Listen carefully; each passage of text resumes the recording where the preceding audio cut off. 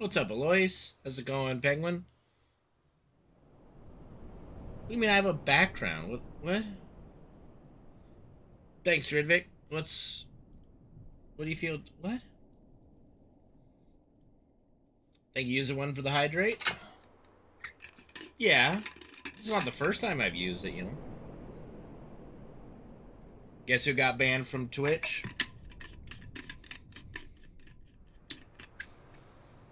Who?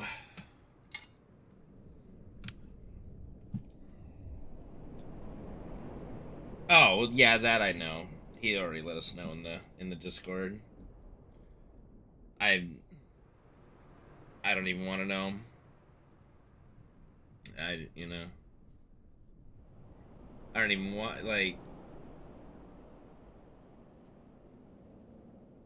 I don't know, man. I don't I have mixed feelings about it. Like, in one hand, I can I don't know how Gabe acts in other channels, obviously, so I can't say anything.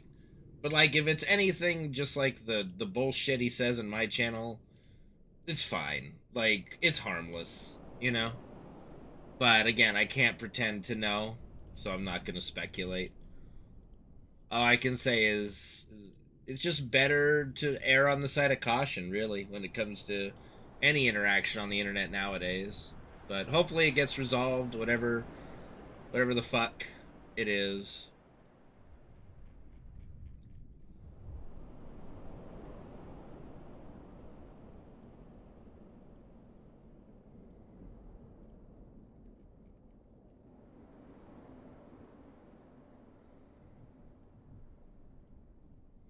Yo, what up, Bubble Man?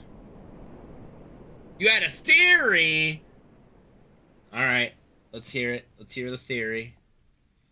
How far into Rebirth is your theory, though? Just for folks that might be still going through the game. You know what I dislike about Chrome? Is this fucking... Every now and again, the chat will, like, jump up, and I've got to scroll down. I don't know why. Got saved by ads. I have a theory that tonight's gonna be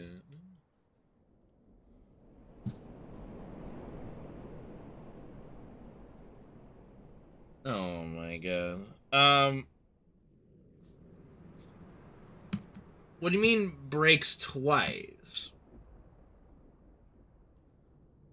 Oh, I don't know if it broke. Like, okay. So when you're referring to when... This is not the right controller. You're referring to when Cloud and Tifa were children and they took the tumble.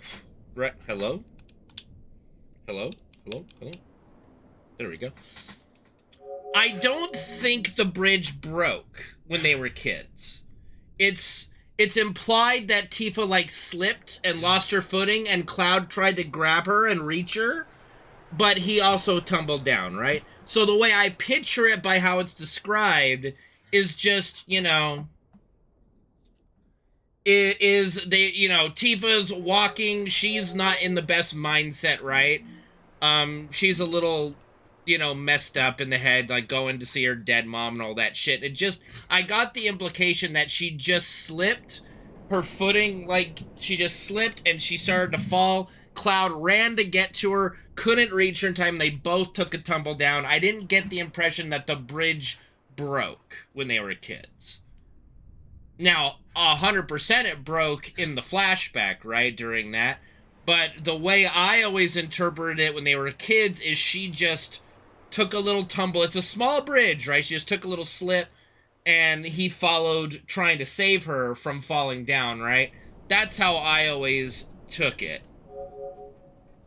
You know, and probably not today, but, you know, when we get through our derusting, we'll try to pay attention to that scene and look at the dialogue again, because I might be thinking about it wrong, but that's how I always looked at it. Okay, 1 second here. Good evening, Queen. How are you? All right, I got to tweet out really quick before we get going here.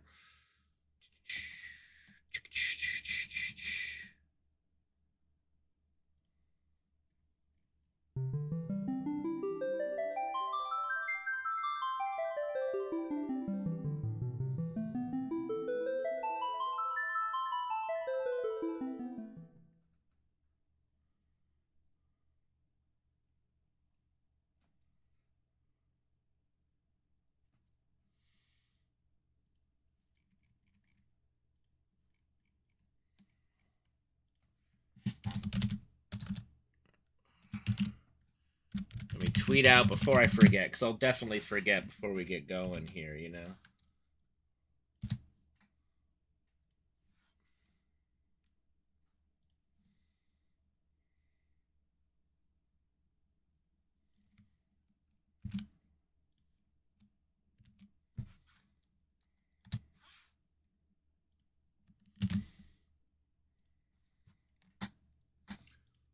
One second, I'll get caught up with chat in a moment here. I'm still fiddling around trying to tweet everything out.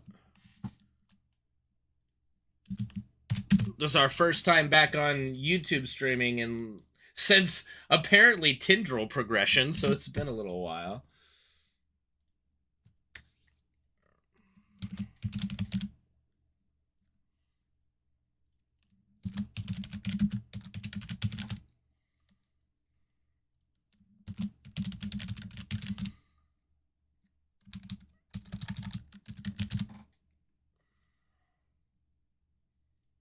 Okay, there we go.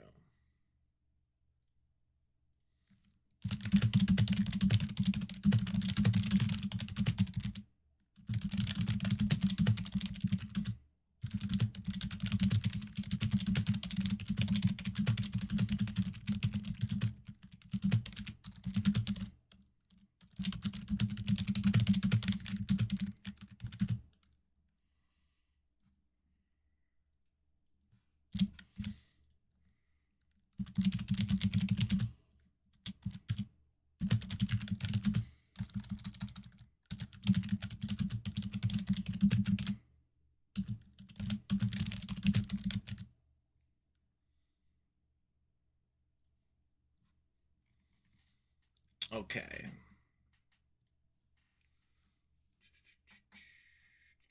What's up, Thomas Shelby? Okay.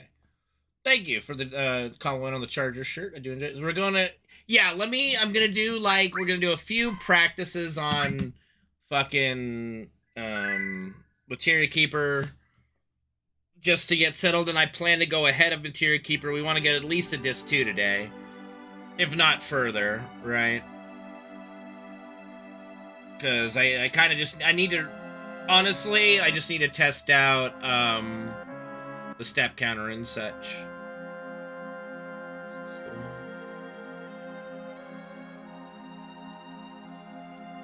It's going good, Regent. Let's see it.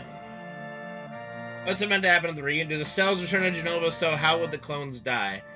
So, a Genova reunion is like, think of it this way. Genova, while being dormant for like 2,000 years, right, is discovered by Professor Gas, Professor Hojo, and they create the Genova Project, right? Now, she's asleep, not really doing anything, and Hojo's a little unhappy about it because, as we know, Hojo, he's all on board with worshiping our new alien overlord, right? But she's kind of in a dormant state. So he gets the bright idea of, okay, well, if she's not gonna wake up, I can at least use her superior genetics, right, to create super soldiers and things like that, right? So that's what Hojo does.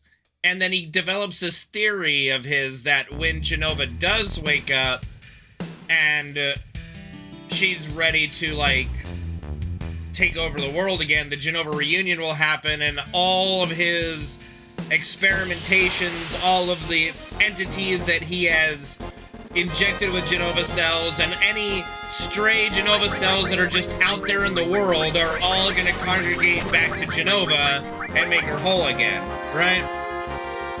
So that's what the Jenova reunion is.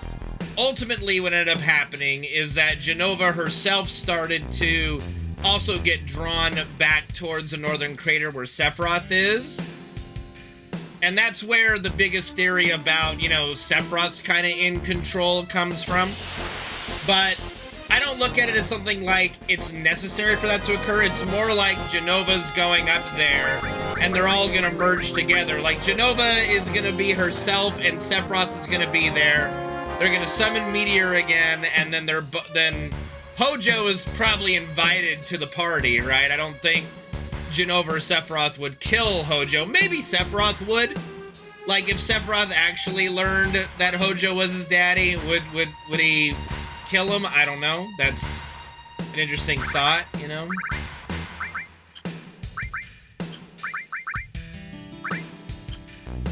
But yeah, then after that occurs, they would, sorry, I'm trying to do this really quick. Let's see. I could do, like, honestly, I don't need to do anything.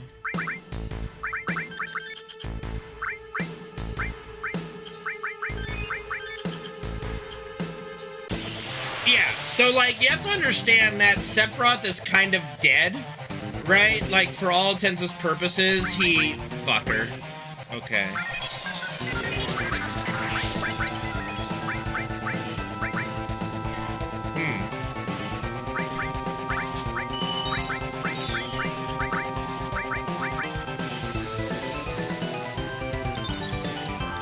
Give me a second.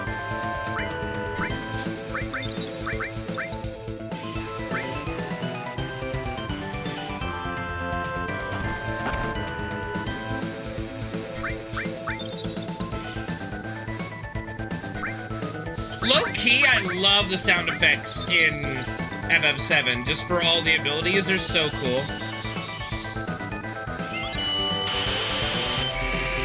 Like this, it's such a crazy sound, you know? My favorite is the sound that Ultima makes. Unironically.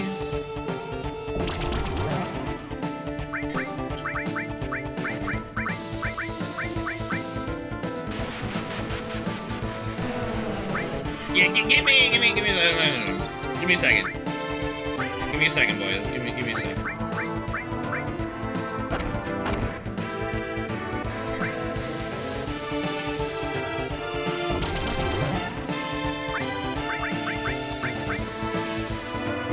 Yeah, no, dude, Ultima's crazy. Okay.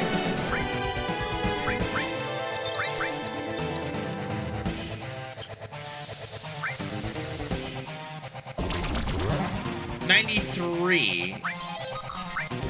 Interesting.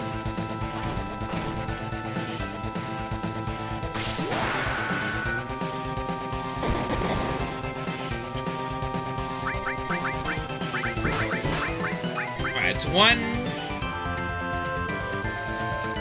Owie.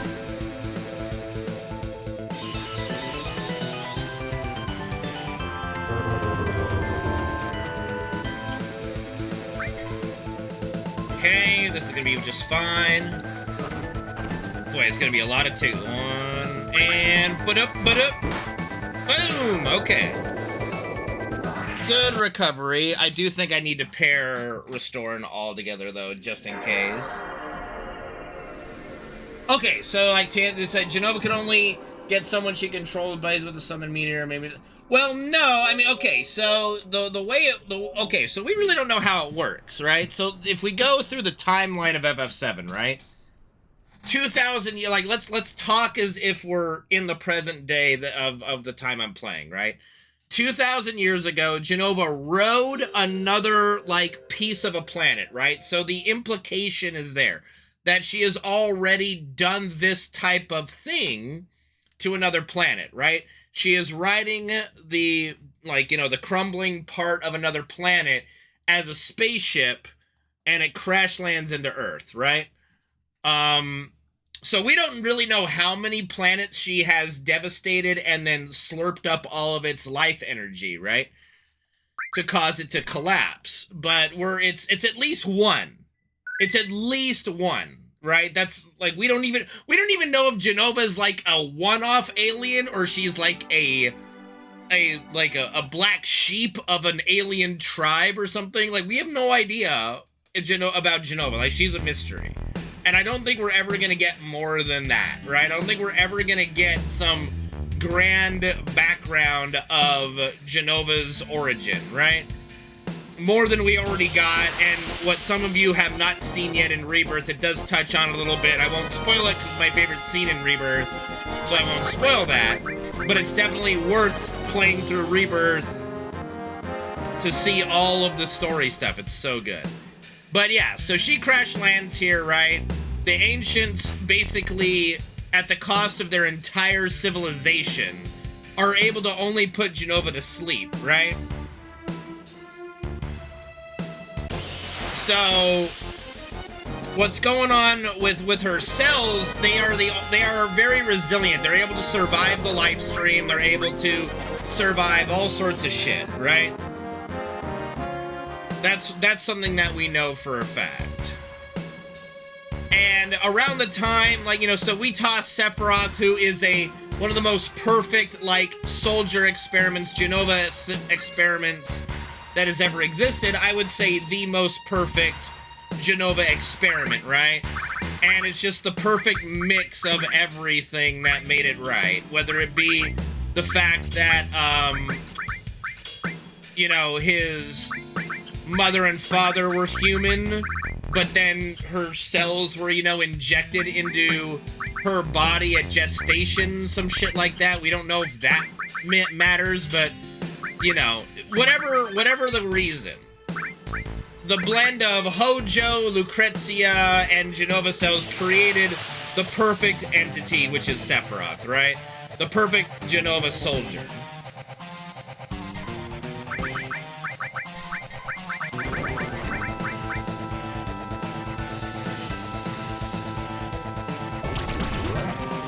Yo, what's up, Sparty? How you doing? Well, I don't know if that's true, and I don't know if she actually did it. Okay, well, I obviously didn't poison him. I didn't pay attention to it even hit. So we'll just do that anyway. Like, we don't know enough about Genova. I see no reason as to why she couldn't just use materia. Right? But, you know.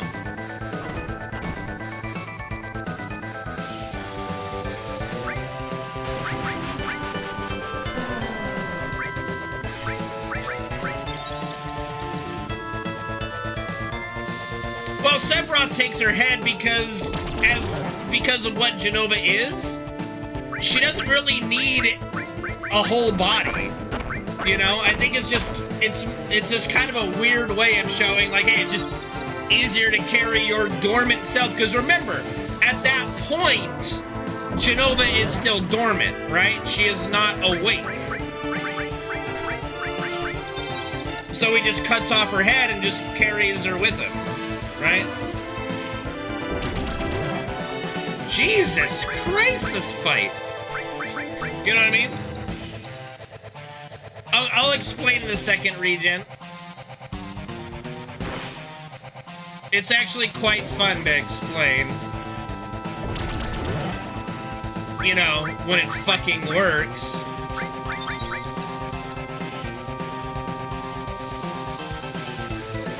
I mean, you can read the Nightbot thing, but I'll still... Jesus!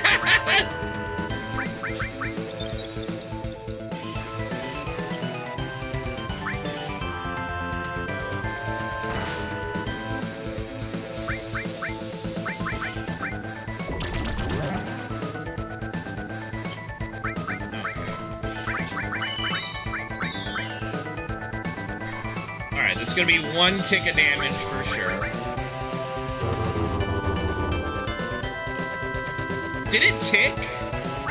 Like, there's no way it didn't tick already, right?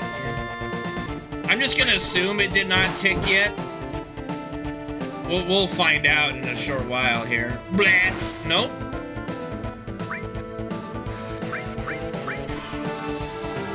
If you're wondering why I'm casting bio on myself, it's to salvage it. Okay. So to explain, and then we'll start over from the beginning. To explain how that works. So, like, the way poison damage is calculated, right? Within the game's coding is it's self-inflicted, so you're punching yourself with physical damage, right? That's how the game itself thinks of poison damage, right? Now, Lucky Sevens, if you didn't know, is a big effect in the game that if an enemy or a party member with HP above 7,777, their health gets to 7,777, they will enter what's called Lucky Seven state. Now, for the player, it does this really grand thing, and you just automatically start beating the bejesus out of things. 77 hits for 7,777 damage, right? Just bam, bam, bam, right? Here, no. We'll just go. Right? Actually, I think Red Dragon does have over that. Just barely. 1 second. I think it has just over that, but the numbers don't work. I could be wrong, though. He might have like 6,800. It's something like Red Dragon's got a weird amount of HP. I don't remember. But yeah. Yeah, that's right. I thought 6,800. Okay. So what happens is Materia Keeper is the only boss this is applicable to in the speedrun. Is it just so happens that at that point in the game, your characters, some of your characters, if you equip the right items on them, will do about 99 to like 95 damage with poison, right? And then it just so happens the poison tick that Materia Keeper does to himself makes it so if you poison, do 99 total damage, and then he takes 2 ticks of poison, the third tick will be for all of his HP because he'll have entered Lucky Sevens and hit himself for his remaining HP pool. So that's how that trick works. It's not a glitch. It's not anything that I could ever call nefarious. It's pretty neat. It's probably it's definitely the coolest boss trick we have in the speedrun. It's very flashy, especially at like a marathon or something. But yeah, it's just all these things align to make it so that you're doing it. Like, you're not doing anything that breaks the game's coding, you're just kind of following the game's coding. As opposed to all the myriadic glitches that we do that just flat out break the game, right? Which is why the 7777 trick on Materia Keeper and like the step manipulation are the only things that you can really do in Glitchless. It is strange, and no way to know if it's intentional or not. It's a game from 97. Coding back then was, you know, we see how what is it? What is the term for it? Like, whenever we're a spaghetti-coded World of Warcraft is, and that's still in the year of our Lord 2025, you know, I can't imagine what's holding this game together, you know?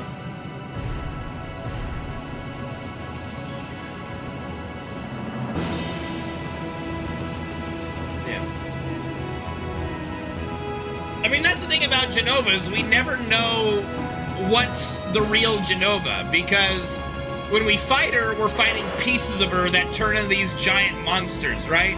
Like Sephiroth, the Genovaroth clone, right, leaves behind an arm, and it turns into this giant, like, Jenova beast, right? And they even kept that in Remake, right? And Rebirth, as you guys will play, there's still those kind of things that occur, so we're led to believe that Jenova whole is something on a whole new level, right? And we've never seen Jenova whole. only the ancients saw Jenova whole, you know? And that's why she wiped out nearly every single member of the ancient race, you know?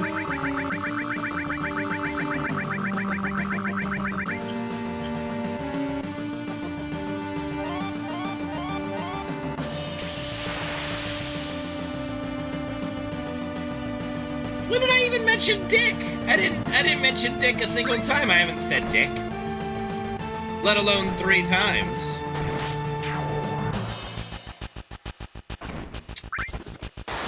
Yeah, like Sephiroth mistakenly believes that Jenova is an ancient. Yes. But that's because that... Okay, so here's where you really get into the 4D chess of it all, okay? There's a reason Hojo sent Sephiroth to Nibelheim. There's a reason Hojo left the Professor Gas reports that he did. Right? There's a... I know, Tyr, that was the point. There's a reason why all those things occurred in that exact way. Right? Hojo planned all this. Right? Hojo literally planned for all of this to occur. Like, look at the mission they were sent to do. Like, fix a little valve on a reactor. Like, any member of Soldier, any, like, military squad could have been sent to do this. But why Nibelheim? Why there? Why the place where Jenova is stored? Why the place where all those reports exist, right? Because Hojo wanted it that way. And once you understand and wrap your head around the idea of that, FF7's entire story takes on a whole new outlook. The amount of which Hojo has played, like, Hojo is literally Kefka of this game, right? He is literally doing every single thing to get it going, you know? I do think it was coincidence Cloud was sent along because he's just a regular Shinra MP. I don't think, because remember, at that point, he wasn't a Jenova experiment. Cloud only became a Jenova experiment after the events of Nibelheim. So the fact that Cloud got sent along was either A, because, you know, in Rebirth, they kind of touch on this a little bit in the opening, you know, demo and opening mission when you get the flashback. I think everybody's played that by now, but Sephiroth makes a little quip. Good thing I didn't trust you to guide us to Cloud, remember? So there might have been, like, Rebirth might have established the reason was because Cloud was familiar with the area, right, that he was sent there to.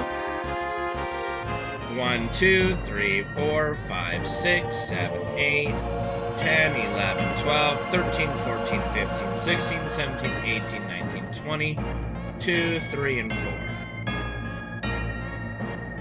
Oh, well, yeah, no, like, Hojo is an opportunist, okay? So Hojo was already on his way over there because he anticipated events to happen the way they did, and so he was already on his way.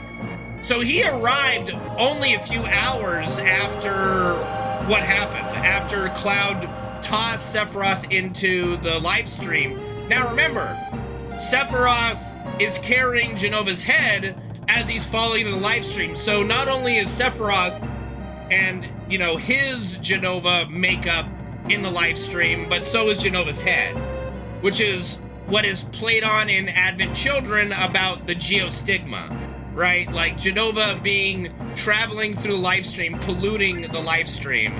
That's a big theme of Advent Children, and part of that is because of her falling into the live stream.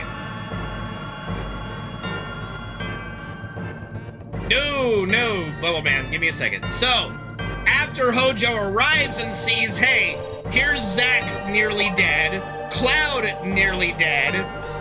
Luckily for Tifa, Zangan, her martial arts master, came to her rescue and got her out of there, but he does lament that he couldn't carry Cloud and Zack out too. He was only able to get Tifa out before Hojo arrived, right? And so when Hojo gets there and discovers Sephiroth is gone, Cloud and Zack remain, the opportunist that he is goes, well, you don't make an omelet without breaking a few eggs, and he just basically abducts Zack and Cloud and takes them into the basement of the Shinra Mansion and experiments on them for 5 years. With Sephiroth cells, Genova cells, all that stuff. Panarius, it's okay, man. Thank you for the 200-bit cheer. Appreciate you, dude. We all live our lives, buddy. So no, you don't, like, most members of Soldier, like, pretty much all of them, only Sephiroth is the one that was grown, gestating as a baby, and injected with Genova cells while in gestation, right? He's the only one to do that. All the other Soldier experiments are, you know, people out volunteering or just people he grabs from the streets and just throws them in a lab and just fucks with them. That's Hojo in a nutshell, right? What up, dog? Let's go.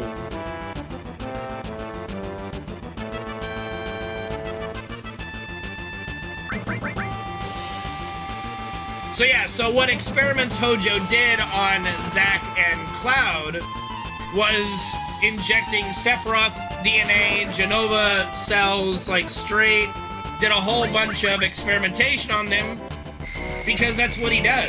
For what purpose? I don't know. He's Hojo, right?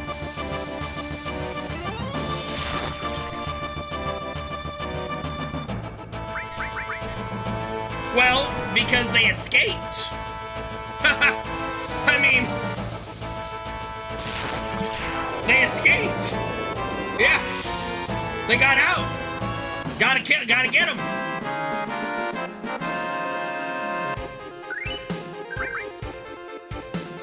You know?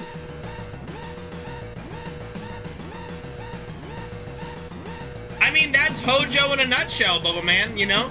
He sees his son go down and die, right? And he goes, fuck it, right? And tries to, and just continues on what he's doing.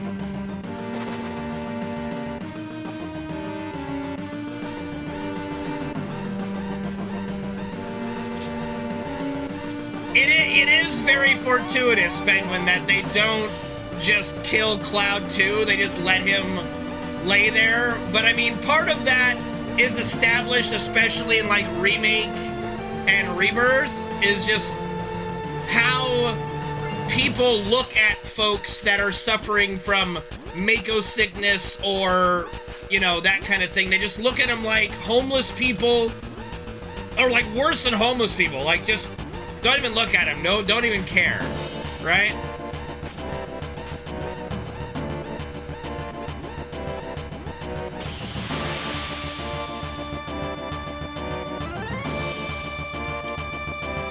I think part of it, Cloud would have not survived the experimentation if he wasn't strong enough, but also he survived all the, like, they didn't do anything to him, but he survived the experimentation just because he was strong in a way, he was resilient enough, right?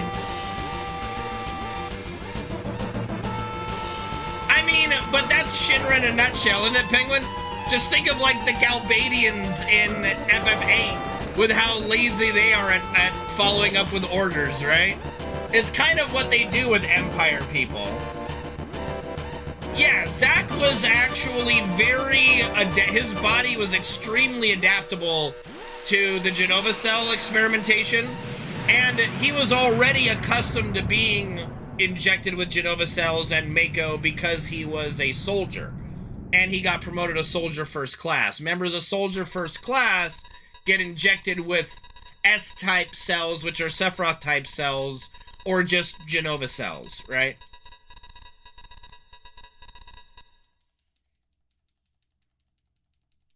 So Zack is actually a very unique character in the fact that he is very, his body is very good at adapting to Genova's DNA.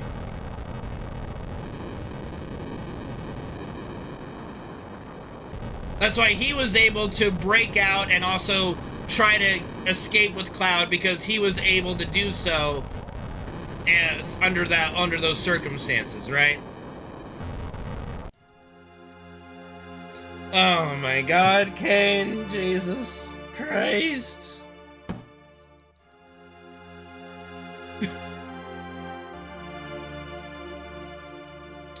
But yeah, like, there's so many layers to FF7's story that it really makes me sad when I'm like, you know, I try my best, I really do. When I'm discussing the story of FF7 on Twitter, which some of you might have seen, some of you might have even unfollowed me on Twitter for, because of some of the conversations I've had with people on Twitter about this game.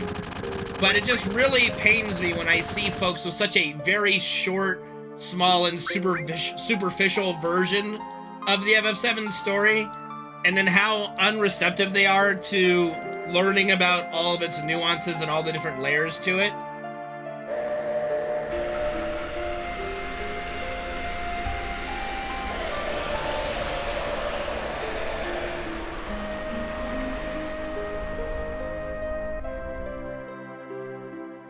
I mean, I suppose so. I mean, sure, yeah. Yeah, like the craziest things that are said is often like, it's just contradictory to the story. Like, the OG clearly says in its dialogue, in its portrayal, that Cloud wanted to join Soldier, wanted to become a member of Soldier, and it's even supplemented in like other like novelizations and things, which I don't put a lot of stock in, I'll be honest. Like, non-canon, like, short stories and things like that are fun to read and all, but I don't look at them. They're not canon, technically, but they're fun, right? But, like, for them to say, no, Cloud didn't want to become Soldier because of Tifa, when he clearly says it's because of Tifa. And then they want us to believe, like, so badly, that Cloud is going to, all of a sudden, when he's reunited again with the girl he likes, and has had a crush on for like a decade or more, right? The person who motivated him to go become a member of Soldier, he's just gonna look the other way and get with this other chick he's met for 2 weeks, you know? And it's just like, oh dear Christ. It's just, I have such a hard time with these people.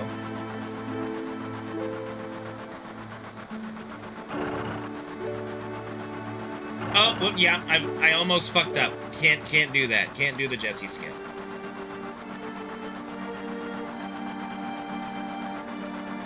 It is crazy, Barely Awakened, how much they want to see the story change, especially in the remake trilogy and in part 3, just to twist the game around, to center around Aerith and to have all these things be for Aerith, and it's kind of like, it's just weird, you know? It's just very strange to me. And they're the first to jump on you when you talk about how important it was in the original for Aerith to die. Now, it doesn't mean I want her to die. It's tragic that she dies. Like, it's like watching Game of Thrones. I didn't want Sean Bean to die. I was a Ned Stark fanboy, but you know, that's not every story, not every character has a happy ending. I do not hate Aerith at all. I hate her fans, you know? But, I think Aerith is a great character, but she's a parallel character with Zack, her boyfriend. The person she actually loves and had written 88 love letters, by the way. 88 love letters over 4 years at least to Zack. So, you know, for them to also believe that she's just gonna go swoon over Cloud is just fucking ridiculous. But, like, you know, Zack sacrifices himself to save Cloud when he could have easily just ditched Cloud and gotten with Aerith, right? And just, you know, leave Cloud to his life, and he could have reunited with Aerith, no problem. Right? I honestly don't think anyone that is that extreme, Alois, would actually watch my channel. But I'd be more than happy to have, I love having conversations about this stuff. But yeah, So what Aerith's tragedy is around the time, I want to say around the time during the Temple of the Ancients and possibly just after, you know, when you're in the Sleeping Forest and stuff, and she talks to you, it becomes abundantly clear to me that she knows she's going to die. She knows that her time is coming up. So she goes to the City of the Ancients by herself ahead of everybody else so she can get there quicker, right? And she starts praying to Holy to try to stop Meteor. And Sephiroth, or Jenova Roth, comes, kills her, she gets put in the live stream, and there you go. Now, why is that important? Because she merges with the live stream, becomes like a traveler of the planet, which is the name of one of the fucking novels that's out there, right? And ultimately, at the end of the game, because she is in the planet, she is literally a part of the planet, she is able to, once Holy doesn't work, right? She is able to use her ancient powers to help get the live stream to come out and stop Meteor, right? She is basically a Jedi ghost. Now, you have to understand, that might sound stupid, but Final Fantasy creators and devs are huge fans of Star Wars.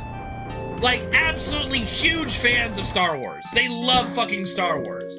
So making Aerith a Jedi ghost is not the craziest thing to ever be said. It really is not. So because she sacrificed herself to save her friends, we have a happy ending at the end. But it's at the expense of her own individual potential happiness that could have happened with Cloud, that might have happened with Zack had he not, like, had he not died protecting Cloud, all that kind of stuff, right? But that's what makes her character interesting and important.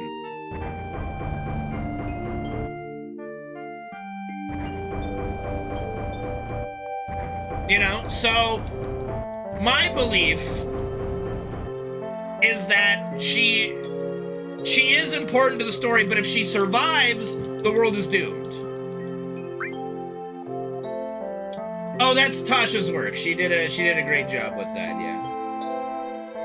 Well, I mean, that's just how it goes, Disguiser, you know? And obviously, without getting into Rebirth spoilers yet, I love all the lore that the little expanded lore that they gave us for the Ancients and Jenova and stuff. Give me more, please, in part 3.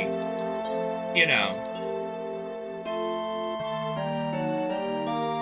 Like I said, I'm not going to speculate or discuss any of that stuff random until everybody is on the same page at Rebirth, right? But I do have my thoughts, and I do want to discuss that stuff down the road, so by all means, hold that thought. But yeah, like, the FF7 story is anything but straightforward. Like, in a first playthrough, you're playing through it, you think Sephiroth is the main villain of everything, and you don't even pay attention to Hojo or Jenova, really. But once you play it a couple times and you pay attention, it's this whole new layered, it's like watching The Sixth Sense the second or third time, and you see every single little thing and understand everything better, right? You just know. You just know everything as you're going through it, and you can kind of do the Leonardo DiCaprio, like, you know? Like, there it is, right? It's kind of like when you were playing Rebirth and you're going through the opening the first time, right? And for all of us OG fans that are playing, and we see Cloud in the little Shinra MP, I'm like, we know it's not, we know that Cloud's not there, right? We know that it's Zack, and we know Cloud is one of the little soldiers, right? We know that, like the OG, like us OGs, we know that. So we're playing through it, we're looking at it, and we're like, oh yeah. And then when the little military police guy jumps in front of Tifa to block like the little dragon thing that attacks, right? And then Sephiroth says, like, good work, soldier. We're like, yes! We're like, up. You know, like, all of us are just like, up. There it is. You know?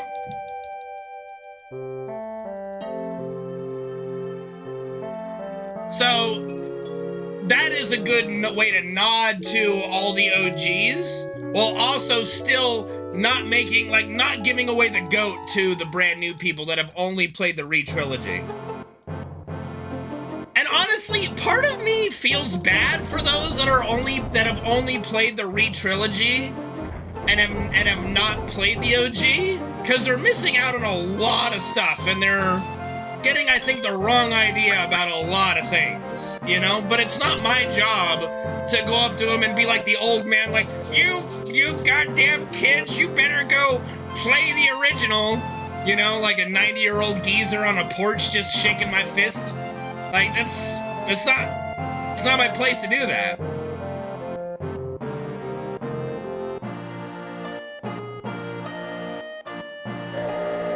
I just have to chuckle and go, you guys are in for a big surprise in part 3.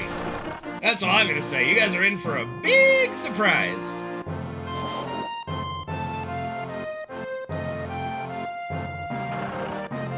Oh, I want to, but I don't have time to debate the world about this. Like literally, I'll reply to one Clarith post, right?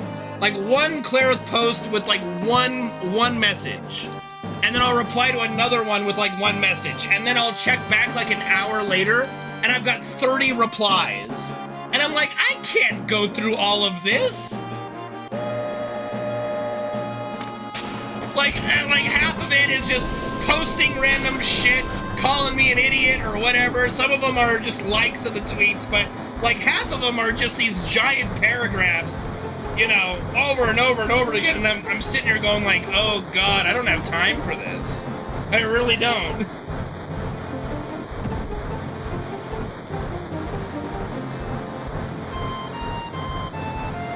Yeah, no, I just threw this gas can in the fire and I left. Bye.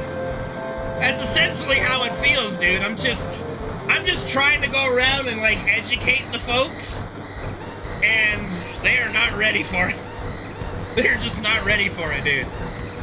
They really are not.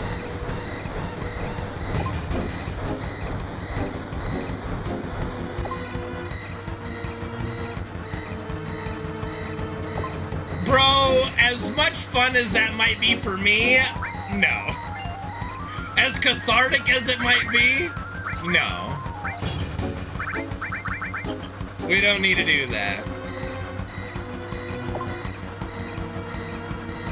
That being said, there have been a few receptive people to a different thought process, and it does give me hope, unfortunately, sometimes. What's up, Rico? How you doing, man? So that's just, you know, unfortunately, there's a choice few that prove to not be complete morons, and we have a good discussion. And that spurs me to continue to answer or just... And here's a weird thing. I don't even ask for this. When I go on Twitter, my timeline is just flooded with all these posts by Clarence, Clodies, whatever, and it just... I mean, I'm a neutral person. I'm very neutral. I just like to follow the canon, right? 1 second. 1, 2, 3, 4, 5, 6, 7, 8, 9, 10, 11, 12, 13, 14. And it's just, it's not my fault that the Clarith folk just are completely out of touch with reality, right? More often than the Clodies are. So I find myself having to try to explain to them more about, you know, the story. Maybe I shouldn't go on Twitter. You're right. Maybe I shouldn't. The problem is I'm trying to be a successful streamer in some ways, right? So that is part of the process. You know, what's the word for it? What's the word for it? Like analytics and all that or something? If you want them in a threesome, I think I mean, I don't even think that's a... Like, I'm talking people that literally have their entire, like, usernames, profiles, handles, and it feels like their entire life revolves around a fan fiction in a video game. It's unhealthy, in my opinion. You know, it's very unhealthy. Like, I'm an FF7 nerd, and I will put my FF7 nerddom against anybody in the world. Even I am not going to just plaster my profiles with that stuff, right?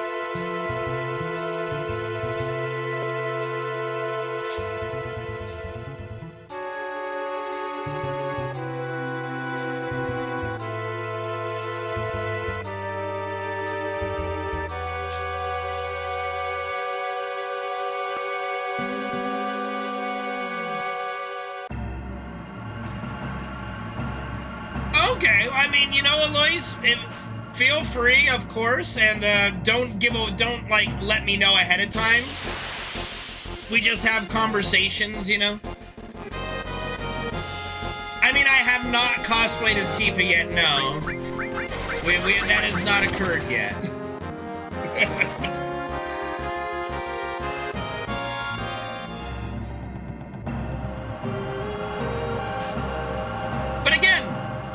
Myself when I'm on Twitter and I watch, give me 1 second, I gotta count.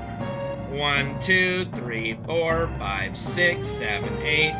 Like the unreasonableness that Clareth folks post is so astronomically crazy compared to anything. I have not seen anyone that calls himself a Clody post anything so ridiculous that I feel the need to post and tell them how wrong they are. Because they're just, to me, I mean, because it does follow the canon a lot more. Okay? It really does follow the canon a lot more. And again, there's nothing wrong with Aerith. There's nothing wrong with wanting Cloud and Aerith to be together. The only time I, like, throw my hand up and object, Your Honor, is when they try to claim that Cloud and Aerith being together is the canon of the story. It's not. It never gets to that point. It's never given that opportunity to be so if it was going to be, which I still don't think it would have been. Right?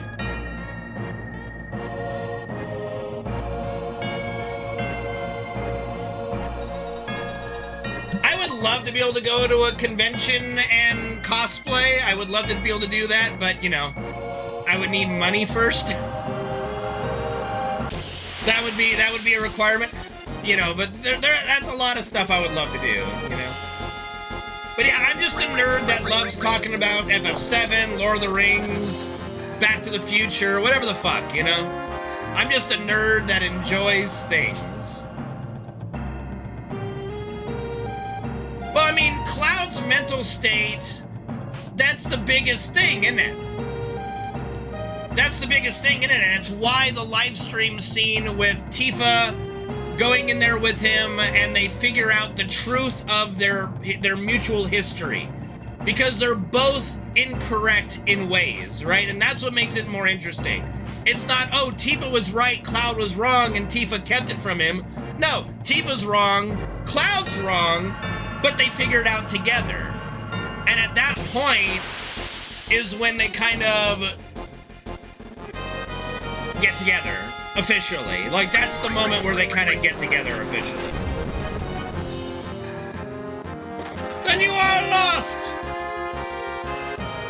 1, 2, 3, 4, 5, 6, 7, 8, 9, 10, 11, 12, 13, 14, 15, 16, 17, 18, 19, 20...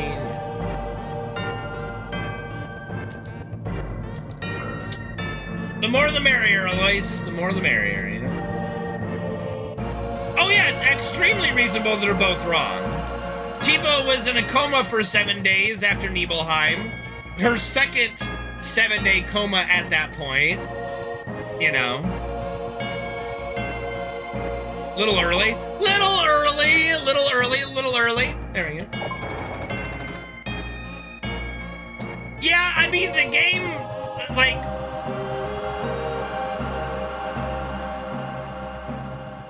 They don't do the best job of explaining Barrett until, like, later when they talk about his wife and that Marlene's adopted, right?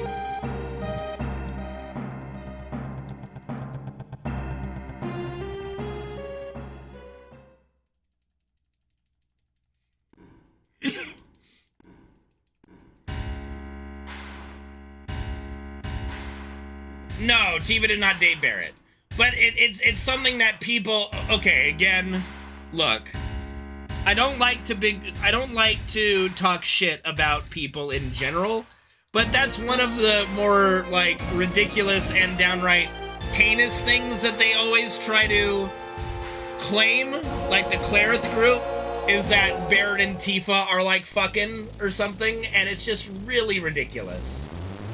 It's so fucking ridiculous. It's crazy. You know? And, like, I wouldn't be bothered if they weren't so just fucking disrespectful to the other characters that don't start with an A. You know? Just the amount of disdain and hatred and vitriol they seem to have for anybody in the entire game that does not start with the letter A. It's just, it's disgusting to me, you know?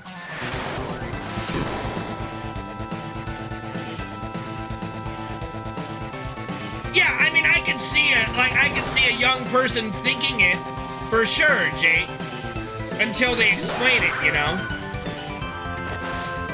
It's not something that ever came across my radar, you know? But I'm not gonna sit here and say, oh, it's ridiculous, anybody can think that. No. It's not ridiculous to see that picture, right? And to think that when you first meet Barrett, you see Marlene, and Marlene's hiding behind Tifa, you know? It's a fairly reasonable thought at first, you know? And not to mention that when Tifa would have met Barrett for the first time, she would have been barely 18, I think, maybe even less than that. And Barrett is like 30, would have been 32, 31, so it's like no bueno there, you know.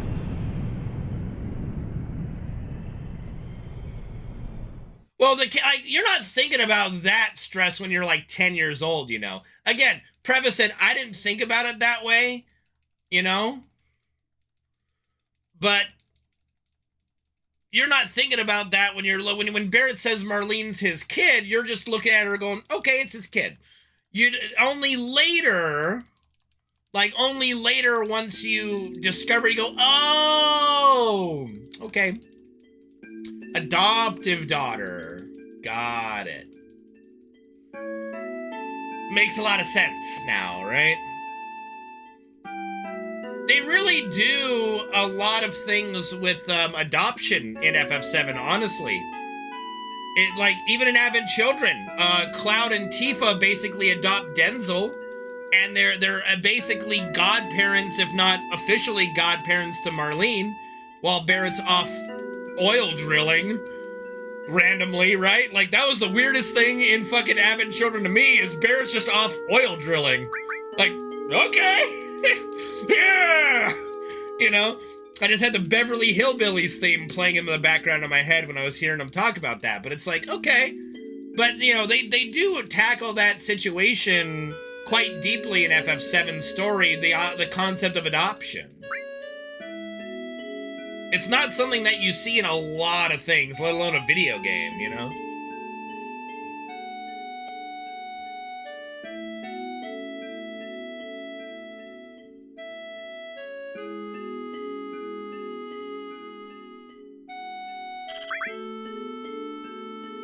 But yeah, there's so many layers to the FF7 story, and it just makes me sad when I see a big portion of the player base just so misguided on the whole thing, and for the sake of just one character. It just really makes me very, very, very sad, honestly. Oh god, Sparty. The fucking Bahamut Sin, dude. I hate him so much.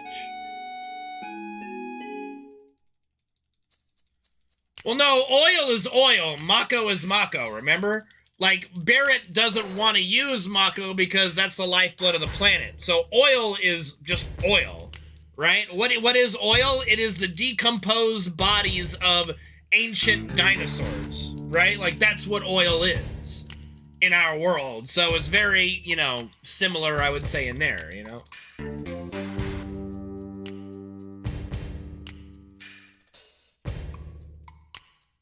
See, they do such a great job, especially in Rebirth. Again, I'll let everybody get to those points, but, like, the remake part 1 made me actually care about Marlene. I didn't give a shit about Marlene in the original. I didn't care. I'm like, shut up, Barrett, nobody cares. When he's, like, pitching a fit about Marlene, I'm like, oh, I don't care, dude. But the little voice actress, the little girl that voice acted Marlene in Remake, just really kind of made you go, wow, she is precious. And I actually care about this character and what happens to her, you know? So, like, to me, the remake so far, Remake and Rebirth, again, Won't get into the details of Rebirth because people are still playing through it right now. 1,000,000 out of 10, loving it so much, you know? I have no complaints. I have no complaints about Remake or Rebirth. And yes, that includes the fucking minigame.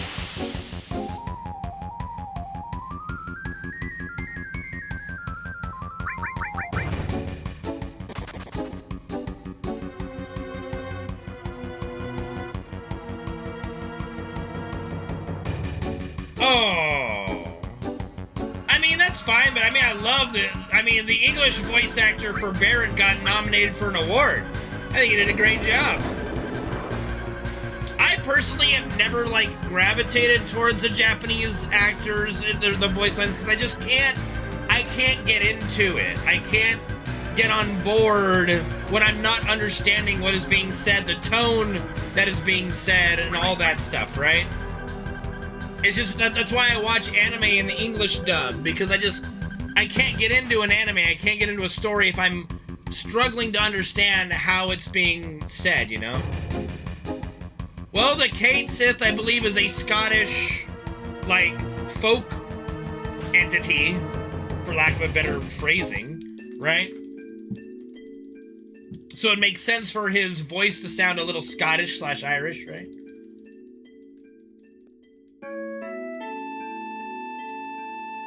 Because you have to remember, the Kate Sith, like, little cats and stuff are robots, right? With, like, a voice box, so you can put whatever the fuck voice you want in it, right? It could sound like Arnold Schwarzenegger if it wanted to, you know? Plus, it's also masking Reeves' actual voice, so he doesn't get found out, right? So it's not gonna be his voice coming out of the Kate Sith robot, right? He's gonna be masking it with something.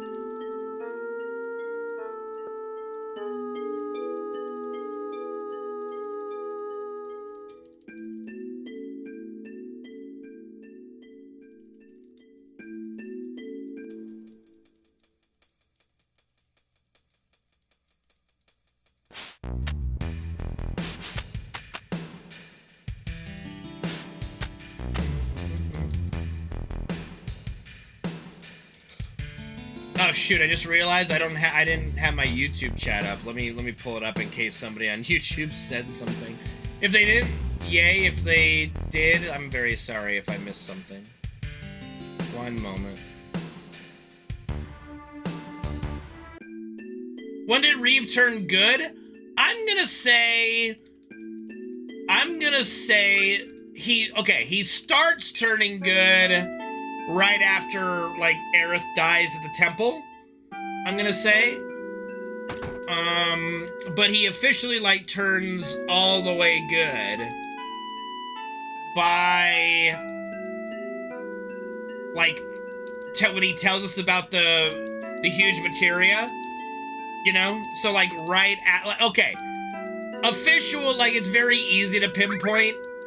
Officially, when he turns good is when he helps break out Barrett and Tifa from the execution, right?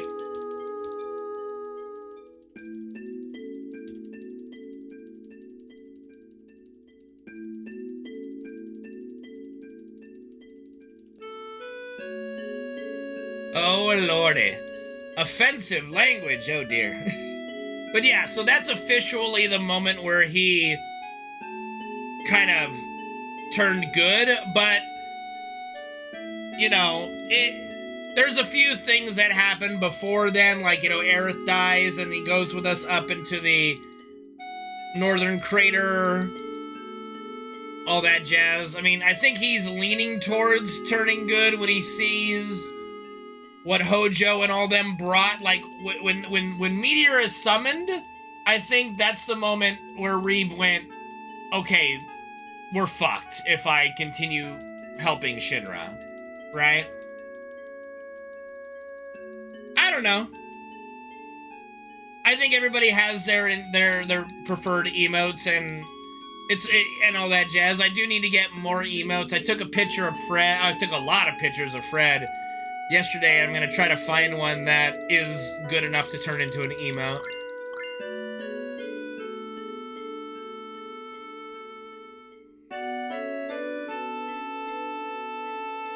Tail's my favorite anime. Like, no, I'm not gonna apologize for it. And I'm loving 100 Years Quest. It's so good.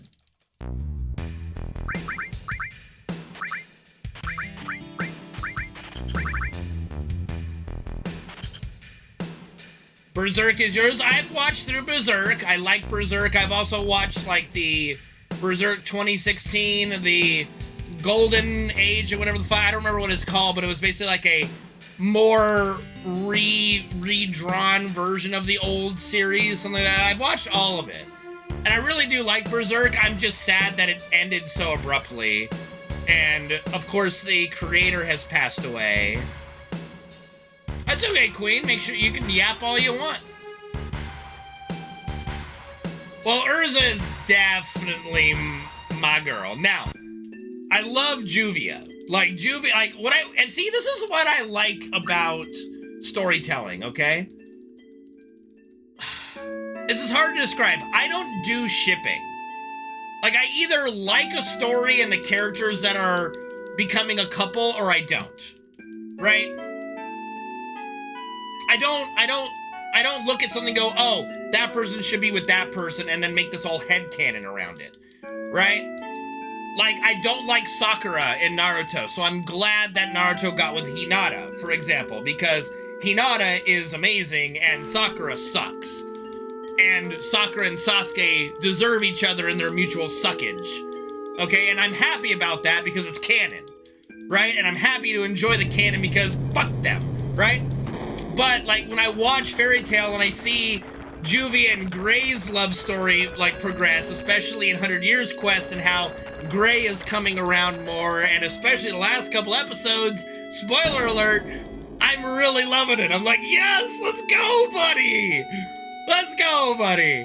I just loving that shit, and also with Urza and Jalal starting to finally, you know, I'm hoping 100 Years Quest just pays off all of the romantic relationships of all the characters that I like at the end, like, you know, Natsu, Lucy.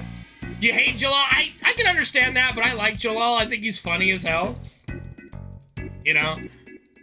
I especially love Jalal. Like, my favorite arc is still the Grand Magic Games arc. I love the Grand Magic Games arc. Especially, like, my favorite episode of all of Fairy Tail is Chariots. And that's gonna sound super fucking weird. But that's the one that got me to cry the most, with Natsu's, like, little monologue that he did. And just how protective Natsu is of just everybody in the guild, but especially Lucy, you know? Like, it's all just so good and so wholesome. And I think what I love most about Fairy Tail as an anime, especially if you compare it to something like Dragon Ball Z, which I love Dragon Ball Z, don't get me wrong. It's what got me into watching anime, that and Sailor Moon. But Fairy Tail doesn't spend 40 fucking episodes on a single boss fight, right? You get like 3 or 4 episodes dedicated to a big boss fight, and then you're done. Wrap it up, call it a day. You don't have 40 episodes of 5 minutes of Goku versus Frieza, right? It just wears on you after a time. You're like, holy shit, someone die already, or lose, just get on with it. Even though I love Dragon Ball Z, it does have a little bit of that to it. Just, you know, get on with it. But again, Dragon Ball Z isn't really that deep in character development. Like, the best love story we get in Dragon Ball Z is Vegeta and Bulma and Krillin and Android 18, for fuck's sake. And that's not saying much because, you know, Vegeta and Bulma, they have a great relationship. It's the best in the entire anime. Along with, I would say equally with Krillin and Android 18. Gohan and Videl would have been great if they didn't just throw Gohan and Videl away in Super. Right? Like, just, and I think even in GT, but I don't remember GT enough. But in Super, like, you know, Gohan doesn't really fight anymore, and Videl's a home mother now, but it's just like, oh, dear. Like, you know?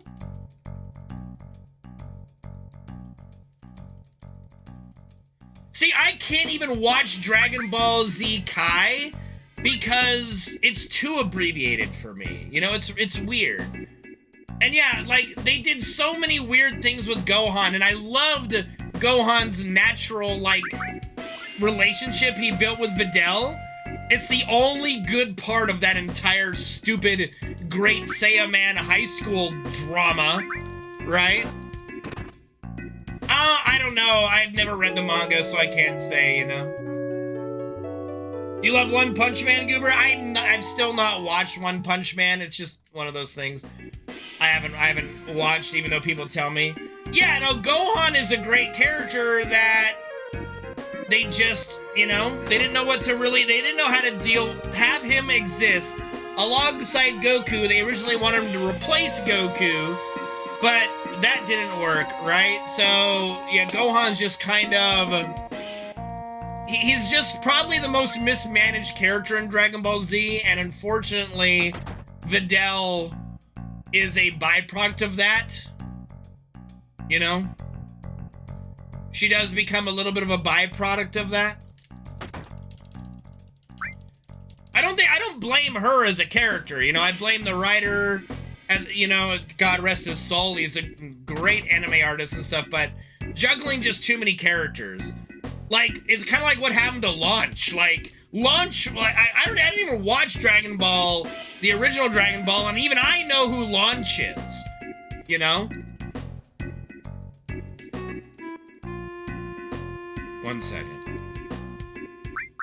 Okay, there we go. So yeah, Gohan is just a character that they just haven't really known what to do with. I can't watch original Dragon Ball.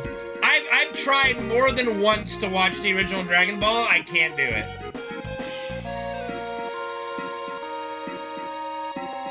Yeah, I watched all of Ghost in the Shell. Like, I watched the original series, and then I just got hooked and watched all the movies, all the subsequent shows, even the CGI show that is arguably bad. I love all of Ghost in the Shell stuff. I have not watched Guyver, though. But yeah, and for me, for my money, the best, like, anime adaptation of, especially, I know this is a little off topic, we weren't on it, but the best anime adaptation of a video game is Castlevania. I love Castlevania. It's so fucking good. Castlevania and Castlevania Nocturne, 20 out of 10, you need to watch it. Everybody needs to watch Castlevania. So fucking good.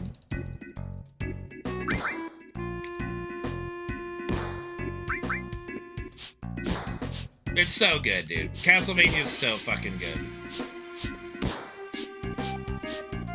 Yeah, it's okay. Like, but see, for me, I watch Ghost in the Shell not for the action.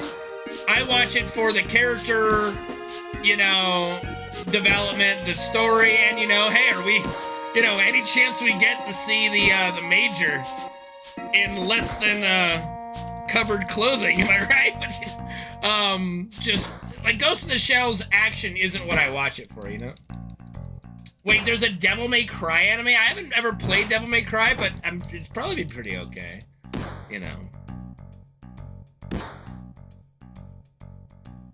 But yeah, I would highly recommend Castlevania, especially if you're just even a mild fan of Castlevania. What's going on, Hunter? Good to see you, buddy.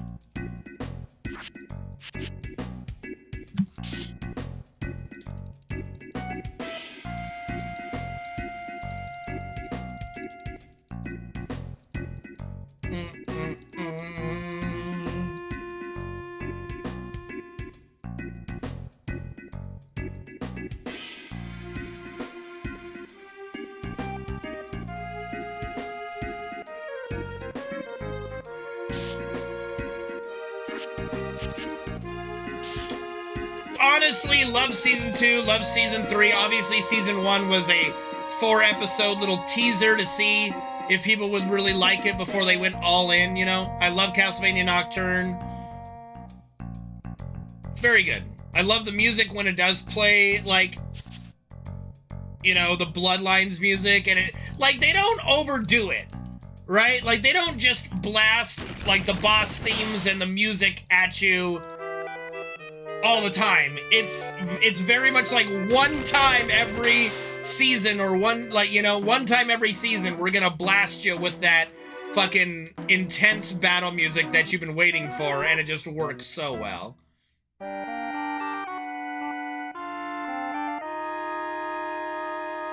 And and I was talking about this earlier in Discord with the FF14 people.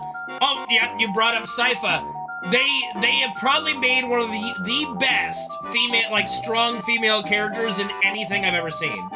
Like, Sypha is the perfect example of a strong female character that you can do without, you know, overly sexualizing them, because she's sexy just being her. They're like, you know, they don't make her sexy, she just is sexy, right? And she's funny, she's strong, it's just very... Sypha's like a great fucking character. Give a blast of my boss music. What's up, Holy? How you doing, man? Welcome, welcome.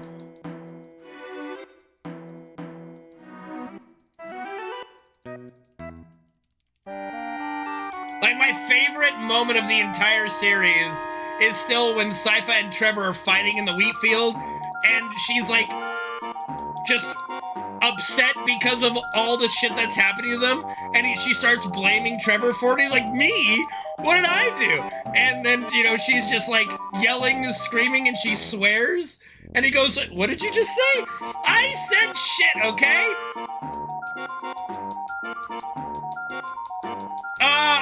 I have my no major skip / glitchless route that I'm using. I think it's still, like, so far, all the way up to Materia Keeper, it's still fine, so I think it'll be good in that regard. And then, like, when she just says, like, fucking talking here, and then flamethrowers the demon, it's like, okay, that's fucking hilarious.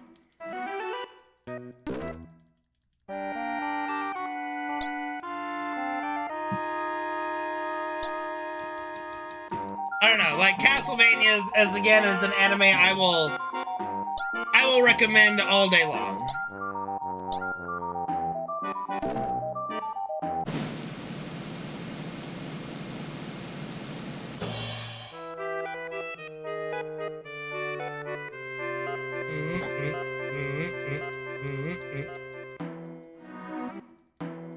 So yeah, I'm thinking that this step route will be fine.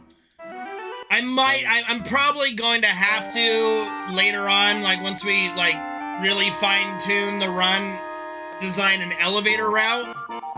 But for now, we're doing stairs, and it's fine.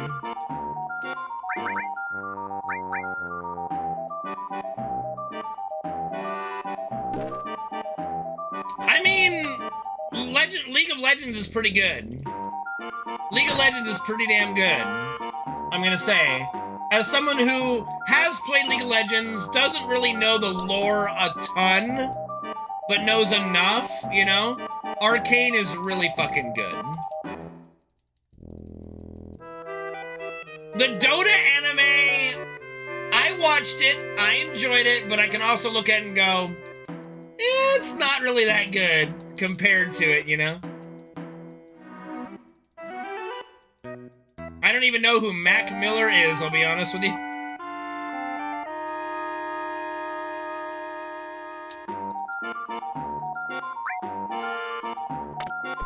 And yeah, I enjoy Dota. I play Dota a lot, you know. Cyberpunk anime, I haven't watched it. I haven't played Cyberpunk either. I don't think Cyberpunk is a game I can play on stream just because of how much nudity there is, but I might be able to. I could probably just do, like, for Cyberpunk specifically, do an adult, like, stream, right? I don't know.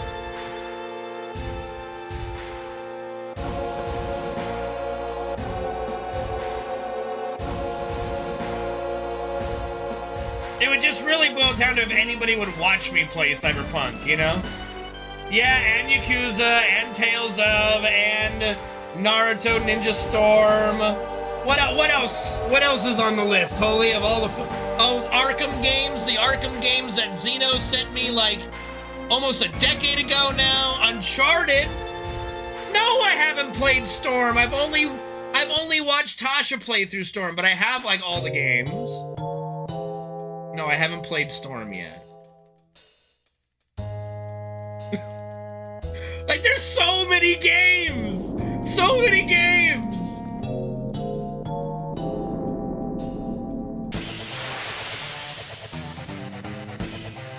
That's good to know, Queen. That's good to know, yeah. Like, We also have like the Dark Souls games to all play through. Like there's so much shit, dude. There's so much shit for me to play.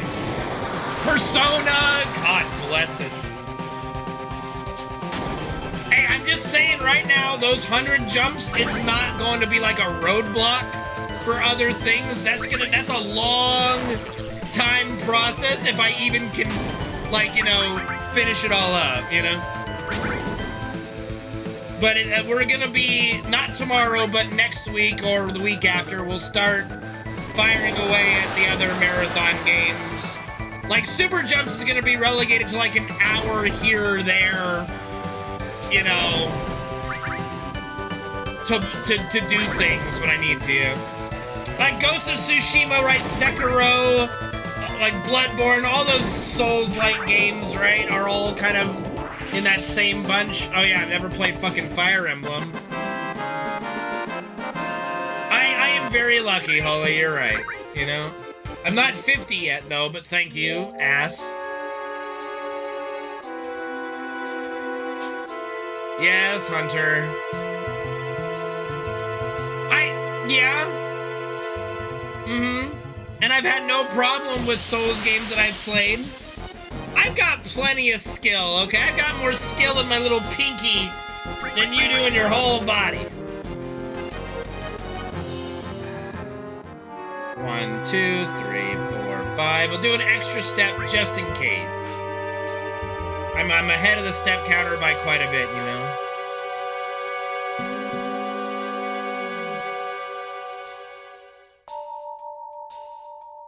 Okay, good. Howdy, partner! Yeah, Goober, I did hard mode on Rebirth. I think I was like 100 hours Rebirth, just all the side quests and story. And then it was like another 70 plus hours just hard mode clear for the Platinum Trophy, I want to say. I don't remember. I know it was a lot of time. I know we did a lot of time going through hard mode. But it was definitely fun and worth it.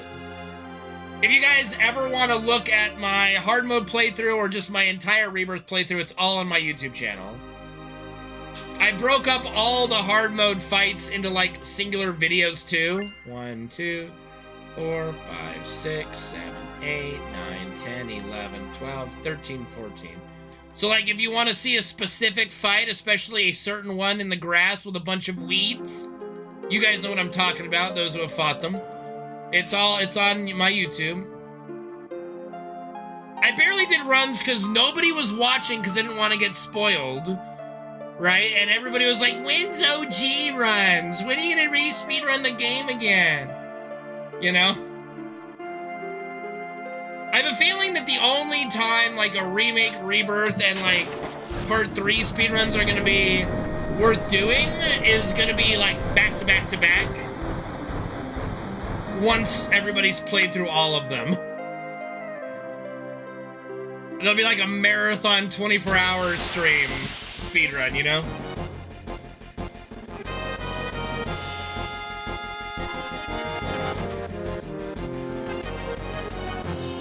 I've done remake and rebirth speedruns, yeah.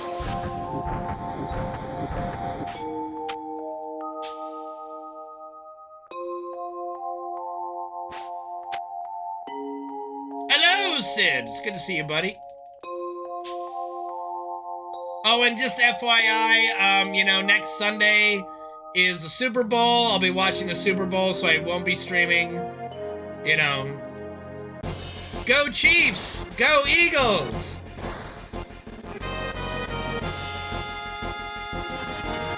Any research yet? No? Not yet, thank goodness. You know, knock on wood.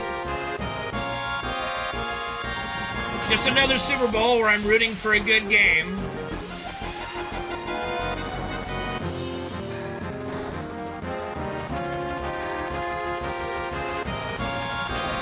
I mean, there's a lot of things I do that doesn't involve Tifa Hunter. You know, just saying. Yeah, it's worth it every now and again. Yeah. I think it'll be fun. I think it'll be fun to do all 3 games back to back to back in a speed run.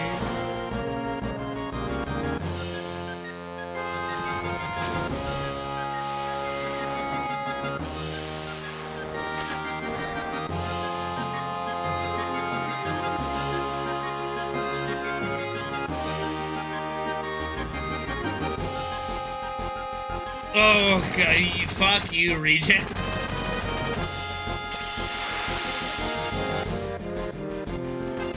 Yeah, I'm really looking forward to when Reno finally finishes Rebirth so we can lift the embargo and actually discuss it. 1, 2, 3, 4, 5, 6, 7, 8, 10, 11, 12, 13, 14, 15, 16. He will finish it. Reno will finish it. He's going to finish it. I'm rooting for a good game. Part of me, like, I'm really torn because, you know, Nick's an Eagles fan. Zephyr is a Chiefs fan. Part of me wants to see a three-peat. Part of me wants to see Nick happy. You know, Saquon Barkley happy too. I don't know.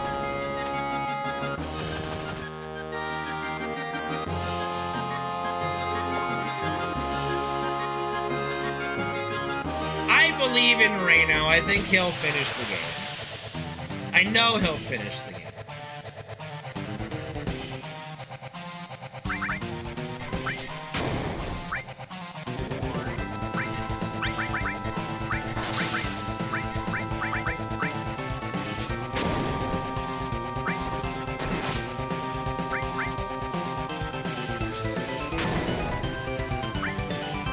Meteor for the Super Bowl.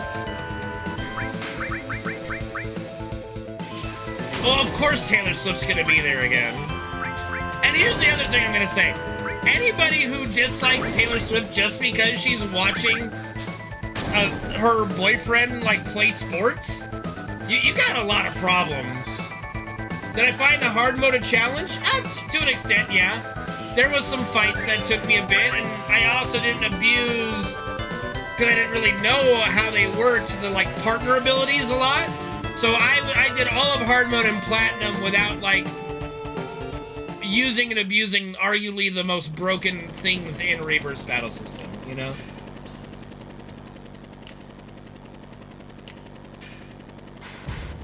I mean, how many times they show her, it doesn't, like, there was a, like, somebody, like, looked at it and, like, as opposed to how many times they showed coaches, other fans, and things like that, like, the amount of time that Taylor Swift was, like, on camera in, like, a 4-hour span was, like, 30 seconds. And it's like, get a grip, guys. Like, seriously. I don't know if Gabe, I don't know. I don't know what happened to Gabe, like, entirely. I have no idea.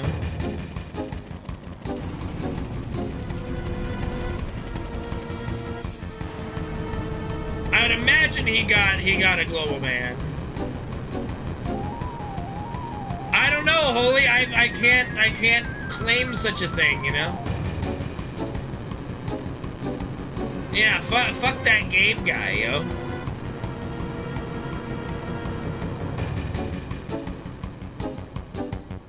The fuck is to be?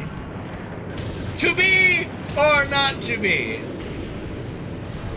But yes, I did find some of hard mode challenging, indeed. But I got through it. Wasn't too bad.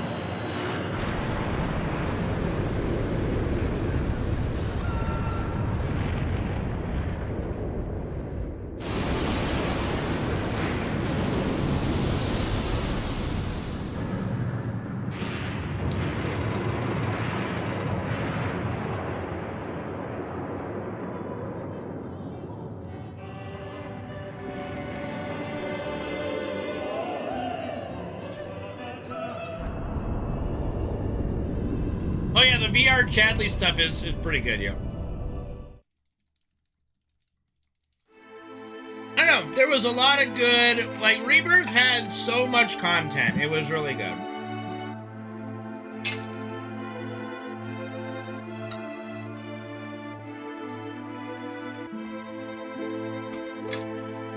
Yeah, I love it. There's something so sinister about listening to classical music in the background while you just watch the city burn. It gives off that Nero fiddles while Rome burns, which is all fake, by the way. He didn't actually do that. But it gives off that vibe regardless.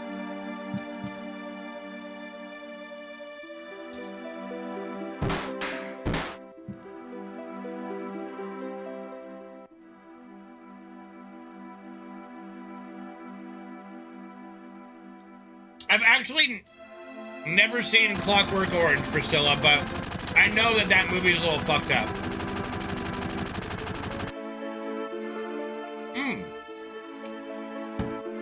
Well, the Super Bowl is pretty much broadcasted on network television. So as long as you've got like TV, you can watch it.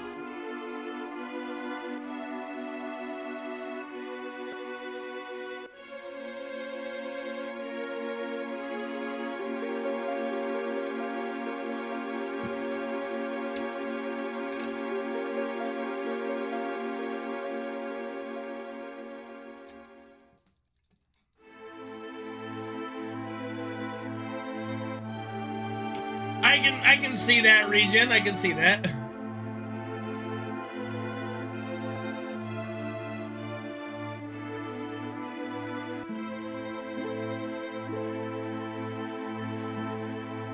Oh yeah, Goober. No, like it's really good music for sure. And a lot of the remixes they did is so good. So good.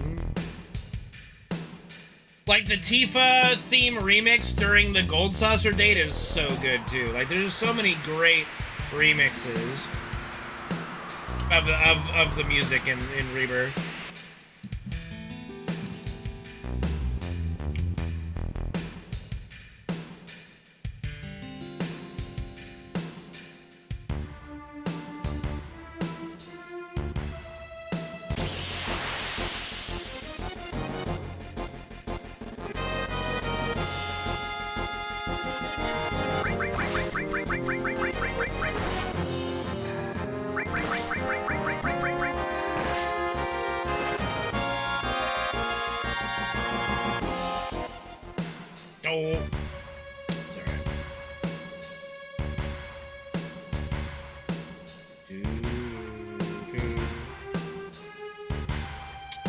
What do you mean how big this category is? Like how many people will actually run it? I don't know. Probably not many, at least to begin with. But if people come around and watch, you know, if we get enough viewership that other runners see, hey, people will watch it, it might become the most popular run. It could. I think that the FF7 speedrun has gone the way of Ocarina of Time any percent, or Super Mario 64 like 10 or 16 star or 0 star, what have you, where people want to see the longer category now. They want, like, people don't come to see a speedrun of a almost 30-year-old game to have half of it get skipped. You know? You're not putting on the nostalgia goggles to not watch the game. Right? God, everything is more enjoyable than the slots category.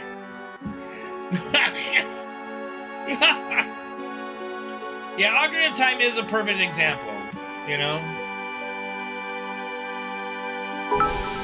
But Arius, thank you for the 100-bit cheer, dude. Appreciate it, man.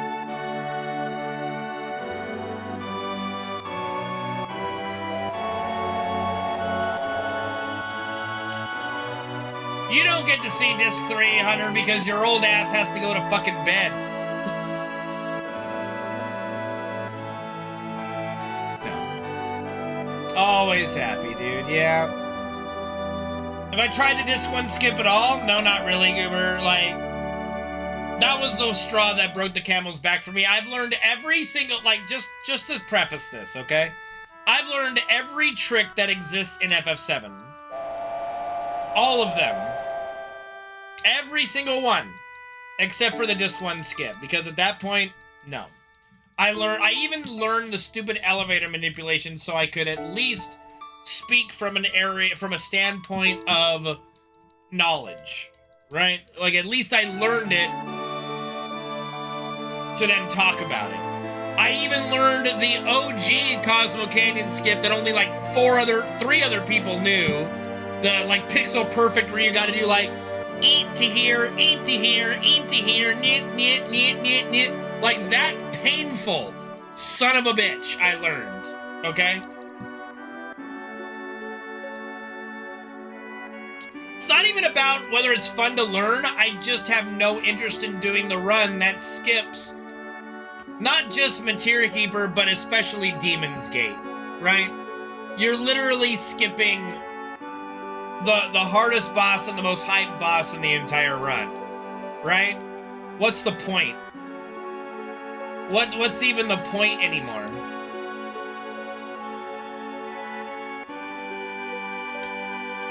So yeah, that's why I'm trying to do a glitchless and all that kind of stuff, you know?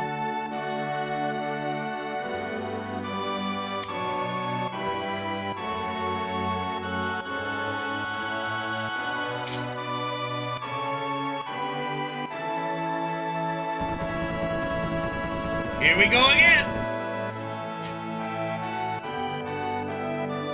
So yeah, I'm hoping that people will enjoy either the no major skips category or the glitchless category that I'll be doing, and people just enjoy the speedrun again. I'm also looking to enjoy the speedrun again, right?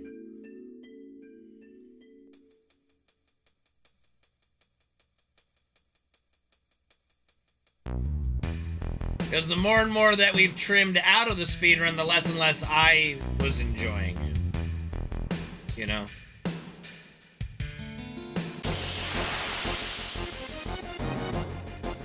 Well, and I'm hoping that that continues to be how you guys feel, Solar, you know?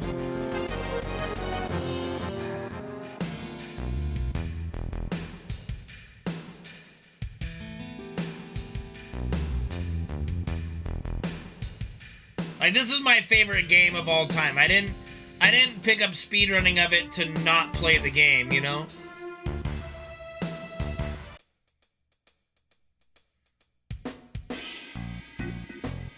I mean, I've always looked at it like I'm kind of a weird speedrunner in that regard. Hold on. Like, even when I first started the speedrun, there was the Midgar skip. The second Midgar skip, you know? Like, even when I first started, that was already known. The one where we skip going to Midgar the second time, which is unfortunate because it's one of my favorite parts in the game. It's so cool. Like, you fight the Turks, you fight a meme fight with Proud Claude, and you fight Hojo. You know? So super cool. But skipping right to Hojo, it's like, well, at least we still fight Hojo. Right? But then, slowly but surely, just chipping away at the game. You know? And it was all fine when it's like, okay, calm, skip, okay, fine. And then it's like, oh, now we're skipping the whole second reactor and meeting Aerith. We're skipping, like, Airbuster and all that. That's kind of sucky. Even though Airbuster isn't a hard fight, it's still a very iconic moment and fight, I think. You know? Yeah. So, like, for me, the longer I speedran, the more shit was being found out, and by proxy, the less and less I enjoyed running the game, because it's like I'm just skipping so many things from my favorite game, right? So the natural course of action at this point is to run glitchless. You know, with the big disc 1 skip that literally eliminates Materia Keeper and Demon's Gate, not to mention Red Dragon and all that other stuff from the run. Like, so many things from the run. I mean, it's like, yeah.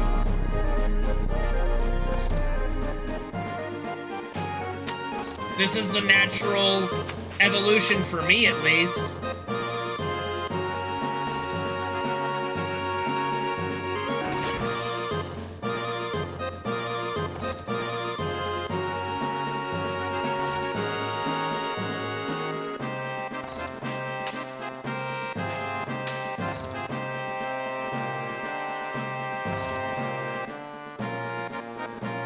It skips Aerith dying. I mean, I could understand that, but I mean, she still dies. She's just there, but it's not like she didn't. The game still doesn't proceed as if she died. Let me try to answer that question. Do I still have all the characters you skip actually meeting them? I honestly don't know. I assume you still get most of them because I think the game might fuck around. Like, you might first, I don't even know. Like, if you go straight to City of the Ancients, you probably get Sid later in the run. I don't know. Honestly, I haven't even looked at it because I just don't care, right? I can imagine how everything works and how everything looks, but I don't know for sure, you know? Well, I imagine that, like, if you skip getting Kate Sith, right, or meeting him, then he would come into your party in Disc 2 when he's saving you from the execution, right? The game might just throw him into your party then.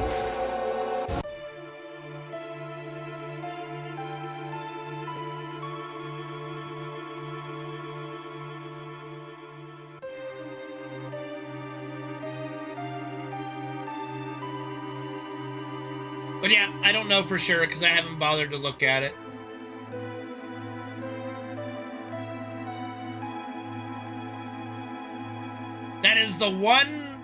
That is at least the one trick in FF7 I will never bother to learn, is the Disc 1 skip.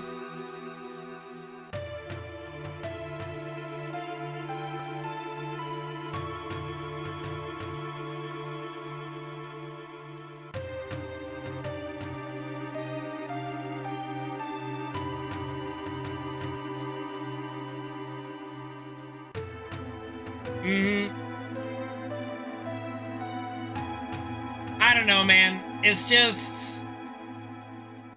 it be what it be to me, you know? It's just uninteresting to me, you know?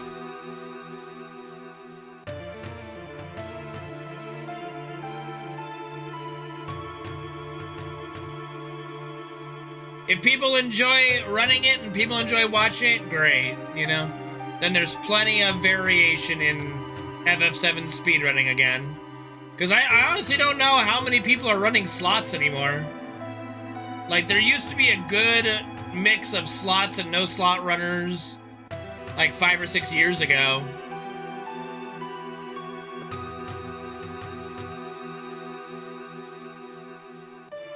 And it would just be any % slots, or just any %. The CD1 skip, probably just any % again, I don't know. I really don't know.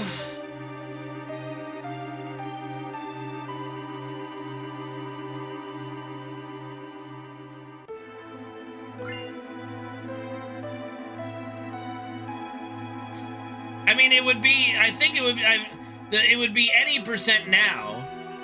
And then they made the category where you don't use it, like any % no CD1 skip or something, so,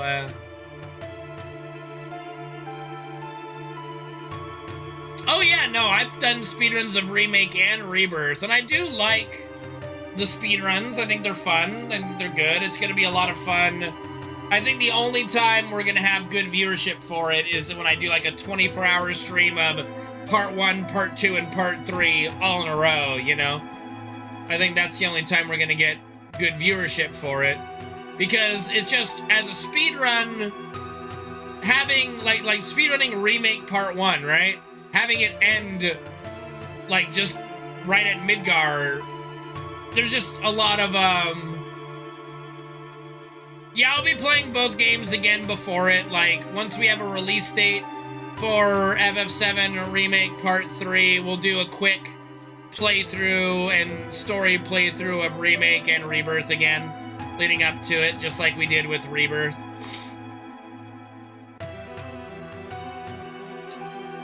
But yeah, I do enjoy the speedruns of Remake and Rebirth. It's just because of the fact that they start, like, especially with Rebirth, it starts and stops. It starts right after Remake, right? And then ends, you know, the game's not over. I think it's just, it'll work better as a 3-part speedrun. I would say no. I would not say the OG is much easier than Remake. I would say the Remake is easier than the OG as far as the speedrun goes. much more forgiving and a lot more abusable early on. Oh, casually? I mean, yeah. I suppose, yeah.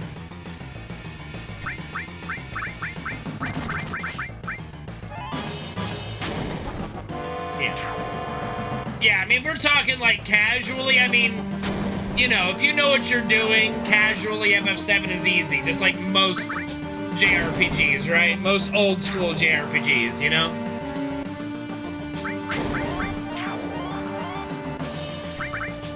Well, you can outlevel things in Remake and Rebirth too. You know, you can.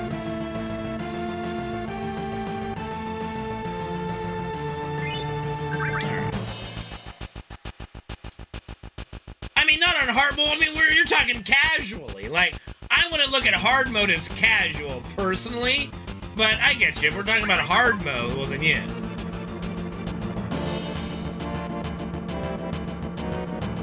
But I would not equate hard mode equals casual, right? I would say hard mode equals hardcore. Right?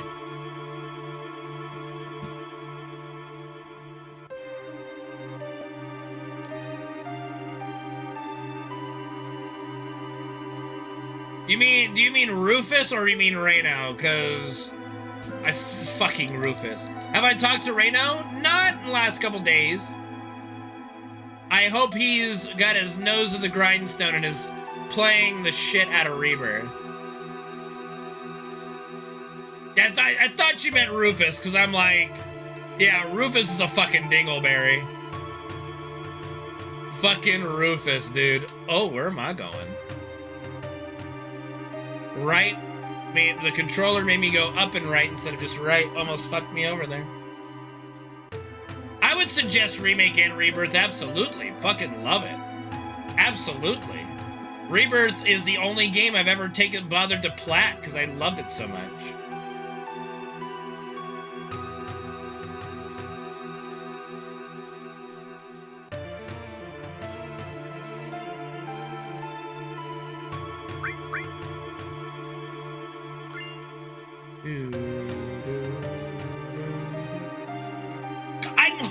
I'm hitting triangle, motherfucker! Why is this not doing it lately? Anyway, I guess we'll have to look at this. Alright, bomb. Son of a bitch. I was literally, like, hitting triangle before we got up the stairs. Like, shit, man.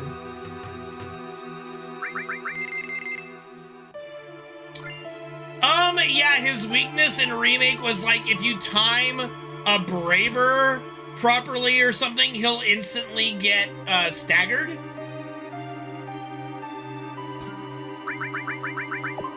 That's okay, Solar. I mean, I don't think that's the biggest thing, you know.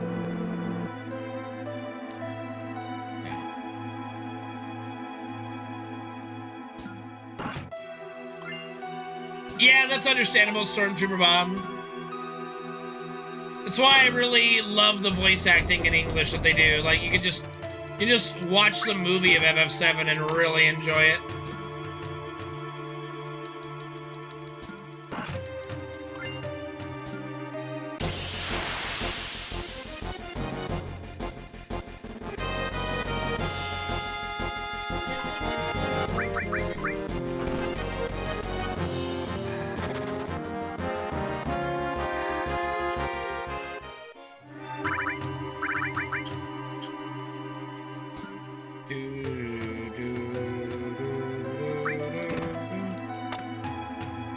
But I really did love how Remake and Rebirth made the combat dynamic where it really felt like all the characters were kind of in their element, you know?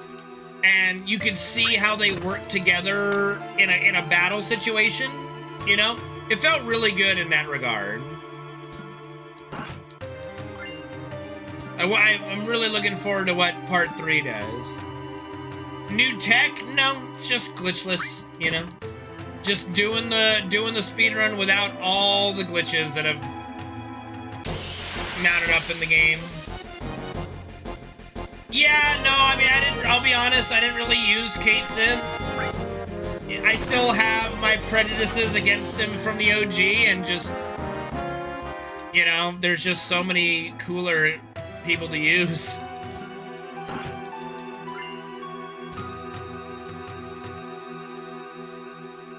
But at that same time, you know, for all the fights I was forced to use Kate's, and especially for all the hard mode stuff I did at least find his combat enjoyable enough once I had to learn it, you know.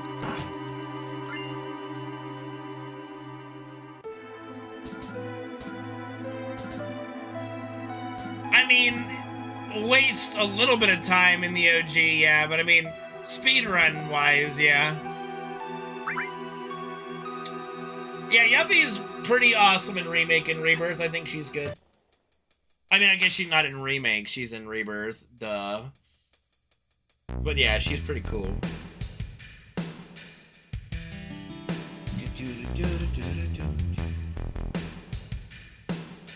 Hmm? Huh? Is that my baby seal? Is that my baby seal, Fred?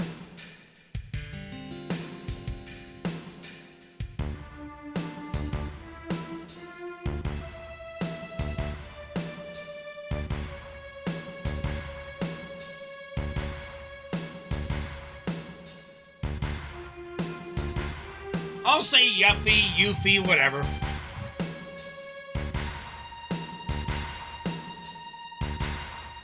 You can't tell me as a kid you saw Y-U-F-F-I-E and went, Yuffie.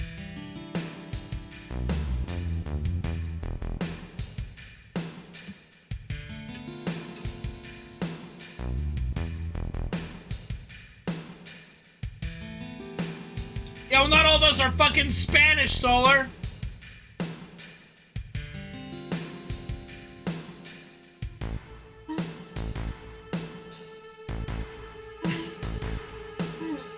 Freddy.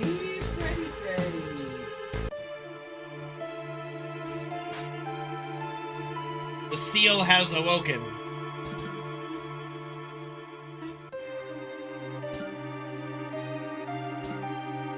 You hungry, Freddy? Hold on. Oh look, more baby seals. Yeah, I took a lot of pictures of Fred. I'll try to work on making a Fred emote in the next couple days.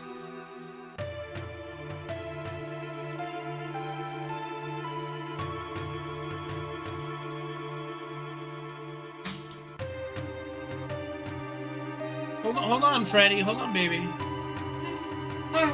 Hold on, Freddy. Hold on. Hold on, baby. Hold on.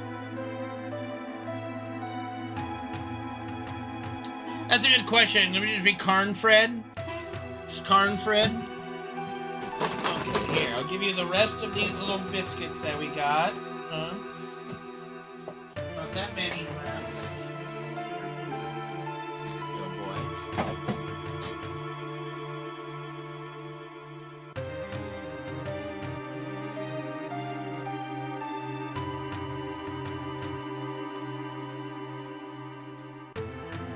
You're such a cutie patootie, friend.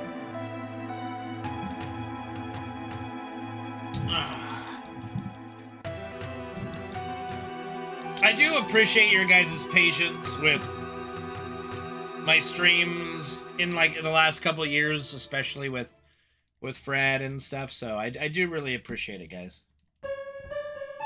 I know it's not the most enjoyable thing, and it is somewhat frustrating, but you know, he does need me in a lot of ways. Cloud hair on Fred's head. I don't think I would not be able to do that. If somebody could do that, that'd be great. I'm not here. I can't do that. The best I could do is crop a photo of him in like Paint 3D, which has been discontinued, but it still works, you know. I use Paint 3D to make my YouTube thumbnails such as they are, you know. I do the best I can with the limited tools I have available.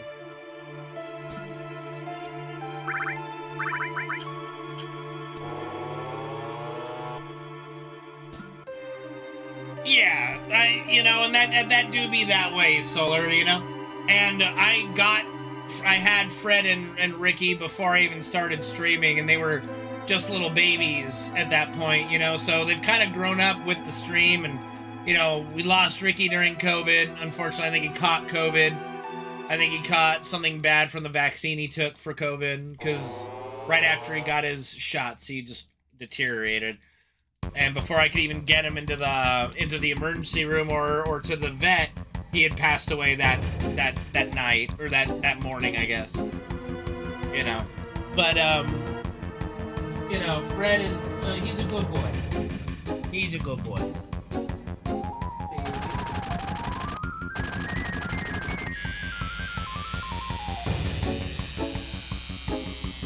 Oh yeah.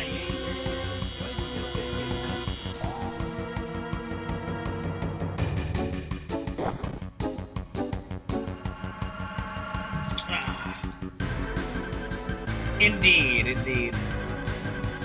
Alright. Pirate Tifa, Army Team.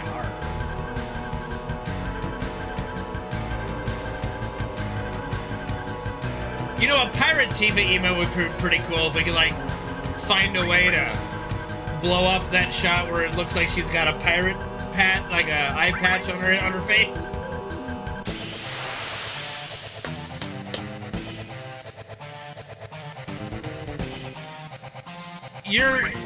Those treats are not for you, Queen. They're for your dog. Jesus.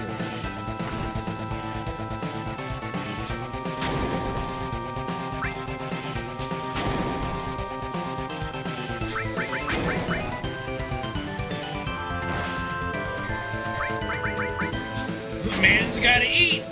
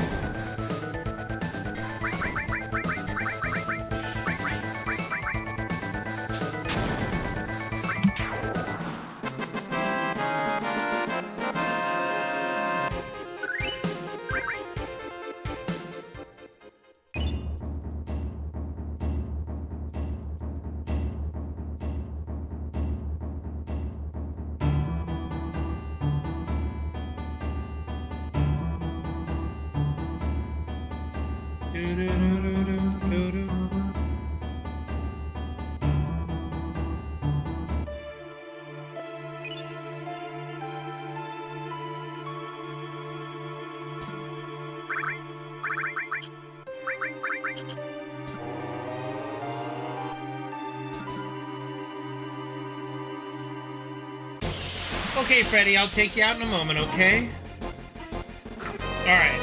I think I have to take a little break for Fred, so give me 1 second here. 1, 2, 3, 4, 5, 6.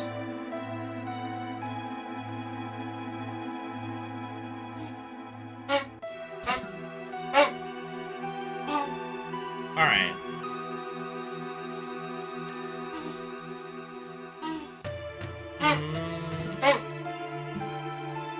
Okay, what?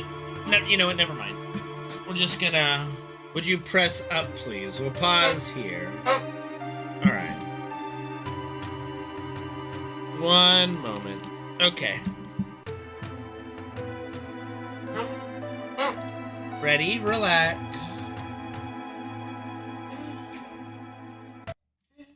Alright, we'll be right back, okay, guys? Give me 1 second. We'll be right back, okay?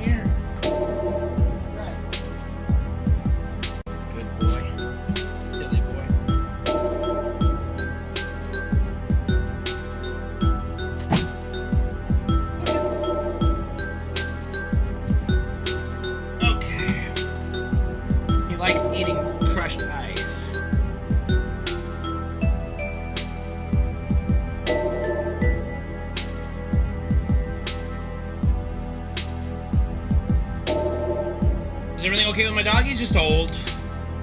He's just an old doggo.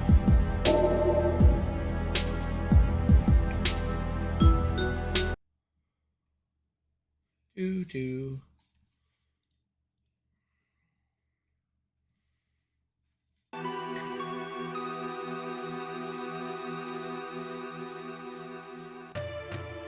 Mr. Moogle, what's up, dude? Thank you for subbing for 41 months with Twitch Prime. Appreciate you, dude.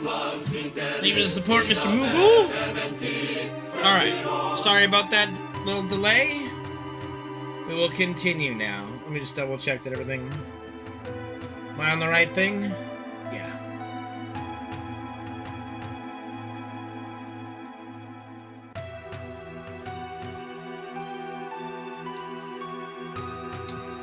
Thank you guys for your patience. I do apologize for the delay. Yep. Yeah, he's about 13 years old for a purebred lab. That's pretty good, and he's about 140 pounds, and his hind legs are hit or miss. You know? About 4 or 5 times when he's walking about, he'll fall, and I gotta pick him up. About 3 times he fell while I was gone just now. Nothing like too bad. He hasn't like face planted into anything too crazy. The worst time he fell is he fell into his own poo, and I had to give him a nice bath, but that's only happened like once. You know?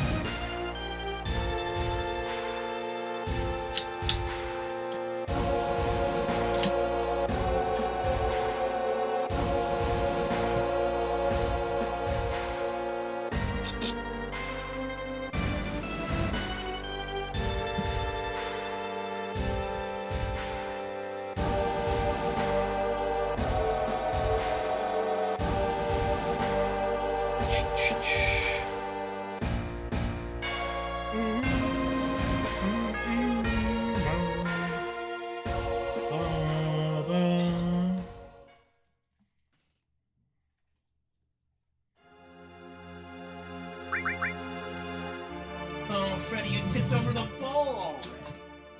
Oh my goodness.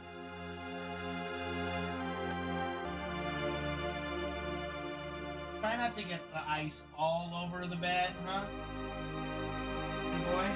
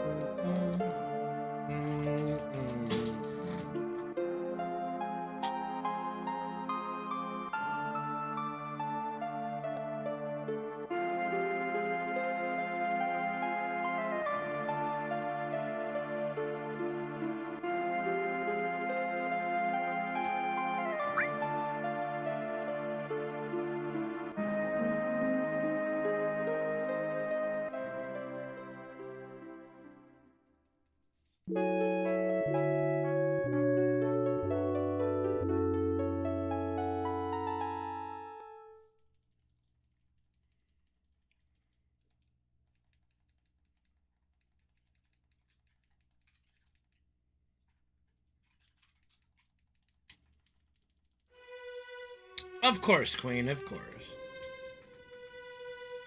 Good boy. Alright.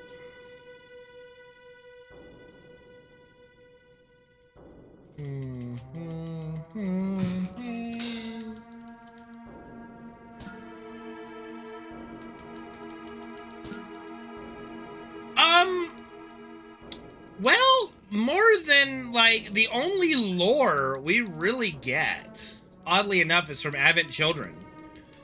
Where, I mean, aside from the remake and rebirth, of course, where it shows the materia in their weapon slots, right? But in Advent Children, they absorb it into their body.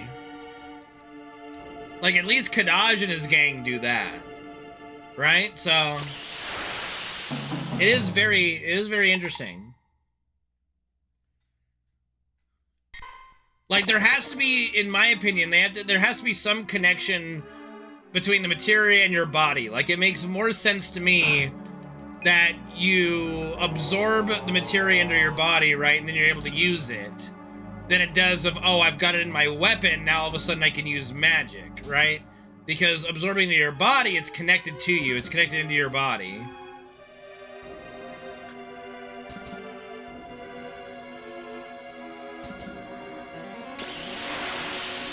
Yeah, like, the only thing we have is Advent Children, right? Oh, hey, sorry, Basketball. I was gone. What was your question? I do apologize.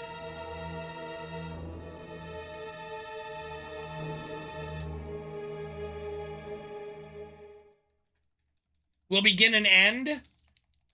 Well, without spoiling it, obviously, for those who haven't played Rebirth, I think it'll begin basically right where Rebirth left off. And I think they're gonna go to a town we didn't get to go to in Rebirth yet. And then how it's going to end, I think it's gonna end fairly similar to the OG. And again, I can't go into too many details of my thoughts without spoiling Rebirth. Bahamut. Yeah, no, like, I think in Advent Children, it shows Kadaj putting the summon materia in his arm, right? And then all of a sudden he summons Bahamut. So that's how I always imagined materia working, although it doesn't make any sense that, hey, I get a weapon, all of a sudden I get more materia slots, right? I think there has to be some kind of connection that you make with it, I don't know.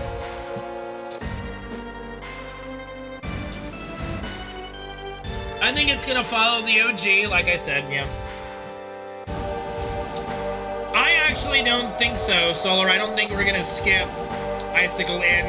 And you wanna know why? The biggest reason I don't think we'll skip it is because that is the home, that is Aerith's birth home, and the home where Professor Gaston and Falna, like, log those video logs. I don't think you can just wipe out Aerith's hometown and that lovely tidbit of lore, you know. Oh, no, I never said it would start there. No, I don't think you're gonna start there. That's why I'm saying, like, that's what I'm trying to say. I think we're gonna start at a town we didn't get to in Rebirth, but I'm not gonna say what because it'll spoil a little bit of Rebirth. You know. But yeah, I don't, yeah. Jesus, go. I hope so, Barely Awake, because the part that, you know, there were a few parts that made me cry in Rebirth, and I'll just say a flashback was definitely the saddest part in Rebirth that I hope everybody enjoys. Yeah.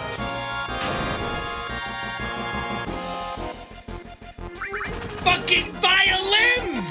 That might have been a big part of it too, because I'm a classical nerd. I played the violin when I was younger, so there's just something about that shit that just, you know, really does it for me too. Hey, Merc, yeah! How's it going, dude?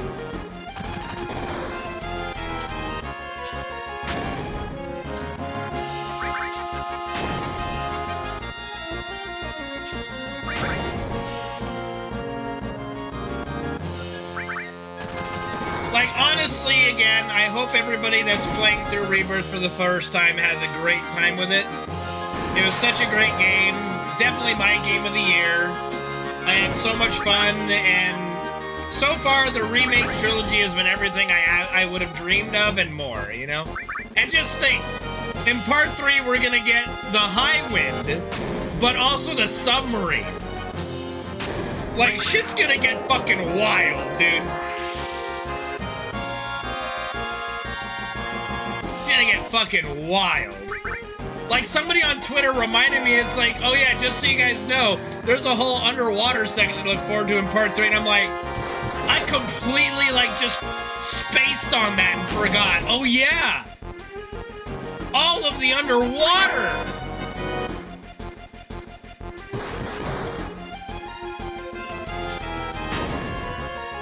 Bro, I have ocean phobia. Okay, I was scared to play through, you know, I was scared of fucking dire goddamn docks in Super Mario. The other one, like Bowser's Submarine, the one with the sharks swirling around, you know? Yeah, dude. I do not do, I am a human. I'm a bipedal animal, not built to be in the ocean, okay? I'm a bipedal animal, not meant to be in the ocean. Like, here's the extent of my sharkophobia, okay? Like, here is the extent of my sharkophobia, okay? When I was a kid, I had to have been less than like 10 years old, okay? I saw Jaws, right? And it traumatized me so much that as a kid, while taking a bath in a bathtub, okay? In a bathtub, I had these images in my head of a giant shark just bursting through the wall and eating me. And I'm not fucking kidding.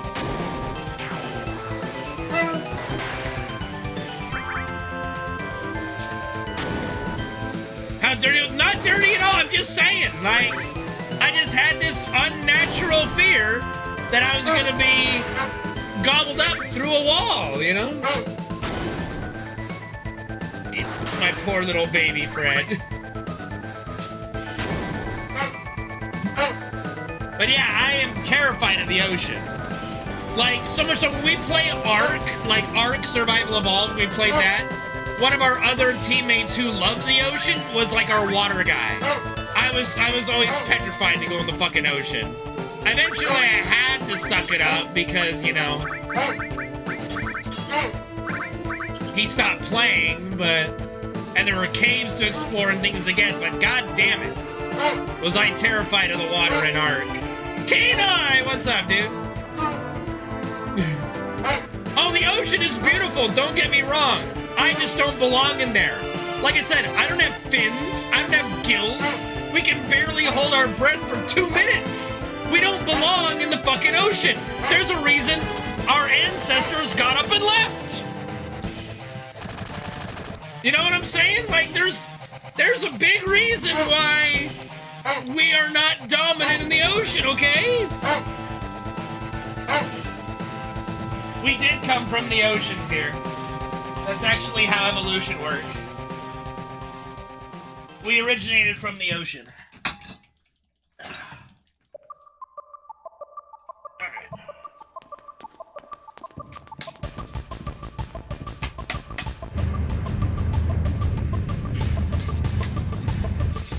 Aquaman doesn't count for the lamest fucking superhero ever. Did they have in the Aquaman movie? What am I eating? Nothing. That's Fred's dog food.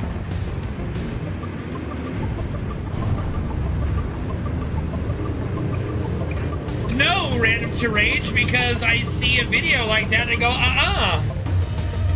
Nope.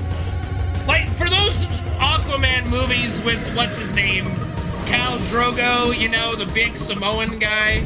Did they at least have him, like, talking to the animals? Or the... Like, did they keep that as part of his superpowers? I don't even know. Or they completely cut that part out from his thing? Not really? Jeez. What does he even do?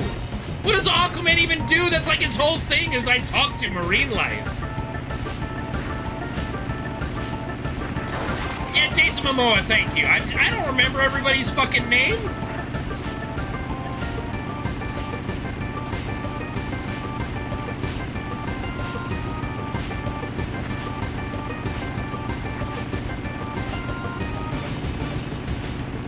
There's no way you do all that without saving. Like, how do you do that without saving? Like, what? 7 months? Why? I mean, that sounds like bullshit to me. That does not take 7 months. It's a lot of hours, but 7 months? No way. The no saves was his rule? Why?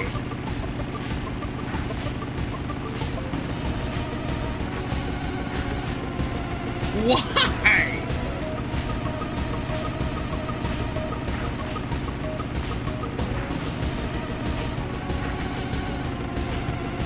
I'm looking. Oh my goodness. Yeah, fuck that noise, dude. Why stay on that screen? Arbitrary reasons. You're already doing an arbitrary, stupid thing. You know? You're already just, I'm gonna grind level 99 at the first reactor. Like, so it's like he wants to do it with only Cloud on that very first screen. Like, I don't understand. Do it on an emulator then, so you can do a save state. Like, who the fuck cares?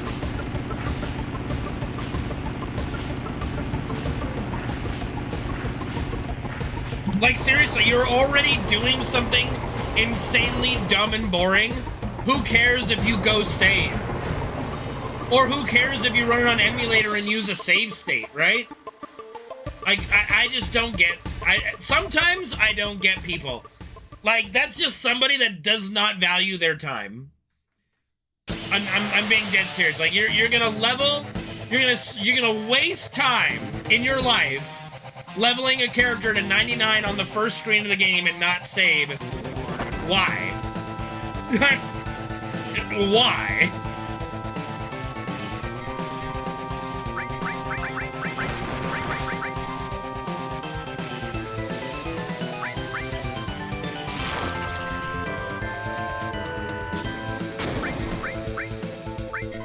I mean, it's not like it's something to brag about, like, yeah, like, other people did it inside the reactor with Barret and Cloud and saved. I'm gonna do it on the first screen with only Cloud and no saves.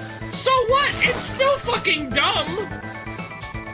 It's still boring and takes no skill, so who the fuck cares? You know? Like, seriously.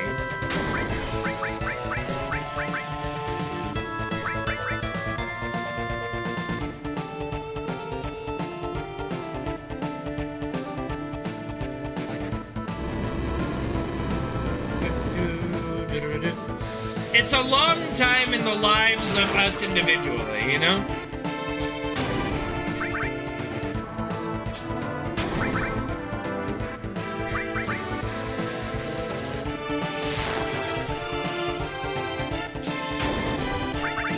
I'm referring to a guy, I guess, that was leveling to level 99 in FF7 on the very first screen of the game.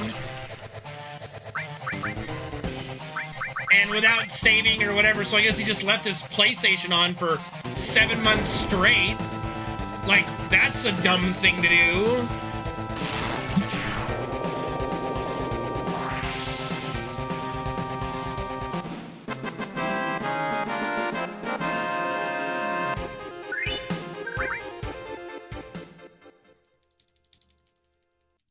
I mean, I still don't get it, you know?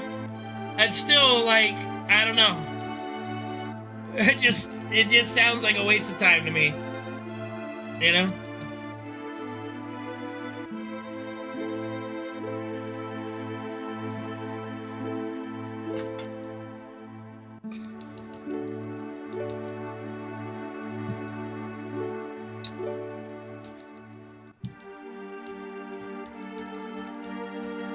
mean, a lot happened between 1800 and 1950, so I would kind of call it a long time. Not to mention 2 world wars, quite a few industrial revolutions, quite a few revolutions in general in the world. You know, there's a lot of... Oops, I don't need to talk to you. What am I doing?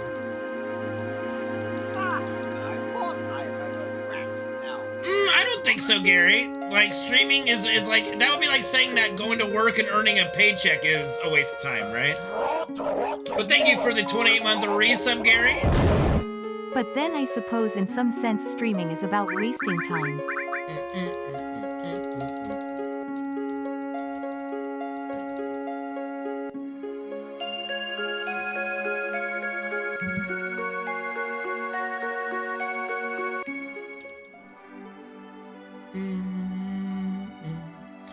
What about speedrunning? I mean, I think speedrunning, it depends what you're doing.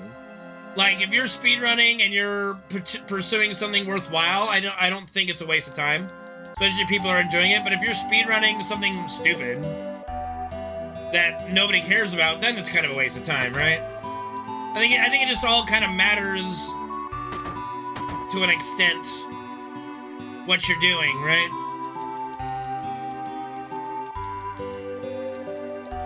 It does depend how you define wasting time, yes. And I would like, from my perspective, I would define trying to leveling to level 99 in the first reactor, especially on the first screen without a save point, as a colossal waste of time. You know? There's no challenge to it. It's not hard, right? Well, clearly not, since they're still up there, Stormtrooper Bob, you know? Clearly not. Right? So, I mean, in the entire, like, cosmos of thoughts of what wasting time could be, there are very few that I can think of that would top leveling to 99 in the first reactor. You know what I mean? Like, I can't think of many examples of things that would be a bigger waste of time than that. That's just, again, my perspective, but I just can't think of anything off the top of my head that would be that I could say distinctively, yeah, that's more of a waste of time than that. Watching paint dry, no, watching paint dry is more interesting than leveling to 99 in FF7 in the first reactor. At least when you're watching paint dry, you're learning something. You can see, like, you can observe something.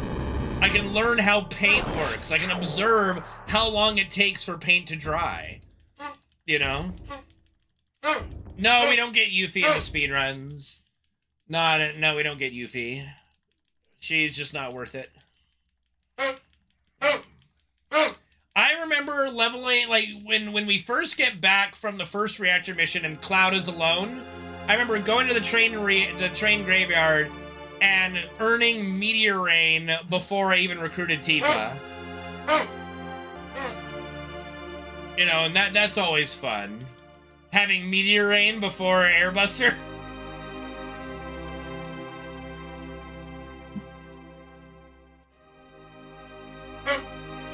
The Yellow Claw, yeah, the Sector 6 little slum there between Wall Market and Era's house, yeah. Yeah.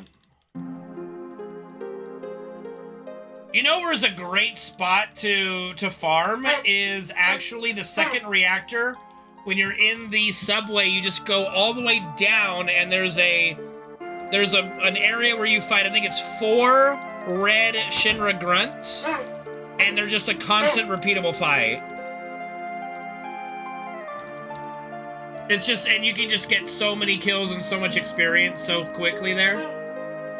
For that, at that point in the game. And it's a little bit of an Easter egg because, you know, you gotta go kind of out of your way for it. You know.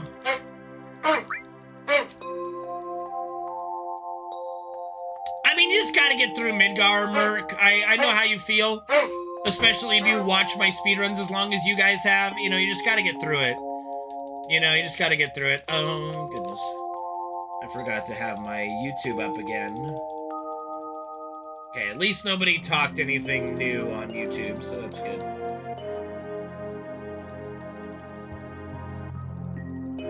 There were so many Save Aerith, like, rumors and stuff at my school. Like, okay, how fucked up is this, okay? Think about it, think about this. Like, for 11-year-old me, because this was like a year after I'd played the game, right? And the game had come out. So 11-year-old me talking with my buddies, we heard this rumor that we had to get like 99 tissues, only use it wasn't to save her. So, okay, so there was a couple ones, okay? Let me backtrack, sorry. So there was the Save Aerith concept, which was don't pick up or equip any new weapons on Cloud, only use the Buster Sword all the way up to where she dies, and he will stop Sephiroth from killing her. Nope, that doesn't work. You know? All of 1 out of 32, yes. So, like, as kids, we didn't understand that the 1 out of 32 was the model size. We thought there were 32 of them, right? And so when we've only collected like 4 or 5, we're like, man, where are all the rest of them? You know, I can't find the rest of them because there's not 32 of those in the game, right? The other one, so then it evolved to, oh, you can clone Aerith and you can clone Sephiroth, right? And how did you do that?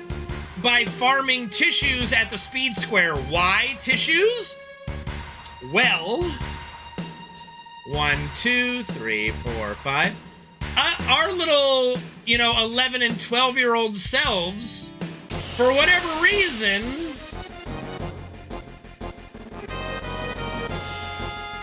we thought it meant body tissue. Not like, oh, here you lost to the speed square. Here's a tissue because you're bad. Cry.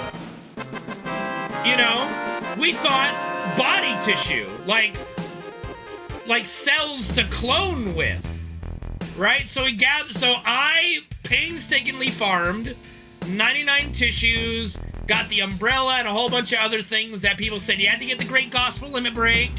You had to do all this stuff, and then you go to the Shinra mansion in, like, Disc 2, right where you get the Zack cutscene, right? And instead of the Zack cutscene, you would get a cloning scene where you clone Aerith in those test tubes. But you had to do it before the Zack cutscene, but after Aerith died. So you had to find that magical moment to go there before you get the Zack cutscene, but after Aerith died. So, like, right when you get the highway. So we did all that, nada. And then they added, oh, she has to be level 99, then she won't die. Oh, well, that was a lot of farming in Cosmo Canyon and Nibelheim with her. All for nothing.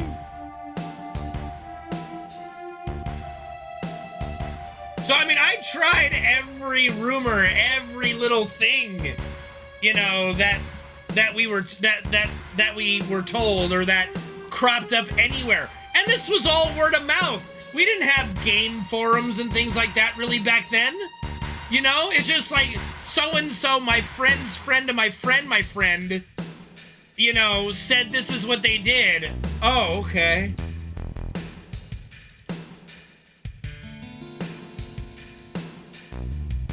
Well, that's kind of funny, Shifty Wizard, because I think they actually found the Triforce now inside of Ocarina of Time's cartridge. Like, it's actually in there. And they've like, delved into it. Like, you should look, if you haven't seen that already, you should, like, look at a YouTube of, like, the Triforce in Ocarina of Time, question mark. Like, they actually have an unused room where Link was supposed to find the Triforce. And it's just in the game's coding somewhere. And they've actually kind of recreated it. Yeah. So, like, it technically exists now. You can find that. Yeah, so, but then, the same person that is giving you the Aerith rumor also said, hey, did you know you can get Cloud in Final Fantasy Tactics? And we're like, Bullshit. Bullshit, you can get Cloud and FF Tactics, and then sure enough, you go get those game FAQs, and you print out that 100-page document that made your parents go, what the fuck did you use all my ink on? And you're like, nothing, you know?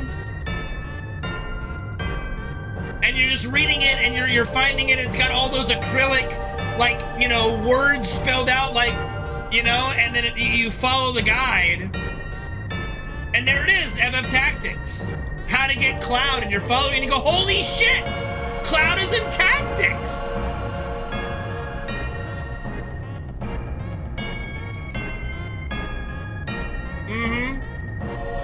You know, dude, infancy internet was the best.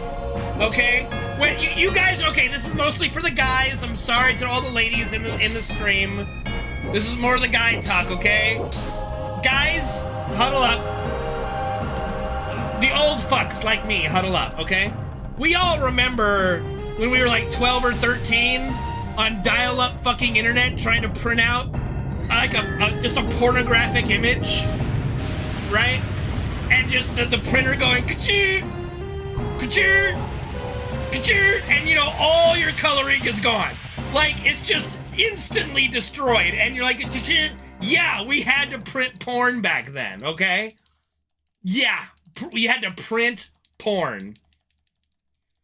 We had to print, like, I'll never forget it. Me and my best friend at the time we were at his house, and we're in the computer room, and it's like 2 or 3 in the morning, and we're like printing out like a page of porn, and it took like 30 minutes, and then of course it would crash, or it would run out of color ink midway through, so before it even got to the titty, you know, it would be like her face, and it would get to the neck, and then it'd get right to the top of the titty, and then fucked. Fucked.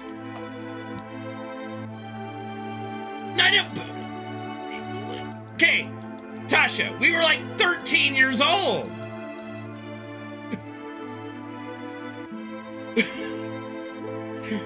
Good night, Tasha. Sleep well. Like, you know, we're 12 or 13 years old, you know? And not every kid had a printer and an internet connection, you know? Cheer, you don't even look at porn. You're the odd one here, bro. We don't even have to have that conversation.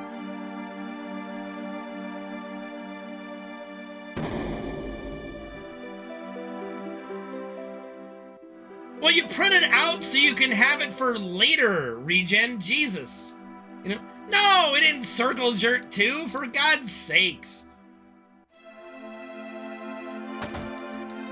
Ay, ay, ay. Like, you're not sitting there jerking it with your friend. You gotta print it out so you can have it later for your alone time. You know? Yeah, no, there was a computer room, like we had our, like the bedroom with our video game consoles, and there was a computer room. It was a separate computer room, you know, with the printer.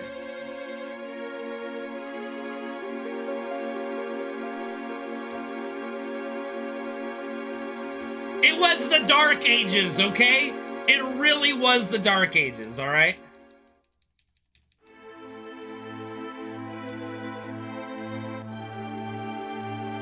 Yeah, my friend was balling, yeah. Fun times, fun memories, you know? Oh, please. I mean, like, this isn't the first time I've told this story, either. Look, just because I'm an old fuck and other old fucks in the chat can relate does not, you know, Jesus. It's crazy.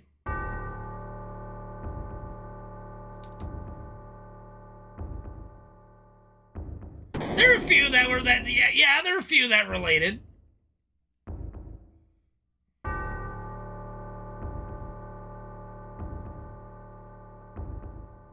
No, I haven't seen him in like over a decade now.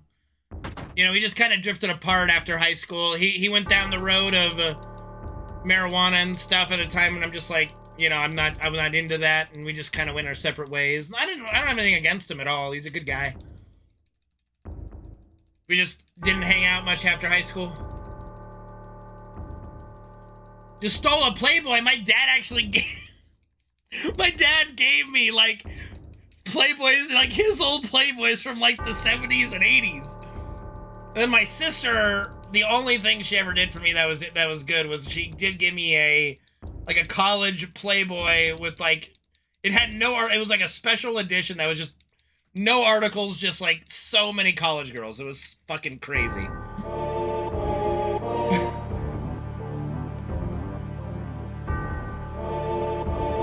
Did I clear my? I don't have an internet history. I don't. Number one, you don't look at porn on your computer. That's idiot stuff. And no, you don't have an internet history with a Playboy magazine. Democracy, thank you for the 86-month resub. Appreciate it, dude. That's perfectly fine, basketball. There was a lot of bush in my dad's Playboys. It was all bush. I can't think of one that did not have bush, you know? Multiple monitors, bro. I'm talking about like the late 90s. We had a CRT monitor the size of Saskatchewan. Okay? Like with double monitors, what do you mean? I don't even think you could do double monitors back then.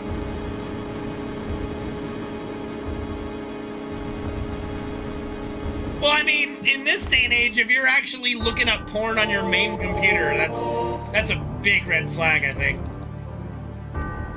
Bro, like it's double CRT monitors, like I don't even think you could do that.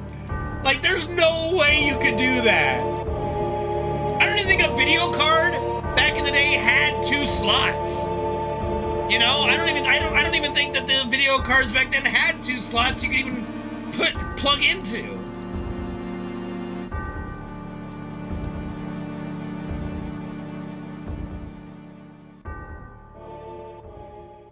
I don't think that existed back then. I don't think a splitter fucking existed back then. Like seriously, like if you didn't grow up at the very beginning of computers coming out, you don't know. It was crazy. FF7 what, like OG? I mean, I'm not a big fan of the PC release of FF7, but you know, not a bad way to play if you have no other option, I guess. Better than spending like $60 on a disc or something. I'm not a PC hater, the port's just awful. What's the difference? Well, it's very unstable. From what I've been told, the controls are wonky. Like the port is fucking horrible, Tier. The port is fucking terrible.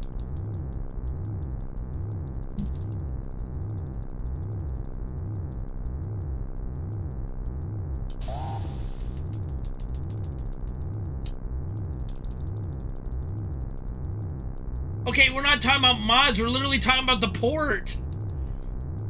I would just get it on emulator and play it on emulator, you know? Like, no reason to get on PC, I think. Or if you already own it on PlayStation, just replay it on PlayStation, you know? Plus, you have Sephiroth with the open mouth O face. Like, it's just so jarring. Well, you're one of the lucky few, Tier.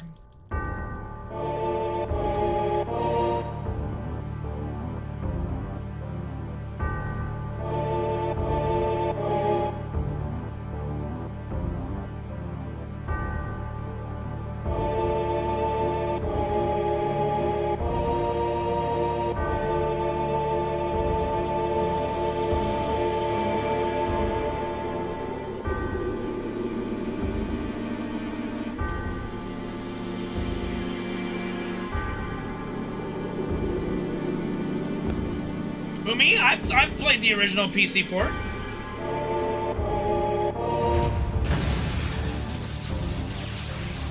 It was a fucking nightmare. I remember when it first came out, we had this idea.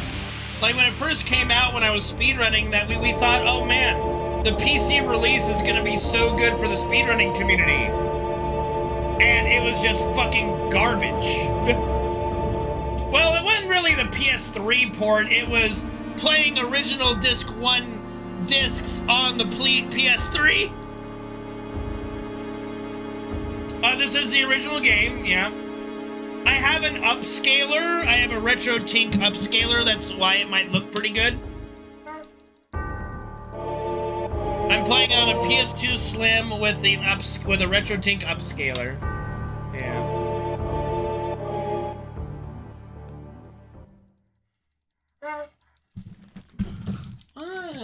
Oh, my baby. Lana Bean, how's it going? Thank you for the raid. Lana, it's good to see you. It's been a while. Been a while.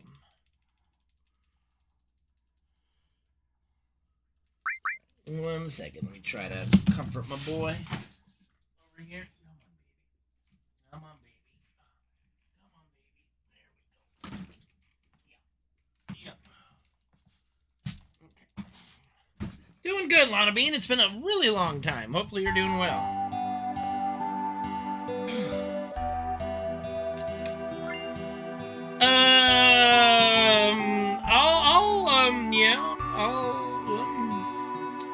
Squirrel. I mean, I've still got tomorrow to go through all the videos and shit. Oh, controller cam's missing. Thank you for pointing that out. I thought I was missing something and I couldn't quite put my finger on it. Let me get that up really quick.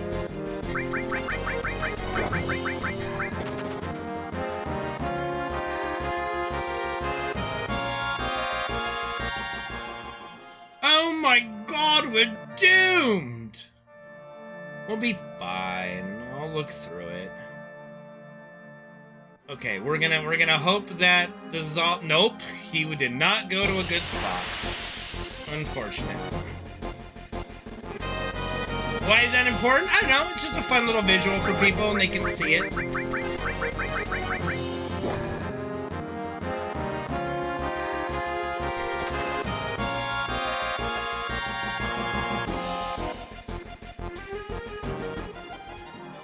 Whoops-a-daisy.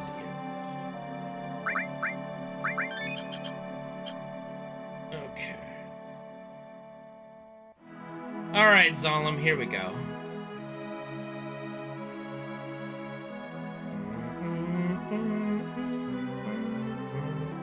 Bro, I had to learn, like, listen. I come from a time of Spear in this game before we had this really easier setup. There was literally a time where Zalem would legit kill runs because we had to literally YOLO. I don't remember the entire setup we did, but we were at the, the top right, a little bit like in the middle, I would say, actually. And we just go. We just go. And it was so just crazy.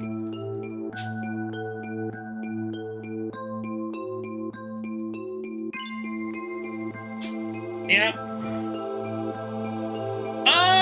It was discovered like a year or two into my speedrunning of FF7, I think.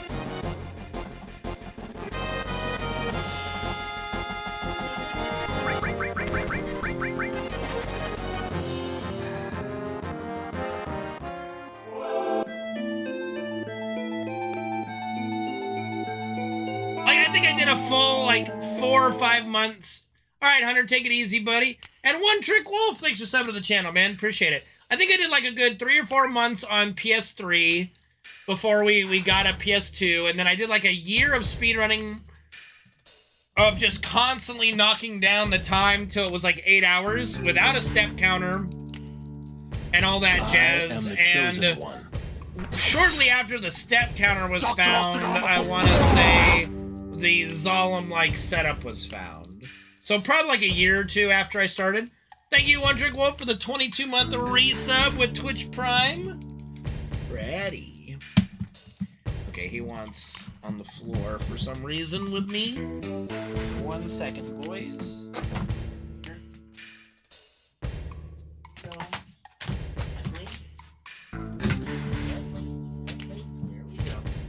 That's my boy. No, I don't remember. I don't remember who is the person.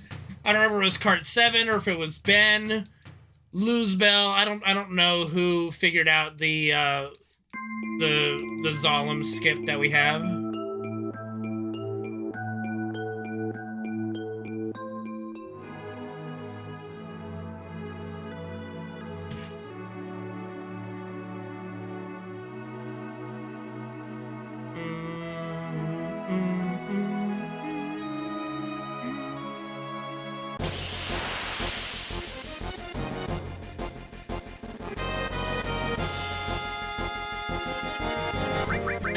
I mean, you could do it, Bubble Man, but there's no like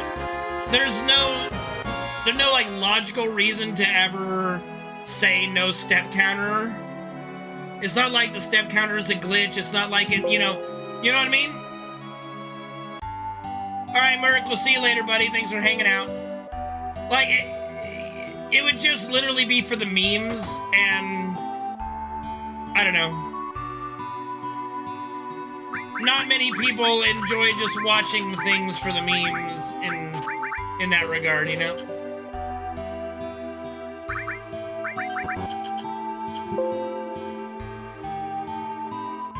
Like, the step counter is just one of those things that I learned early on. It's here to stay, you know? Yeah, you'd have the same encounters anyway. Like, even when I was running before knowledge of the step counter, I did notice that I was getting the same encounters in the same spot.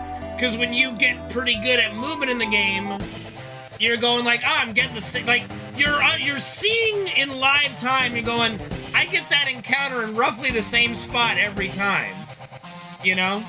And so there were some times where I'd get a pretty bad encounter, and I went and I said, I gotta force a fight here to avoid that encounter there. So, like, you could say in a very roundabout way, I had one of the first step counters, but it wasn't with the idea of what the step counter is, but it's just observations, right? So, having a step counter-less speedrun wouldn't really do much at the end of the day. Because the movement we do would still be something involved with it, in a way.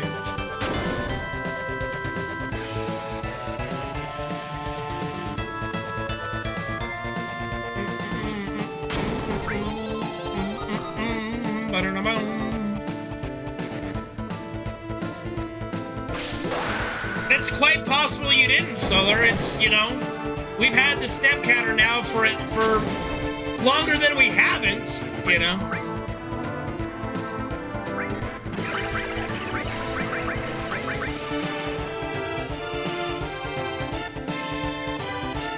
Well, the reason why we have Barrett in the regular speedrun is because we did a skip, right?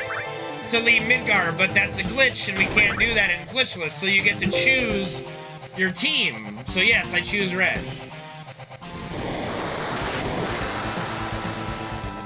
Correct, Bubble Man, correct. So yeah. It really wouldn't be that interesting, honestly. At the end of the day. At the end of the day, it would still turn into, like, I might not walk in certain places, but there would be a lot of encounters, and I would end up making a pseudo step route where I would force an encounter on a screen so I don't get a bad one in another spot, right? Well, Red is a quick thrower of grenades and stuff, which is why he's very useful to have in all the areas of the game where we're chucking stuff, right? He and Tifa have the fastest throwing animation. Aerith and Cloud have the slowest throwing animation, and Barrett is somewhere in the middle with his throwing animation.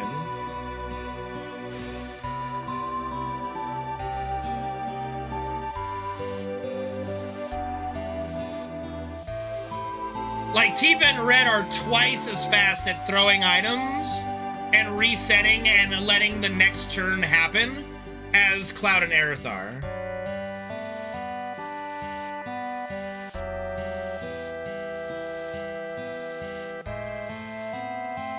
Minigame ruined it.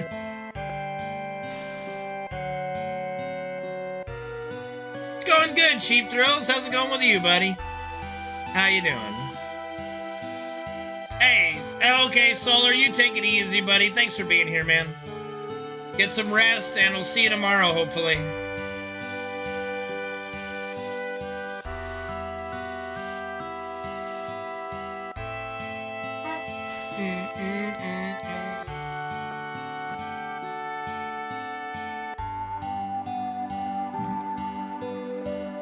Good, yeah, me too. I'm happy to be back with some FF7.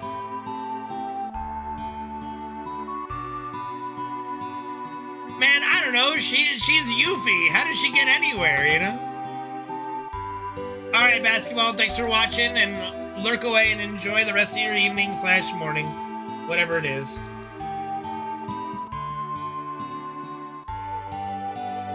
I'll just say, Bubble Man, before we can start talking in great detail about things Rebirth related, I enjoyed pretty much everything in Rebirth.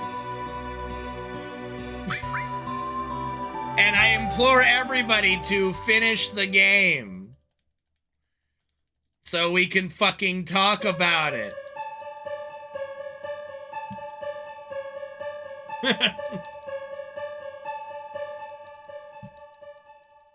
Gold Saucer is a fucking casino, yeah.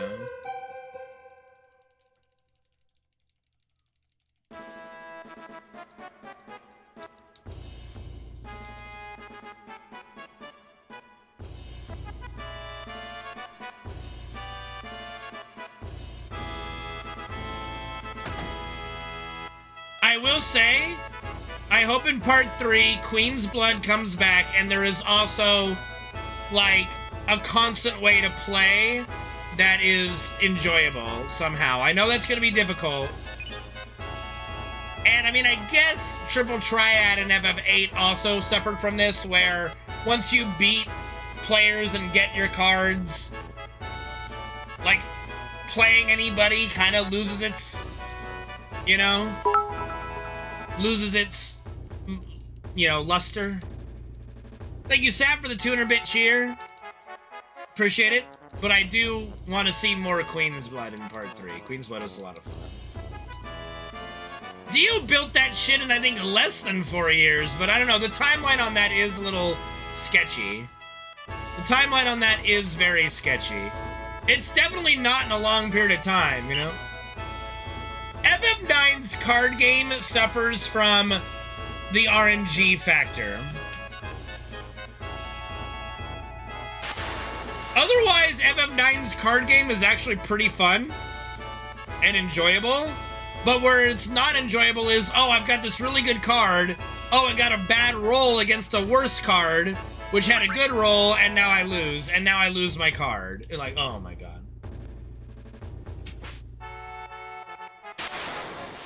Like, fucked.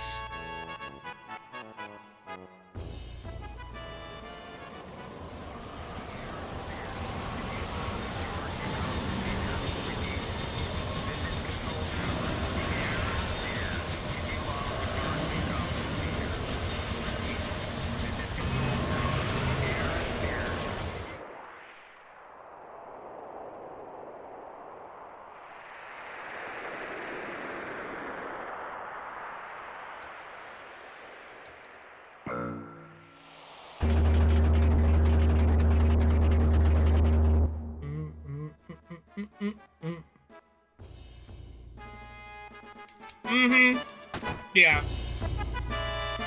It definitely, FF16 definitely could have used something of that effect to do in the taverns. Yeah, some kind of card game, dice game would have been cool. I don't know. Like, if any of you guys played Kingdom Come Deliverance, they've got a fun little dice game, and you can collect all these, like, loaded dice in the game. I love that game. It's so much fun. Like, you can steal... Hey, Jez Rhyme, what's up, dude? Like, you can steal people's dice, you can, you know... Yeah, Farkle, thank you. But, like, you can collect all these loaded dice to play with in the dice. It's so much fun. I can't wait for Kingdom Come Deliverance 2. It is on PC, Jez Rhyme, so hopefully we'll be able to start talking about Rebirth soon while people finish it up. Wait, Kingdom Come is in 2 days? What? Fuck!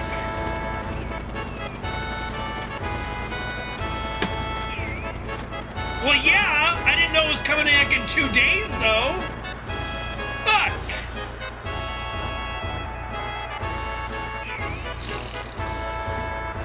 Well, there goes my weekend. Shit. Well, fuck. I gotta, I'm gonna have to, you know what, I'm okay. People are gonna want to play it first before they watch me anyway. So I can wait a little bit. And play it like, in like a month, maybe?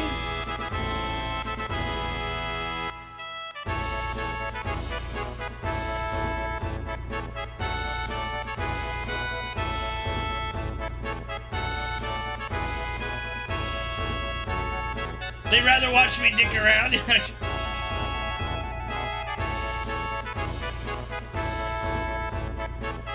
I mean, I don't know. Like, we'll see, you know. 90 hours? Oh, fuck me.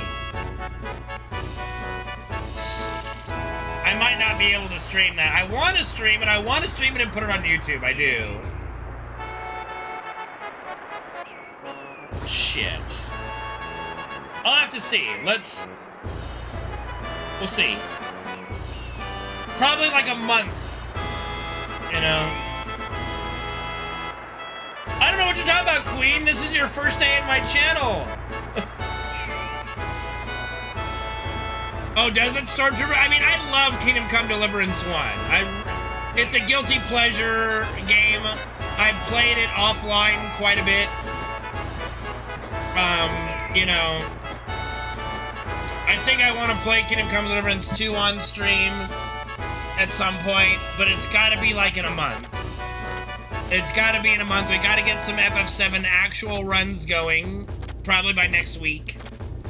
Get that going. We'll be on break. You know what? It'll be when we're on break from WoW and 14, probably. It'll probably be when I'm on break, and we can fit in more FF7 runs and more other stuff. So, probably like a month. We can go on break now. Shush! Shush, shush, shush! Shush, shush, shush! We've got a timeline for 14. The 19th, right? So that's FF14 break. WoW is getting close to break point as well. So we're getting close. We're getting close.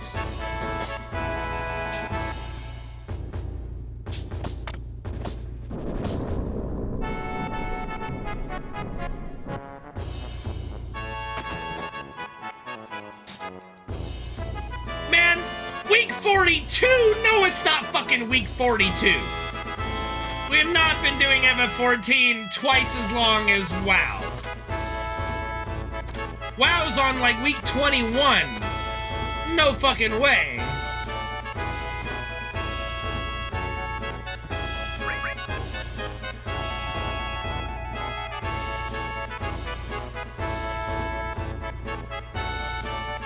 That's the thought, chat member, yeah. Get the exact number of sadness. Yeah. You know. New WoW expansion now? Dude, we just have the next patch! We don't have the next expansion for like a year, just right. But I know what you mean, the next content patch.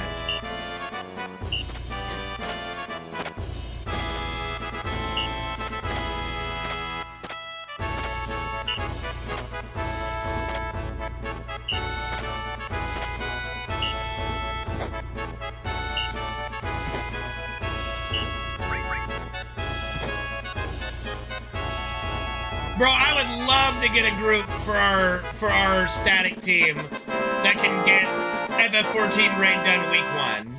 I would love that. I'd kill for that.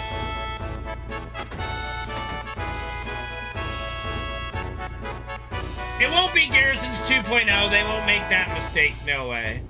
They're gonna copy a couple systems, FF14 system and probably Oh, what? Elder Scrolls Online has a pretty good housing system, from my understanding?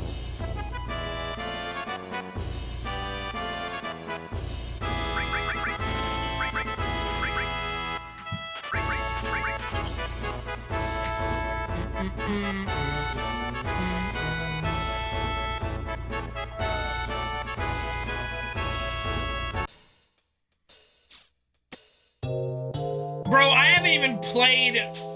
What is it? Skymart? What the fuck's the... What's the Elder Scrolls game everybody's played? That's been redone like 7 times? Skyrim, that one, yeah. I got it. I got it before somebody said anything.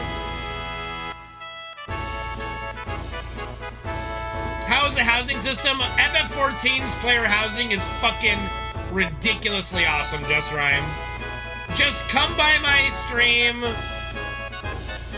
Tuesday or Wednesday around this time, this exact time when we're doing FF14 raid, and I'll show you player housing in 14. It's fucking crazy, amazing. Yeah, I've never even played an Elder Scrolls game, by the way. I said it.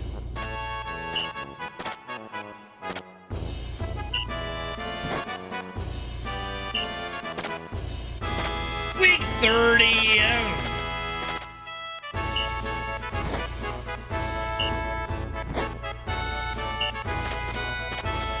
The same lane. Dude, it's already so much bigger than OG. What do you mean? No. It's already like 1,000,000 times longer than OG.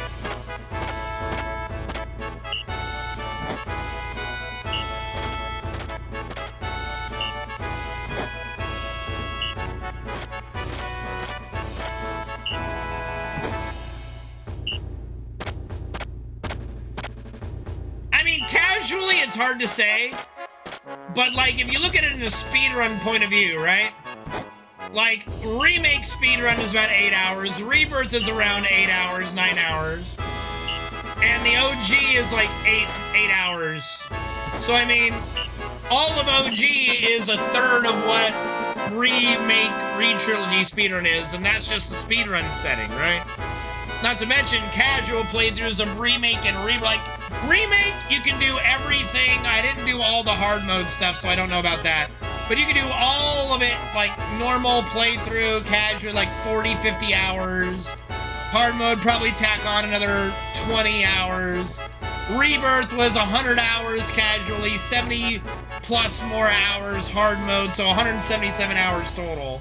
I am not going back to fight Weiss.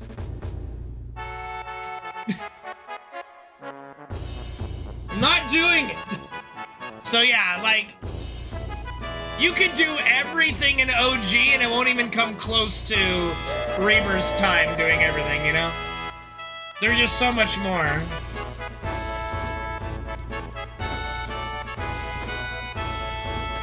Thanks, Legendary Crow. I'm still leveling my guys slowly in Octopath Traveler, okay?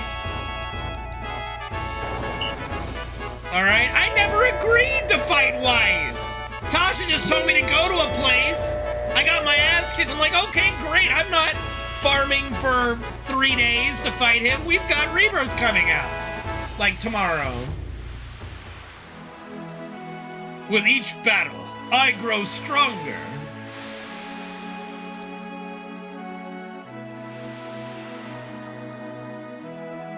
Yeah, I think I got my main team to about, we're almost like level 80 on everybody. Like, you know, I'm slowly grinding Octopath Traveler in my spare time, okay?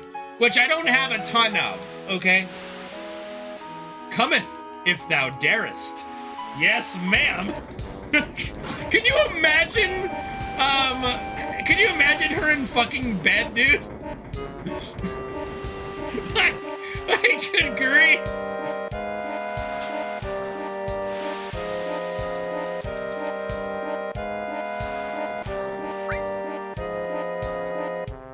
Oh, dear. Nick, what's up, dude? XN Power Nick in the house! How's it going, buddy? I hope your stream was good. Hopefully you're good. Yeah, her buttfuck nowhere town, yeah. This is a good song, Just Rhyme. It's a good song for sure. Yeah, the remake and rebirth so far have been amazing, and I don't think part 3 is gonna be all of a sudden going completely against the grain. I think it's gonna be awesome too.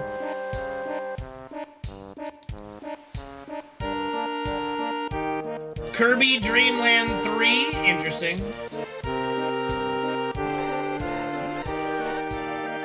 That is definitely an interesting combo. I will be doing a speed run of, yes, Remake, Rebirth, and Part 3 all. It'll be like a marathon day type stream where we do all 3 in one session, you know. That is an eventual thing that will happen. Not often, but it'll happen, okay?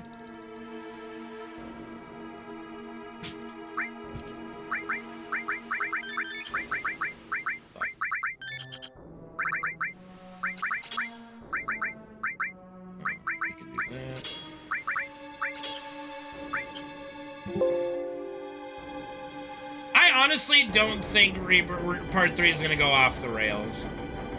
I don't think it's going to all of a sudden go off the rails, you know? Like, honestly, Remake and Rebirth have been 95 to 96% faithful to the OG. I don't think they're going to go nuts.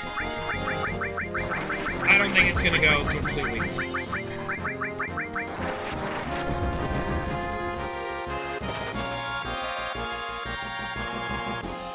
One, 2, 3, 4, 5, 6, 7, 8.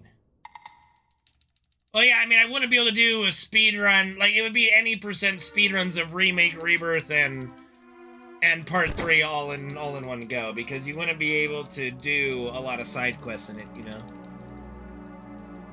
I hope so, because I don't want to have to buy a PS6 to play Part 3, and I don't think my computer would be good enough to run Part 3 if they release it on PC right away, too.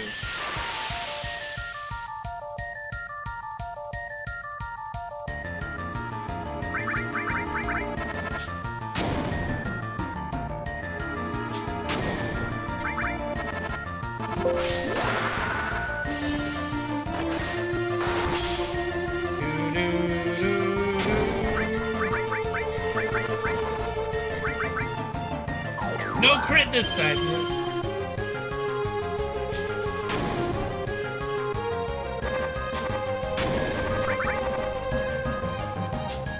We can't discuss any of that yet. Holy shit!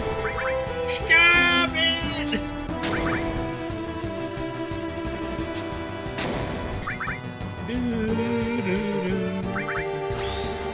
Vegas, yeah.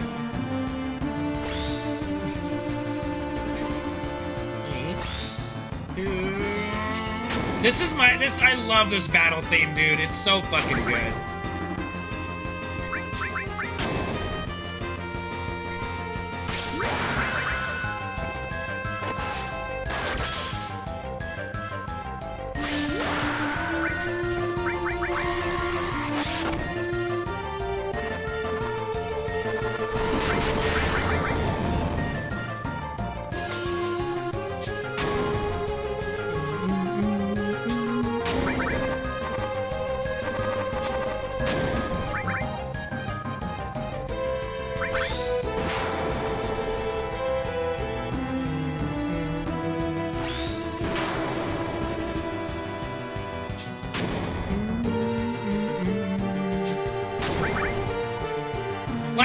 Love the way Remake and Rebirth have handled their respective content so far in every way. So, like, I'm just really looking forward to Part 3.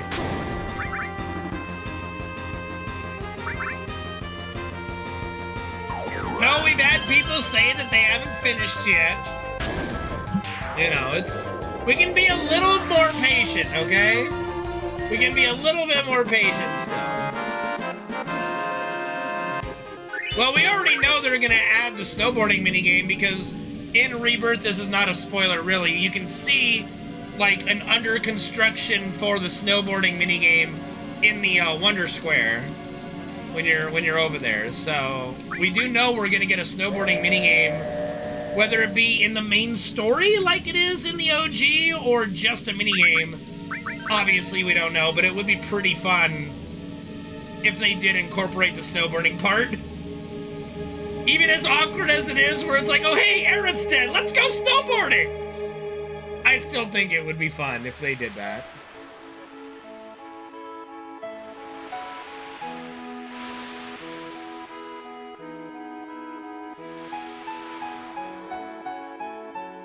And of course I'm talking about the OG, you know. The OG, it's like, oh, Aaron's dead, snowboarding time! Oh, you know there'd be a PC, there's already a PC mod out there where you can play as Sephiroth, have Zack in your party, everybody in your party, and all controllable at once. There's of course going to be a mod where you can snowboard with Sephiroth.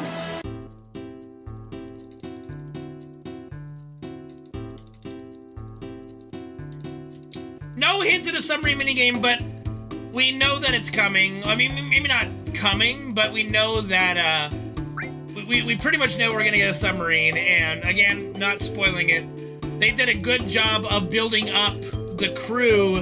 Like, you know in the OG where there's that crew under there that you meet and you have the choice to kill them or not? There's something kind of similar in Rebirth, so very, very well done there. Now how about a magic trick?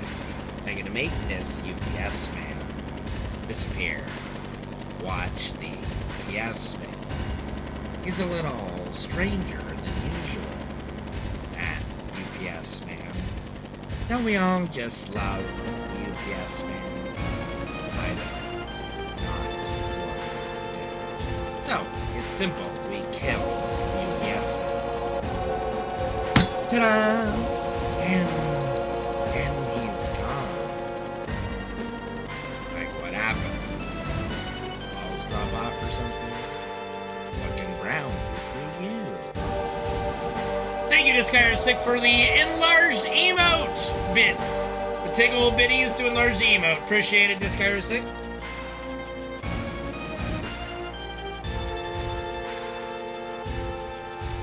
Man, I was a fucking bawling mess just looking at the fucking sky in Remake and Rebirth. Just like, oh my god. Well, that's because, yeah, exactly. Like, it's because they're not really endings. It's, we've got to finish this section of the game here. How do you have a satisfying ending at the end of Remake, at the end of Midgar? Or, like, at the end of where Rebirth lets off? It's like, it's not conclusive.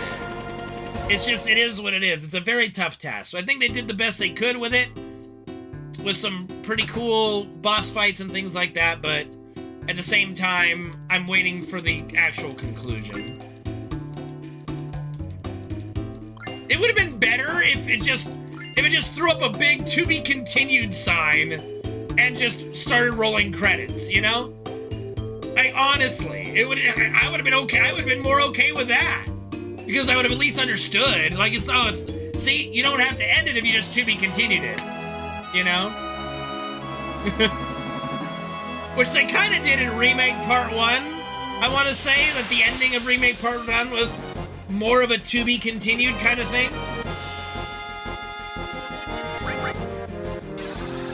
Insert disc 2 in 3 years? Yeah, exactly, you know? To be continued in Final Fantasy VII Rebirth, you know? Well, I mean, anybody who didn't know that already when Remake Part 1 came out, remember, is just not paying attention to anything, right? They were very upfront with it being, like, at least a 3-part series. Some speculated 2, I always said 3. You can go back into my fucking ancient, like, highlights somewhere, and I'll say, I'm guessing it's 3. And it led off exactly where I fucking said it would. So just call me fucking Nostradamus, or hey, it was a no fucking shit result, you know? It was the most obvious, like, breaking points. Man, I ain't catering to the average fucking person. You know? There's enough of that already, right? The people I argue with on Twitter have no hope. There's no hope for some of them, and I just hope that they don't get really upset when part 3 comes out. 1, 2, 3, 4, 5, 6, 7. And the cruel reality of what the story of FF7 is comes hitting them like a ton of fucking bricks.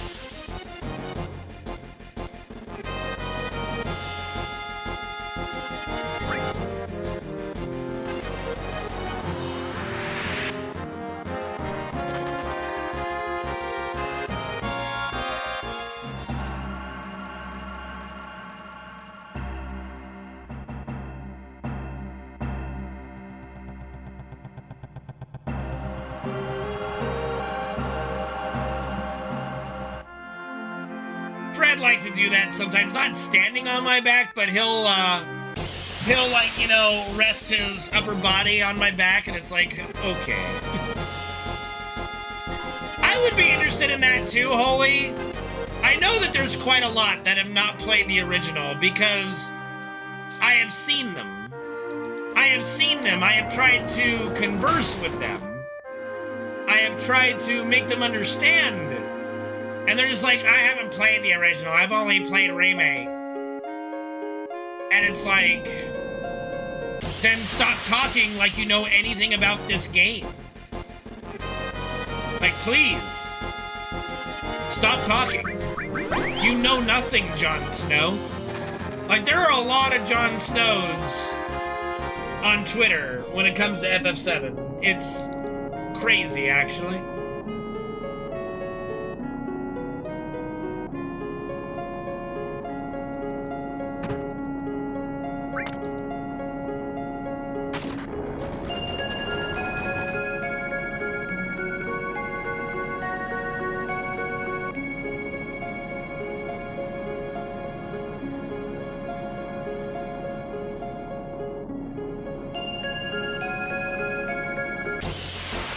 My top 5? Oh, okay.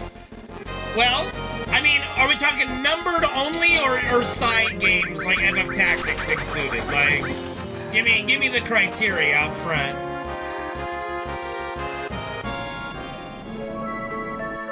One, 2, 3, 4, 5, 6, 7.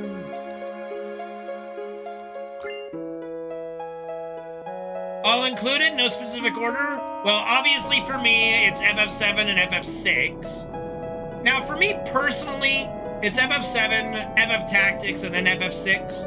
I appreciate FF6. I love FF6. I can appreciate it being, like, arguably the best one ever made. It's one I've played the least out of the great Final Fantasy games, but I do think it's very, very good. Now then, I would be remiss if I didn't put FF9 in there. However, unfortunately for FF9, speedrunning it for the time I did kind of made it worse for me.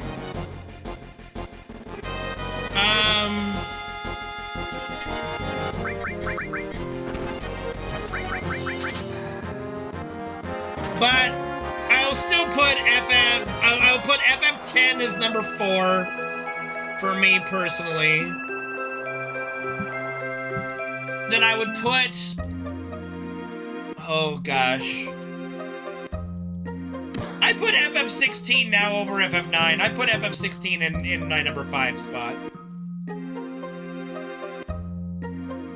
I really liked FF16.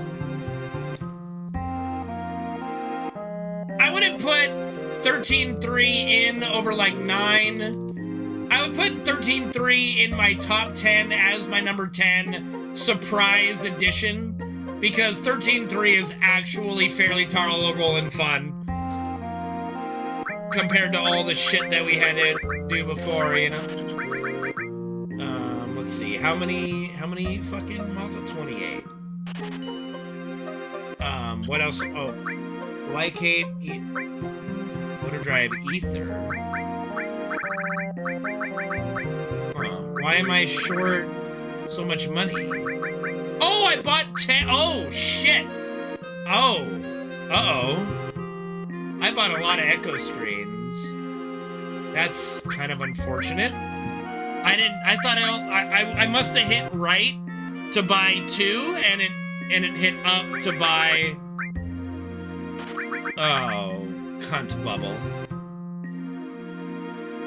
And it bought so many more. Shit. I guess I gotta...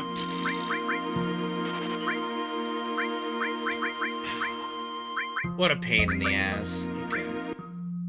Alright, we'll have to go with that.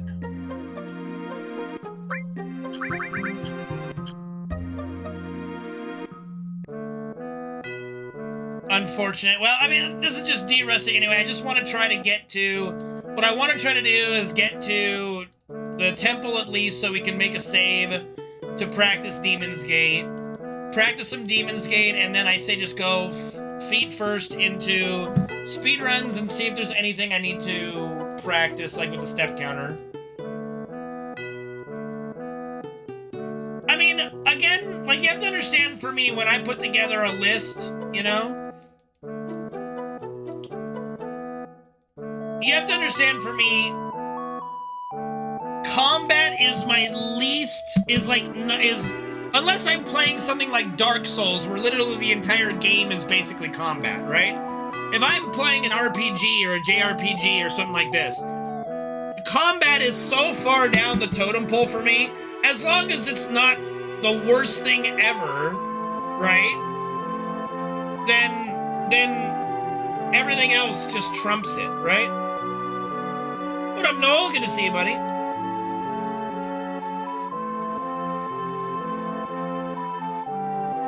10, it was pretty obvious at the beginning that it was a hallway. How do I remake and rebirth combat? I love it. I think it's great.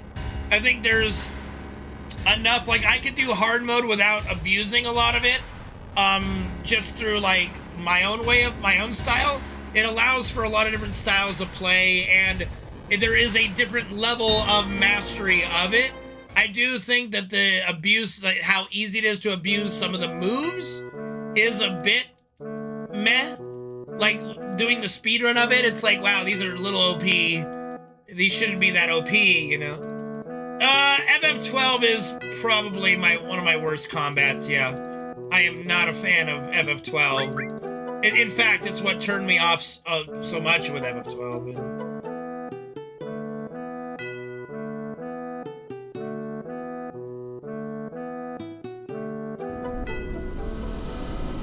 Is it all done? Yeah, I mean, but part of it is FF7, so I'm more tolerable to something that I might not like otherwise, right? There's just no way to 100%, you know, remove that aspect, right?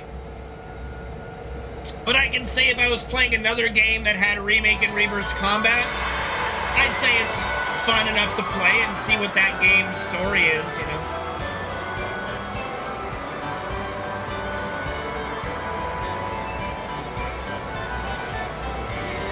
Yeah, my FF12 playthrough we did on my last marathon, some of those fights were very annoying. I'm not the biggest fan of the stagger idea that originated with 13 and then got carried over to remake. And even in FF16, like, stagger is not my favorite cup of tea. I get the idea. I understand the point of it. It's just something I don't need in my games, but I get it. I get it.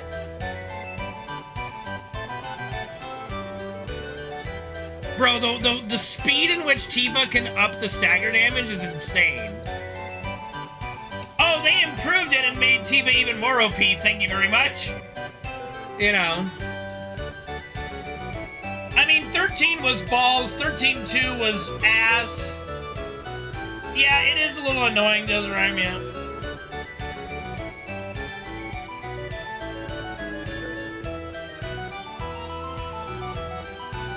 Yeah, I agree with that, Holy. I agree with that. Yeah, in a way. The way I look at how stagger should work, honestly, would be to interrupt a boss's, like, big dick damage move. You interrupt it, you get, and that's it, you know? That's how I look at it.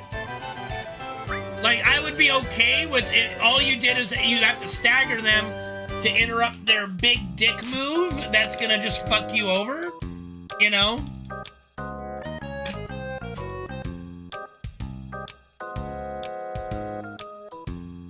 Bro, the piano is pretty freaking cool. I'm gonna be honest, the piano is super good, you know?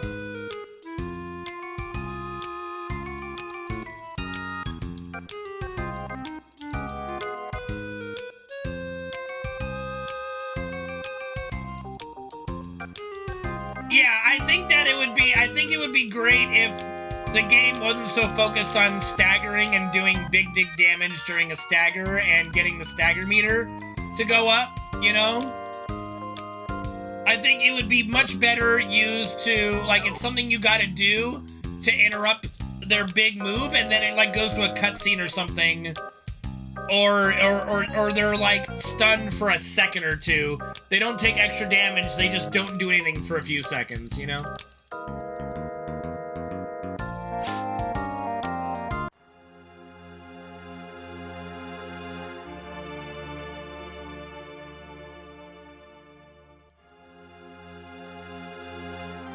Well, yeah, but the stagger's about having Tifa build it up to, like, 280%. You know, or just blast them with Jesus out of them. It's crazy, you know?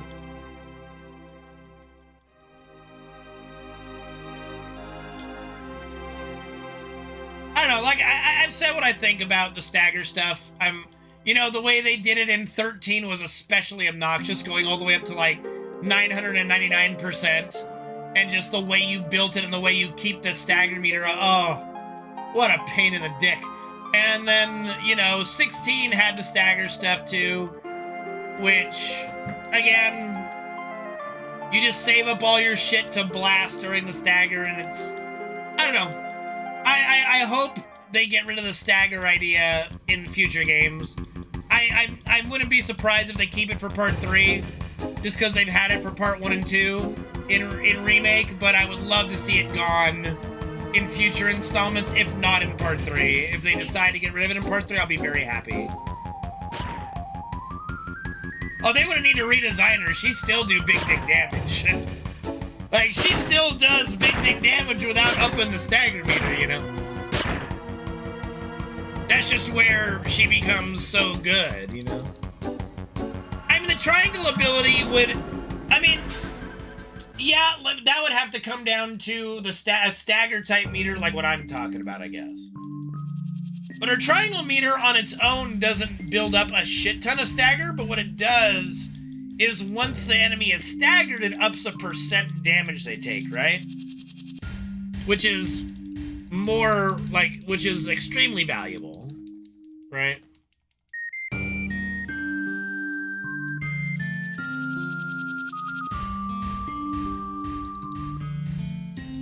Ba ba ba ba ba ba ba ba ba ba.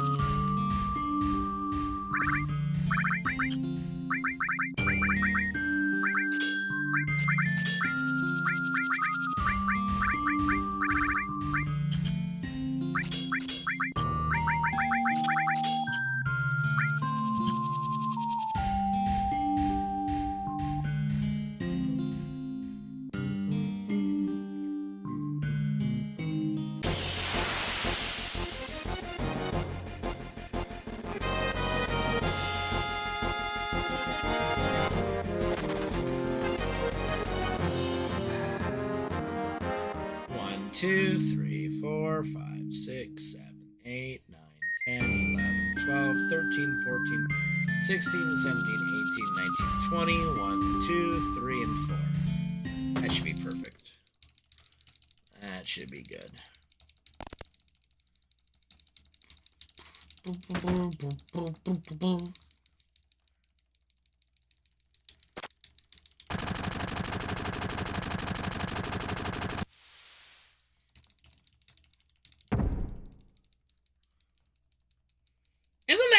what they did in remake? I don't think you could up the stagger percent that much in remake part 1, right?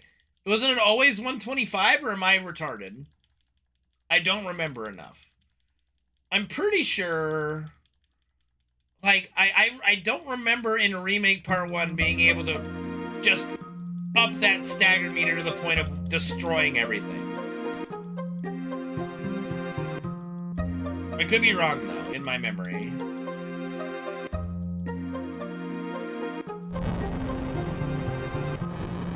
Good? Okay. Then yeah, I don't know. I just think stagger has become too much Final Fantasy thing since 13, right? And I think it should stop. I think it should stop. I think we need to stop the stagger. Like, stop the stagger. It's run its course. It's run its course, so we don't need the stagger meter.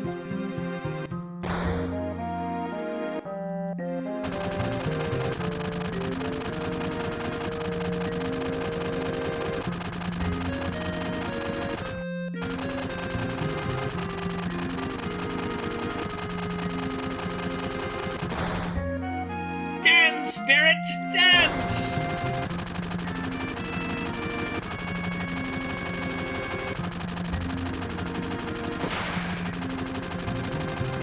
I honestly don't, I don't know, like, I don't know.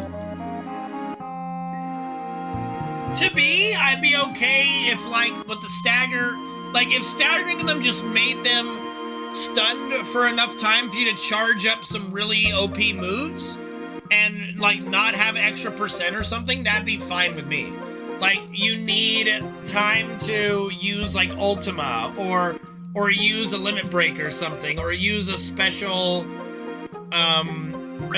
combo move with your team, with your party, you know? Like, something like that would be fine with me, you know?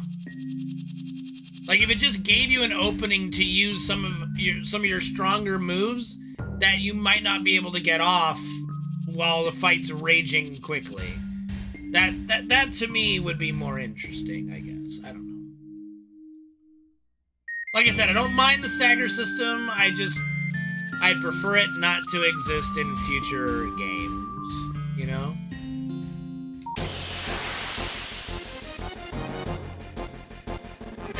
That's my opinion, and I'm sticking to it.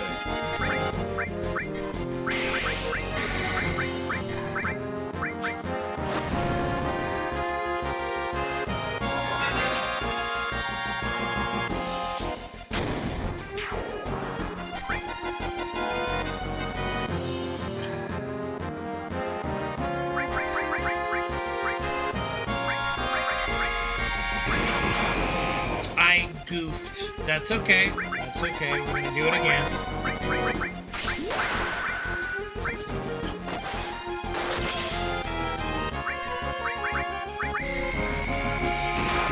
I forgot I was a little shy on my limit breaks here.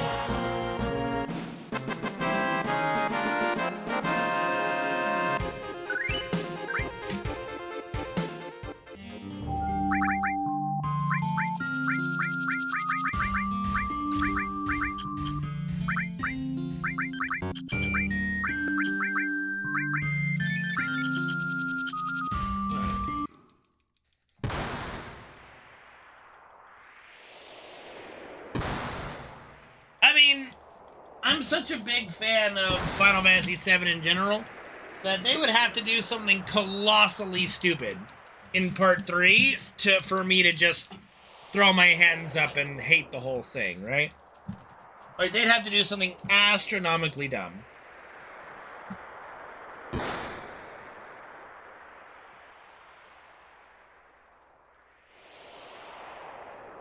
And I just don't see them doing that. It's the original creators, the original devs. You know. I mean, it would be, like, literally, I can't think of anything that they would actually sign off on that could be that catastrophically stupid. You know? I really don't.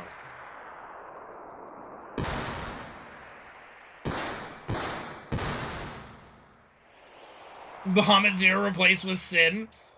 I would meme the fuck out of that, but it wouldn't be enough for me to be like to throw my hands up and turn the game off.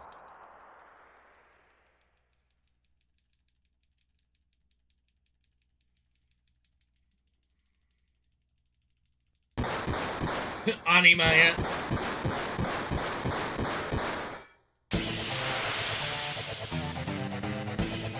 They could.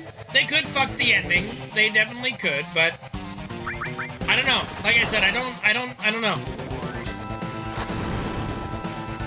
We'll have to see. I don't think they will. I have a good idea, and like I said, we'll talk about it once we're able.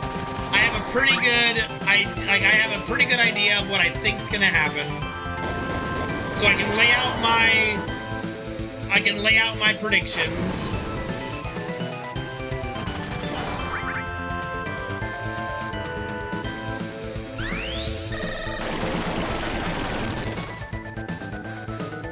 But today is not that day.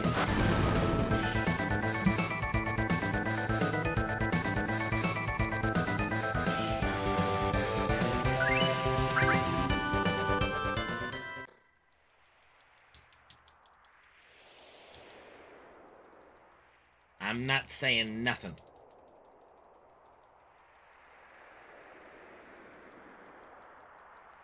I mean, if someone chucked 4 Molotov cocktails at you, you'd probably be pretty fucked, okay? All right, let's calm down, all right? I'd like to see you tank 4 Molotov cocktails to the face. As you're sitting there burning, you know? Fuck.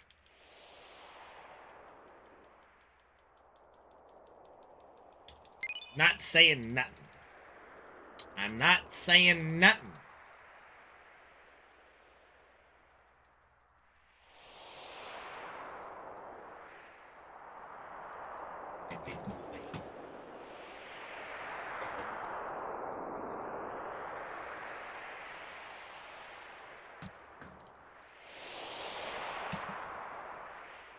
I mean, Dine is a troubled soul. He has to come with the terms that he's become a murderer.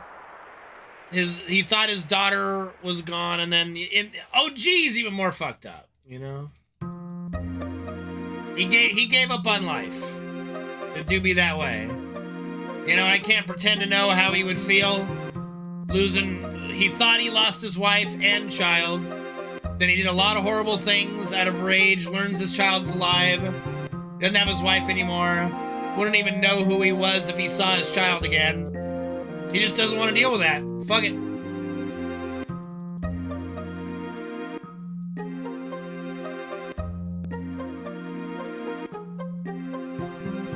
All of that stuff sounds horrible, Penguin.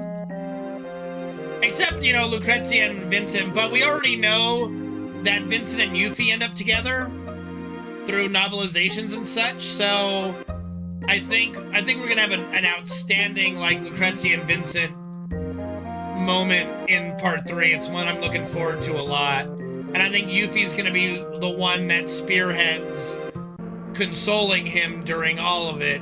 You know, their age gap is huge, but as Yuffie gets older and Vincent is unaging, Yuffie becomes that special person to him. You did not know that, Joe? It's not a ship, it's actually canon. Like, you guys didn't know about this? You guys didn't know about this. You didn't actually know that Vincent and Yuffie end up together. You didn't know about this. Oh, dear. Oh, dear.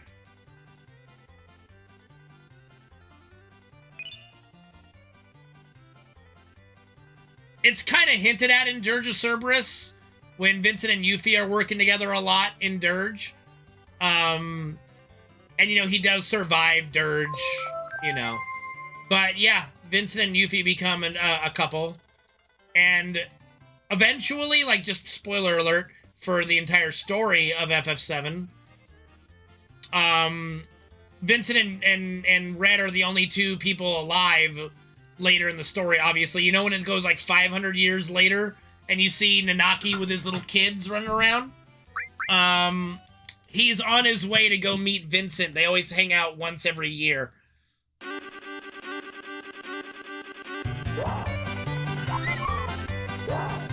So, yeah, like after everybody is gone, after everybody has died and passed on, Vincent and Red are the only ones left alive because they're both somewhat immortal because of Genova and Chaos for Vincent. Red, you know, I'm not a liar, kid in school, I'm telling you. I'm literally telling you, this is canon. This is actually canon. And Red and Vincent get together once every year. Yeah, the OG ending has 500 years later, and that's Red taking his kids to go to Midgard to meet up with Vincent again for their, like, yearly get-together. They get together once every year just to chit-chat, catch up, and hang out. 160? No, he's over 500. What? Red in this game is 48. Red in this game is 48 years old. In human years? No. What? No, 500 human years. Later, 500 human years later. What? What are you asking me? No, literally 500 years have passed in human years. Oh, fuck. God, do the math. What's 48 to turn into 16? Right, for Red? That would be like, what, a third? Is that a fourth? Is that a fourth? Is that a fourth? That's a fourth? Is that around a fourth? A third? Then he's, yeah, it'd be much, yeah, a third? Then, what's a third of 548? Because that's how old he is at that point. So what's a third of 548 years old? Probably like 172 or some bullshit. Somewhere around there, right? Carry the one. Yeah, 177, 182. I had the 8 wrong. It was like, yeah, 182. So in human years, Red's about 182 then, I guess, yeah.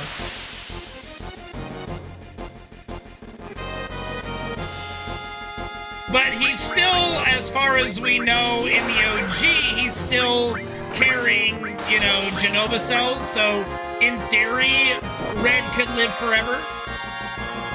But Advent Children kind of does away with that idea by saying we removed Geostigma, but it also doesn't show Red get cured of Geostigma in that scene. So I don't know. You know what I mean? Like, it doesn't really... I don't remember, anyway, that Red got cured of Geostigma right then and there.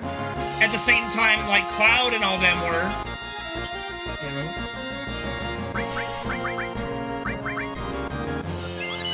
Yeah.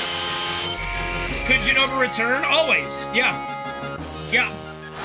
Absolutely. Absolutely.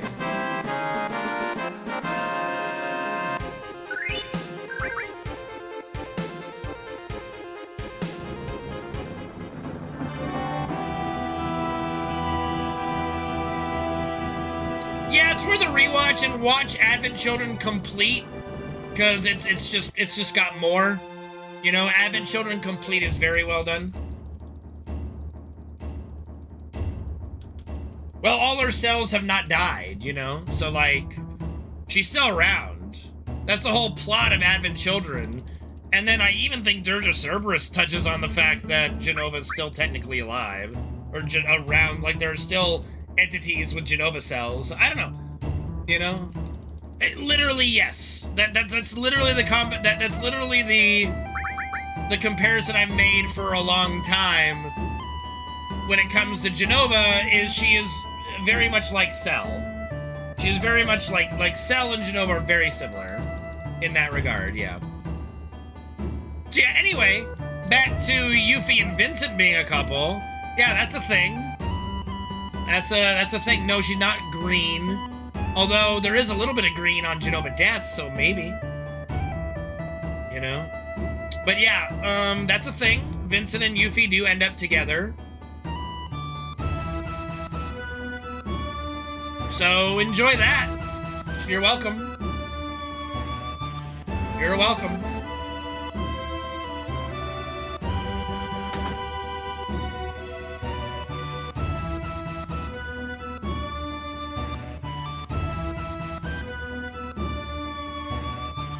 I am so smart. I am so smart. How is he the most hated character? Vincent deserves happiness too. All the shit he went through for Lucrezia, just to have her go boink Hojo of all people instead of running off with him. Vincent deserves to be a happy boy, okay? Shit. Let him have his happy boyness with Yuffie.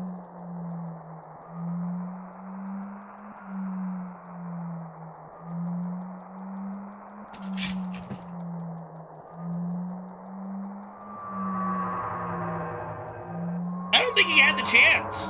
I don't think Vincent ever got the chance. Hojo just, like, you know, pulls out a gun and shoots him when he's a human being. And while he's bleeding to death, straps him to a table and then injects chaos into him, you know?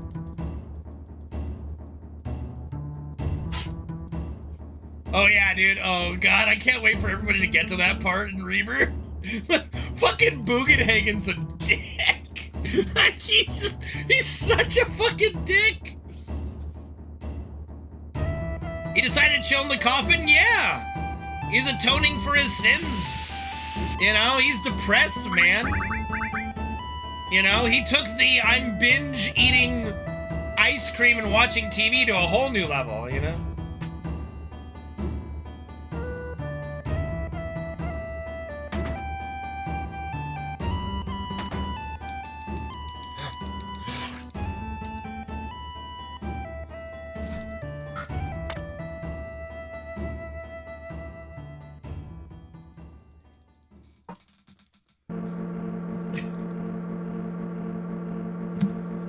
I will say, of all the places we went to, Cosmo Canyon did shock me the most. I hope people enjoy it.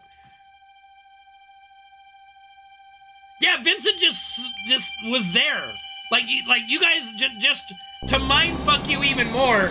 Vincent was just chilling in the coffin while Zack and Cloud were being experimented on for 5 years.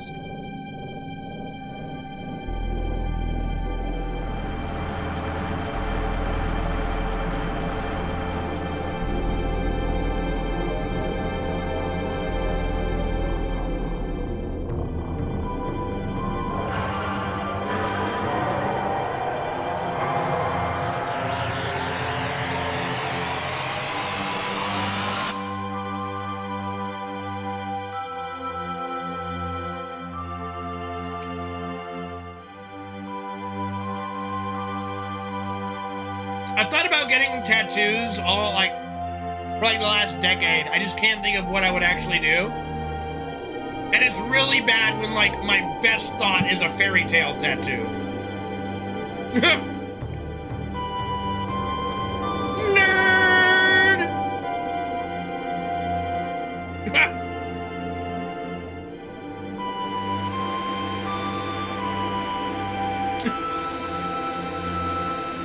Why do you think I haven't done it yet, Penguin? Look, I didn't say it was a good idea. I said it's my best idea. All right? Nerd!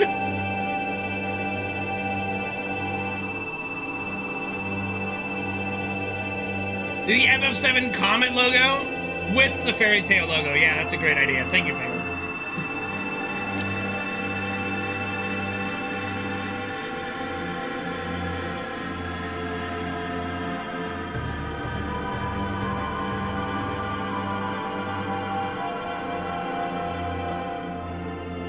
Listen to my story.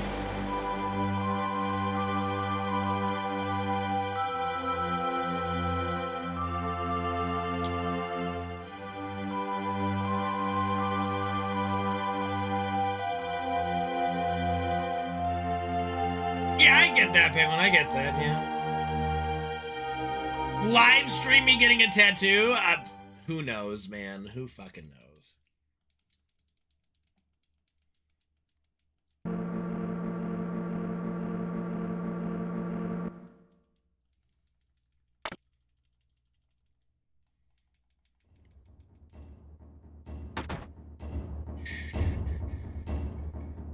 I'm not getting a fucking tramp stamp tattoo of Tifa with an arm going in my ass.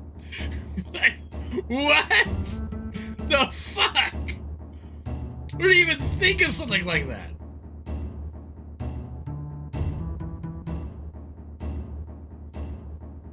How many? No!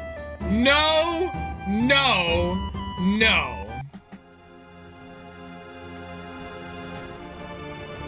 No! We are not 10,000 subs! 10,000 subs to get a tattoo of Tifa on my ass with her arm disappearing into my butt.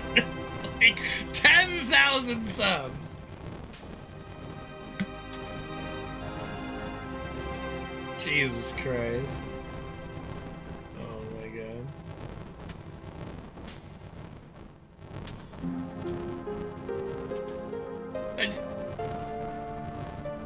I mean, that's just...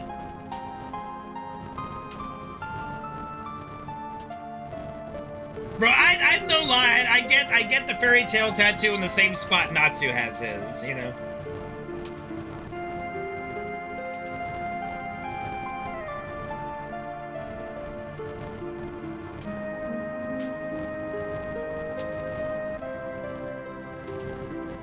How you doing, Democracy? Good to see you again, buddy. I would prefer like a direct donation rather than Twitch subs, because then Twitch takes half of that. Like, what? Let's see, 10,000 subs with like 50 grand? 50 grand to get a Tifa tattoo on my ass, where she's shoving her arm up my butt. Like, fine. You know? 50 grand. Slotting a materia in my butthole. Oh my Jesus. Oh, fuck me, dude. Fuck me.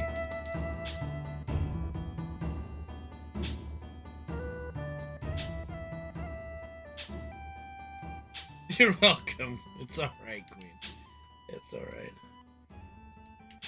Collective effort? Like, no. This ain't no fucking no. This ain't no fucking collective thing. Alright. 1, 2, 3, 4, 5, 6, 7, 8, 9, 10, 11, 12, 13, 14. Here we go. I mean, if it was like between a couple people, fine. Like, listen, nobody's gonna donate 50 grand collectively to have me get a tattoo of Tifa on my ass. That's just not happening. And if they did, then a lot of my problems would be over and I would be happy to do it.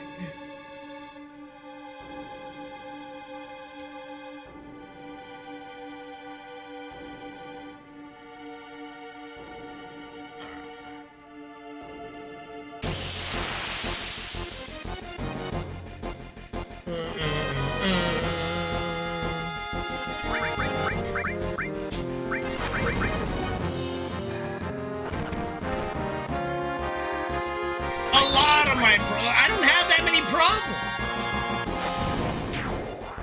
It would indeed solve a lot of problems.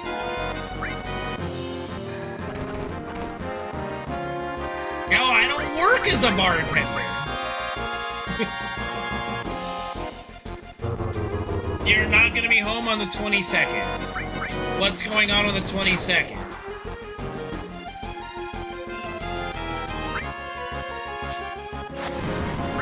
I just realized I better check Clash of Clans.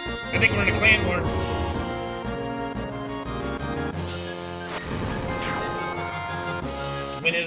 Where?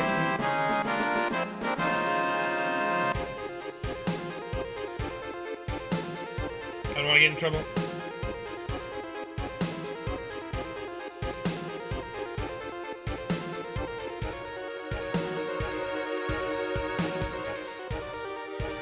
Okay, I got 14 hours. We're good, but I'm gonna do it before I forget anyway.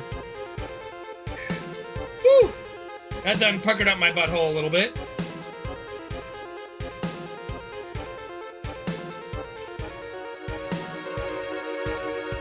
Clash of Clans. Clash of Clans. It's a little mobile game. Okay, 1 second.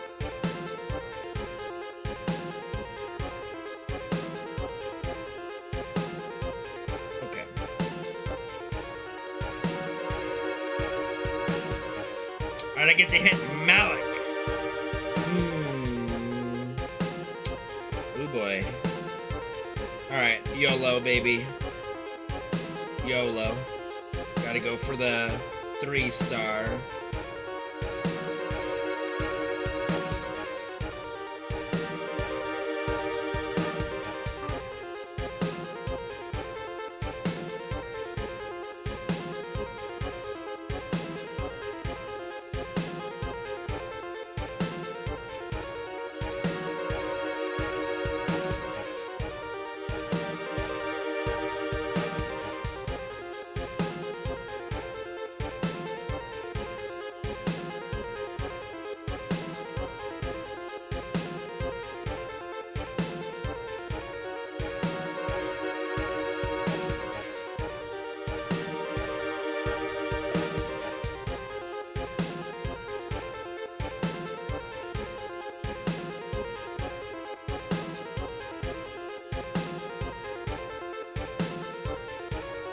Okay, phone down because that's done all I could.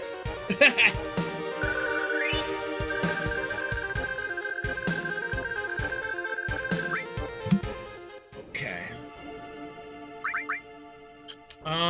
Right. So now what we do is I just do this. ATB on wait. Yeah, good. Okay.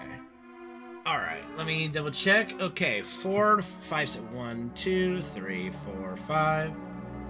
Alright. Here, getting good.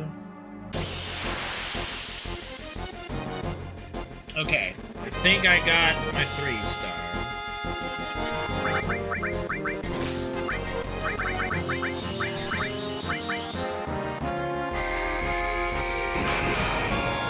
Oh yeah, easy peasy. I'm not using it for my run!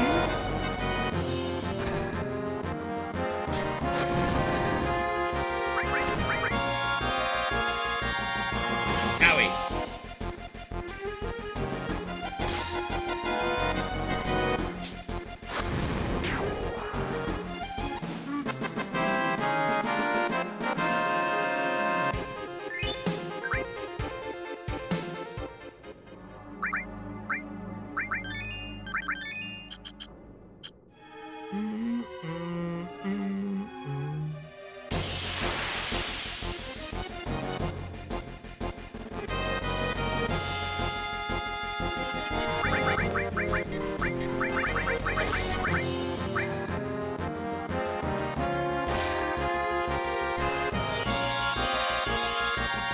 A new monster?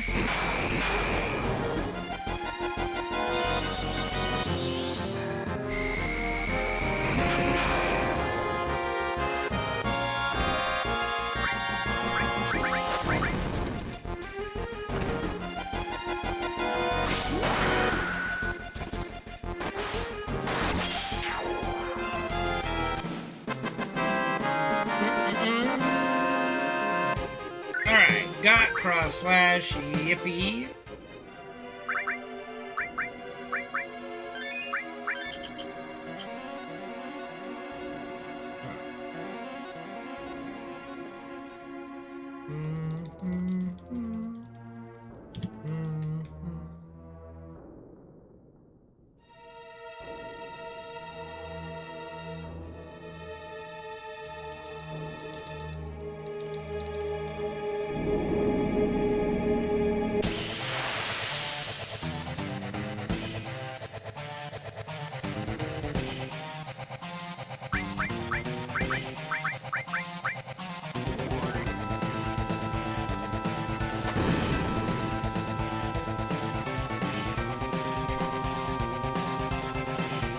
Gotta love the slow as shit Enotalk fight.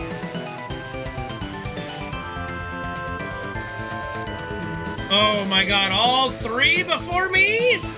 Fuck you, game!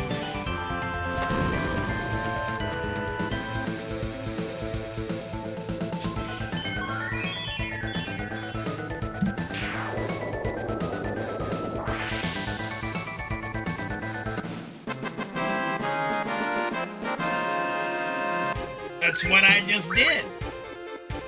But you have to wait for your turn to come up.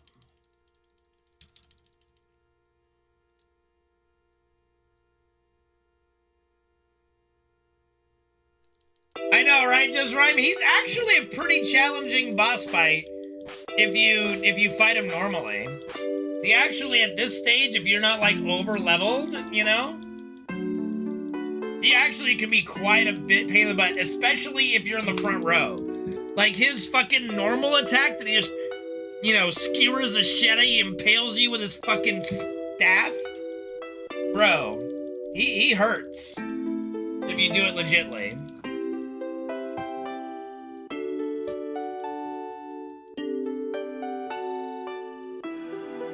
It's huge. It hurts.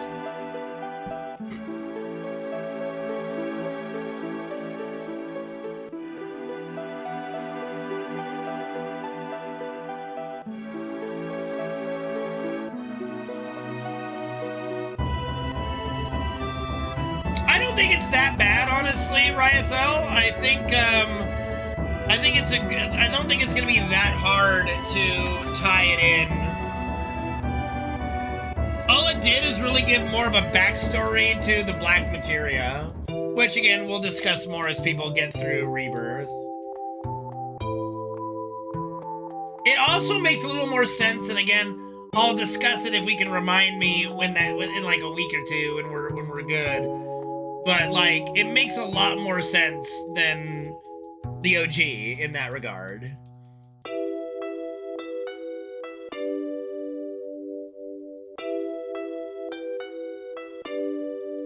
I mean, you know, again, without going to spoiler territory, just what they gave us with what they created and brought to the table is enough, I think.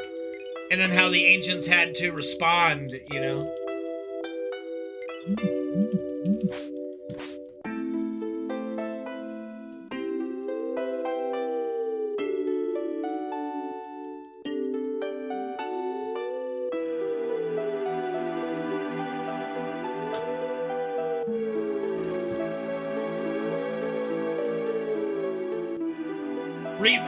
What do you mean by repurpose existing areas? I don't know what that means. I don't know what that means. I mean, it already, like, Rebirth, again, this isn't a spoiler, this is just the scale of the game. It is a big open world where everything already exists. Like, Junon is fully, like, rendered there in the background. Like, you can, like, it's crazy. Like, the place is nuts.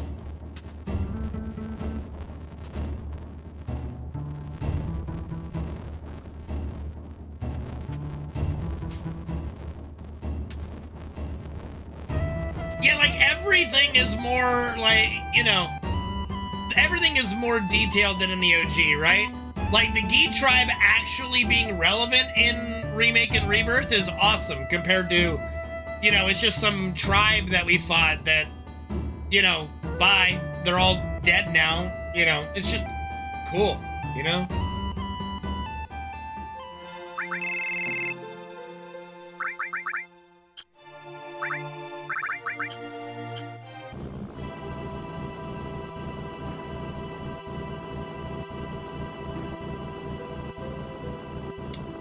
That would be impossible owning Rampage from where Rebirth ended.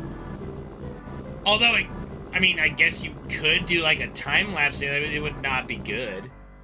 So, I'm gonna say no to that one.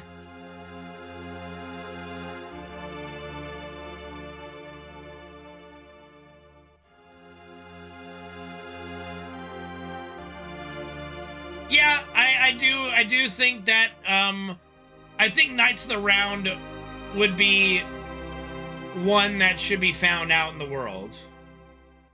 We follow like some King Arthur quest and we end up with Knights of the Round being an actual like entity we have to fight.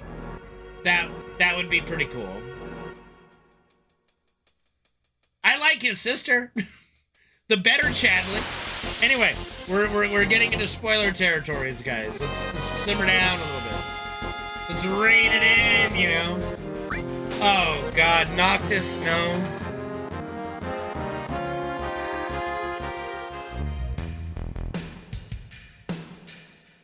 All 7? It's 13, man. It's Knights of the Round. It's 12 Knights and Arthur. Hello? Don't you know the Knights of the Round Table lore? What? 7? 13? What do you mean 13? Whatever. Like, whatever. Just, you know, just, I'm tired. I'm tired. I get you, buddy. I get you. Fucking shit.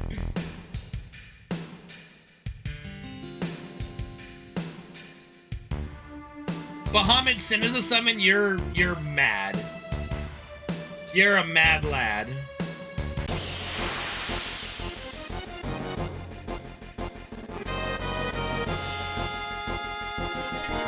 Zoo, motherfucker! Zoo!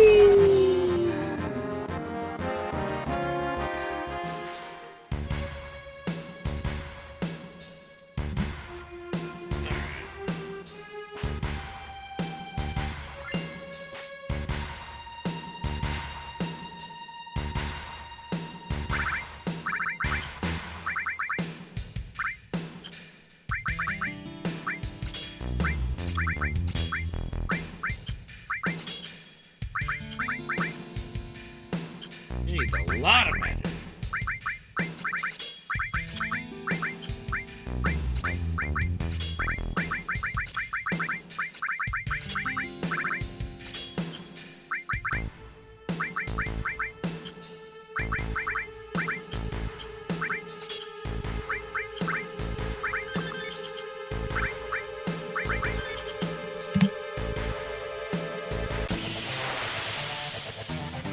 I do love Knights of the Round, yes. I do love Knights of the Round. I won't dispute that. What you doing, buddy? I thought so. Fuck. You fuck!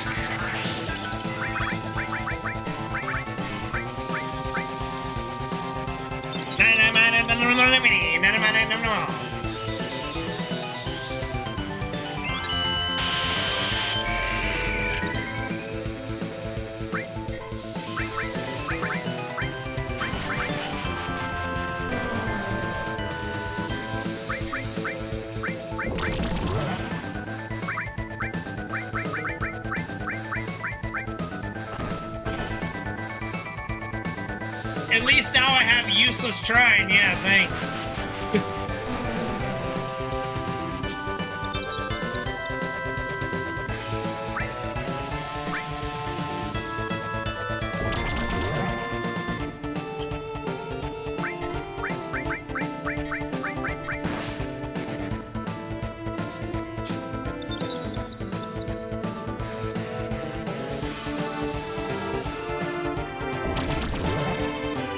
It would be interesting if I needed shrine. Much more fun. I don't know about that.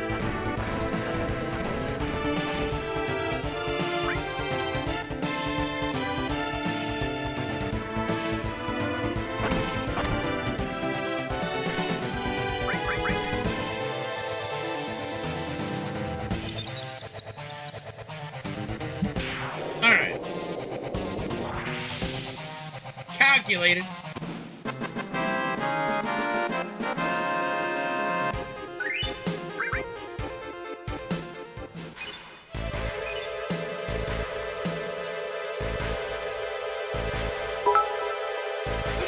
Thank you for the 100 bit share, dude. Appreciate you, man.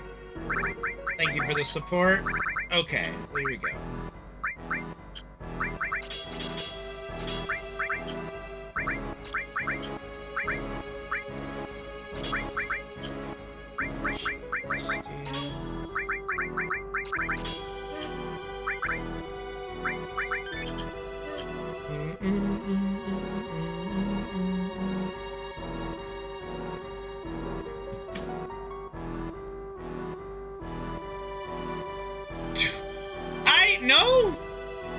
No, don't think so. Did I farm for Aqualung? No, oh, come on! Cunt, bitch, fucker.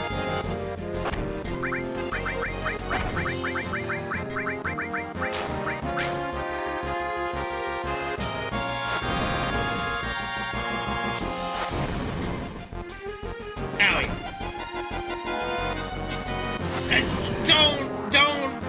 spoil my evening, Pulley.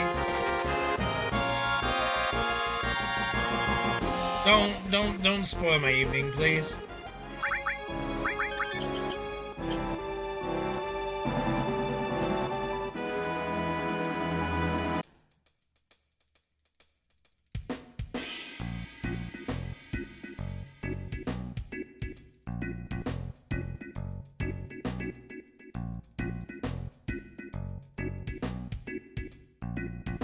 Pretty sure yeah. Okay. Where? Yeah, I need my enemy skill up. Dummy. Okay. Alright.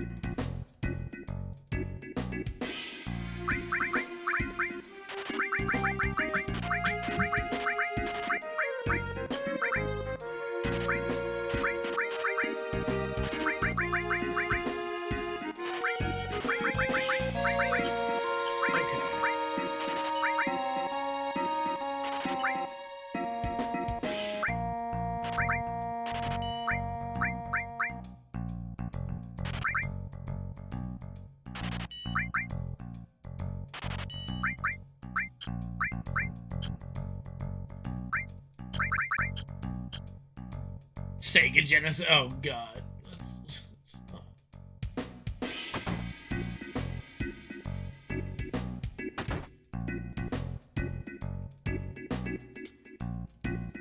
Genesis.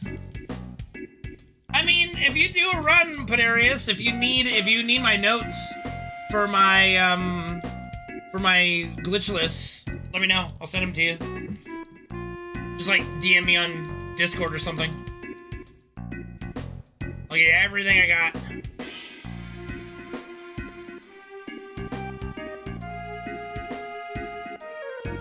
Oh, okay.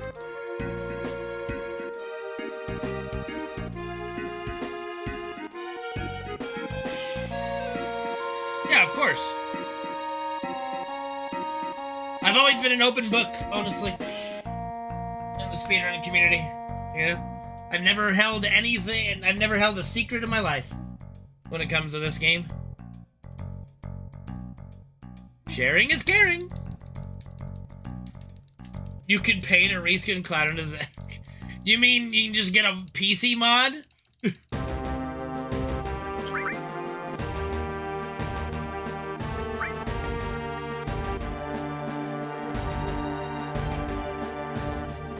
Of course you can mod that shit.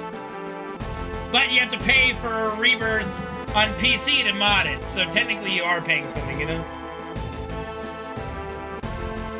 That does not surprise me, Padarius. It does not surprise me in the least, you know?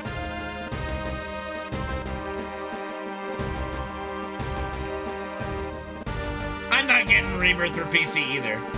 I don't have the discretionary funds to justify it, plus I already platinumed, you know, on console. Why would I buy it again? You know?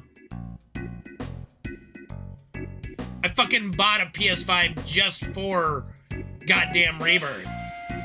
So there, you know, I've paid my dues already. I don't need to spend more money on the PC version. I don't want to play it with mods. I don't need Big Titty Tifa mod, okay? There's Big Titty Tifa mods on websites already. If you know what I mean. Know what I mean? Know what I mean? I am not playing Monster Hunter.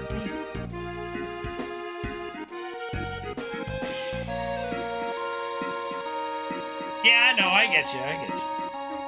For content! Yeah, I guess I can justify it that I did buy FF16 for the PS5 and God of War Ragnarok. So technically I did get 3. Yeah, we did finish the marathon, but, like, the base marathon, but we've got a lot of bonus games to do. But we did technically finish the vanilla marathon. Write off all my video games? I mean, yeah, if I have to the point where I owe anything in taxes, yes. But I don't ever have to really owe anything, so it is what it is.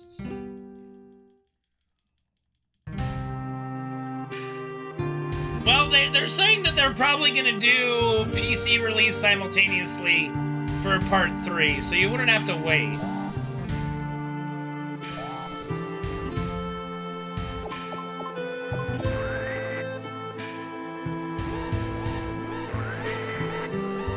Yeah, but like my taxable income doesn't really get up to the point where I have to pay taxes or get a refund anyway. So it is what it is. We're not that big yet, boys.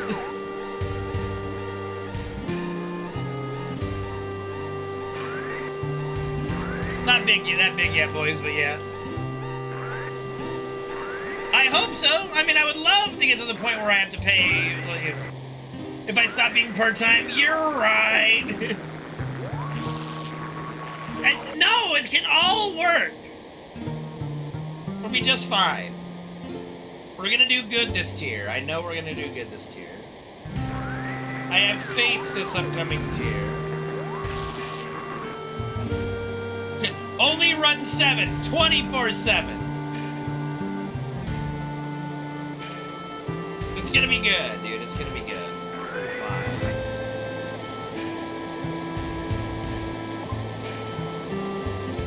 You're not old yellering me yet, okay?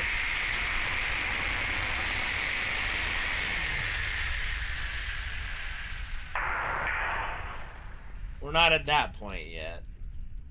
I'm not that fucking old, okay? I don't have rabies or anything. Jesus Christ. Jesus Christ. I miss Mr. Slave on South Park. He was pretty fucking funny.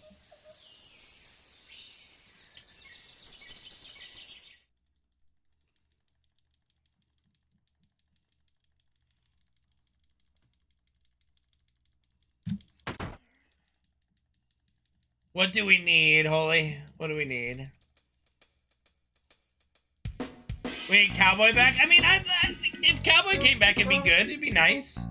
I'd agree. It'd be good. Like, a tier without, like, again, doing a tier without Seshi will be interesting. I think focus will be a lot higher. Not that I dislike, like I said, I don't dislike Seshi. I don't dislike playing with Seshi. It's just, she does add a lot of distractions for people just because she needs to talk a lot. And it's just hard to make progress in that scenario. Where'd Cowboy go? I don't know.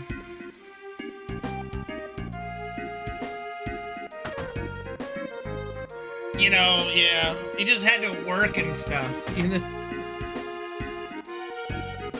And work very hard.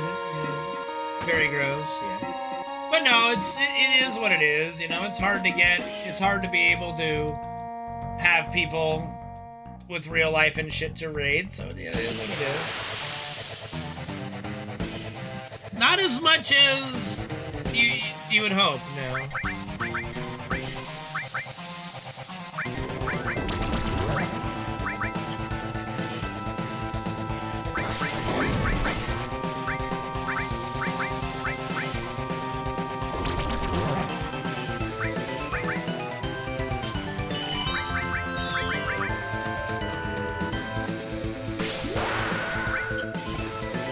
So the interesting thing about this fight with, you know, Tifa and Red is that you use Cloud to heal because his throwing animation healing is fairly tolerable,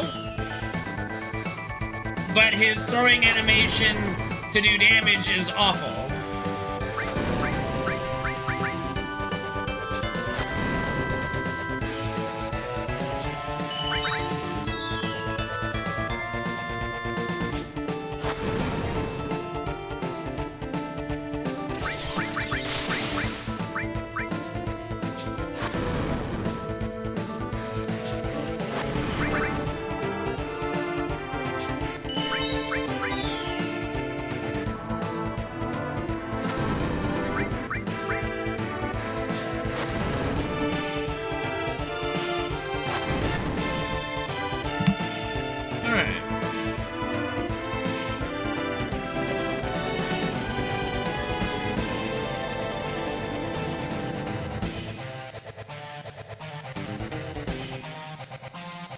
It is kind of rough. I do feel for those that are going to be affected by it a lot, including myself.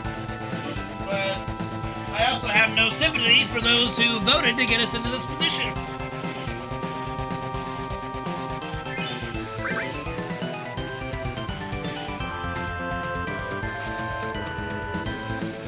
No, I don't know, man. Like, I really don't. The issue that I have with the whole thing, okay, and again, don't like to get political too often on stream, but when people are voting for someone like president or senate, whatever it is, if you're voting for someone and you hope they don't do what they say they're going to do and promise to do, that's a problem. You know?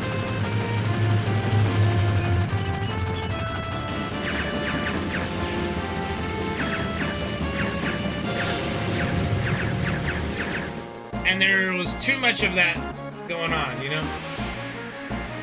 A lot of that going on this last election cycle.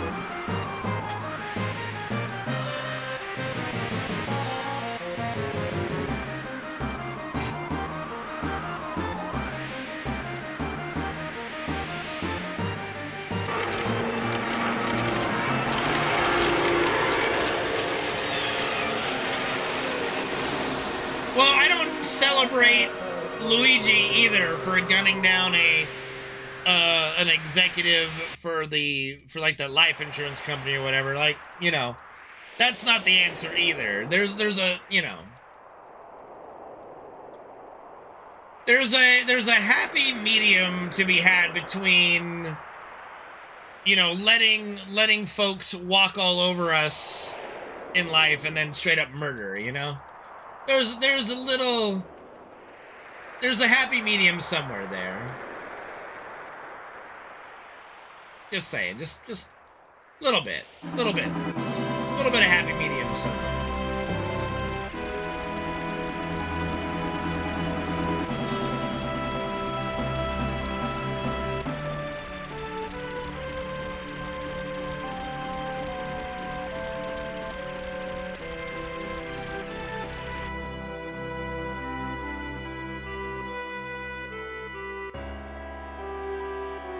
Well, that ain't gonna change now, Murder. It's gonna get even worse. People aren't gonna be able to afford stuff even more.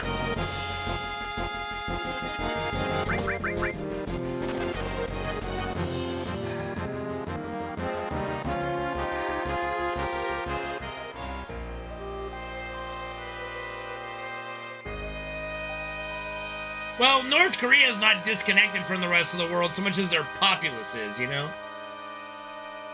I mean, you can timestamp that if you want, Murdern, but I don't think so. Only time will tell, but we'll see. It really depends on how bad the short term is. And what you define by short. Like, there's literally nothing to gain by tariffing the other countries. It doesn't make us money, it makes us lose money, you know?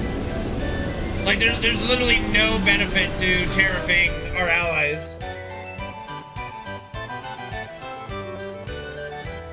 All it does is make us have to pay more for the same shit.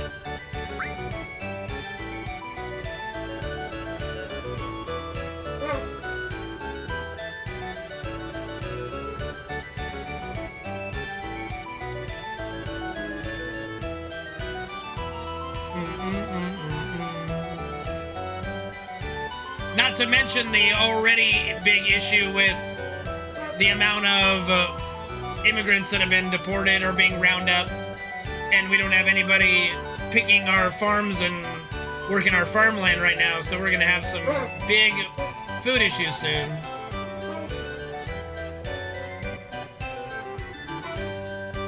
Well, most of the things we get from those countries are valuable and imported, and we're just gonna have to pay more for it. So no, we import a lot of car parts from there, oil, electricity, everything.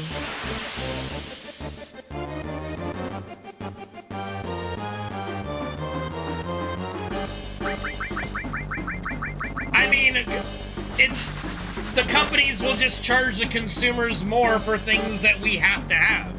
They're not gonna move production here when it costs too much to do so. Like, that's just not gonna happen. They've never done that. They're never doing that. They won't. They're not going to. Because they'll just charge us and the consumer will pay. It's not gonna work that way. They're not gonna move here. They're not. They're just gonna go to even more cheaper places and just hike up the price for us. You know? What's up, Getter to Choppa? How you doing, man? Good to see you, buddy. Yeah, just don't buy things we have to live. That's not gonna work. It's just not gonna work. You know, it's just not gonna work.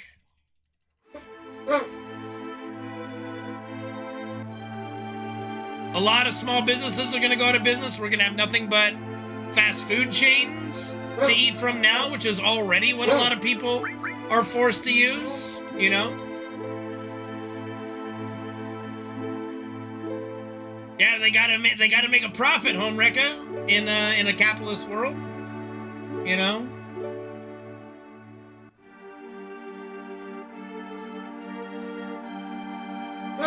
That's because we had really good trading practices with other countries, and we know that tariffs are bad. At least every sane person that's been in office before.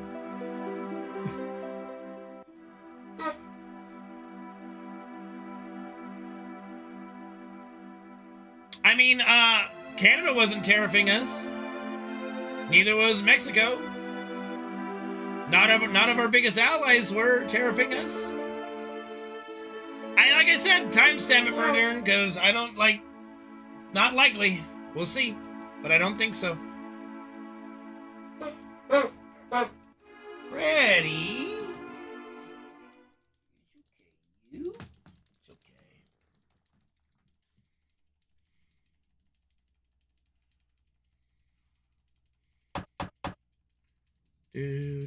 Do. I mean, ice cream prices are going to go up too, Nick. I am not a peanut butter person. I'm allergic to it, you know?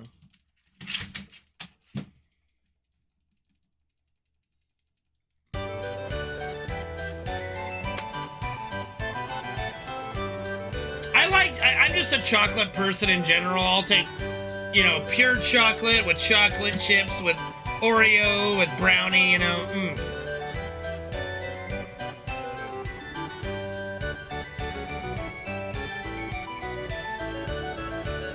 How's it going, Irene Land? Good to see you, buddy.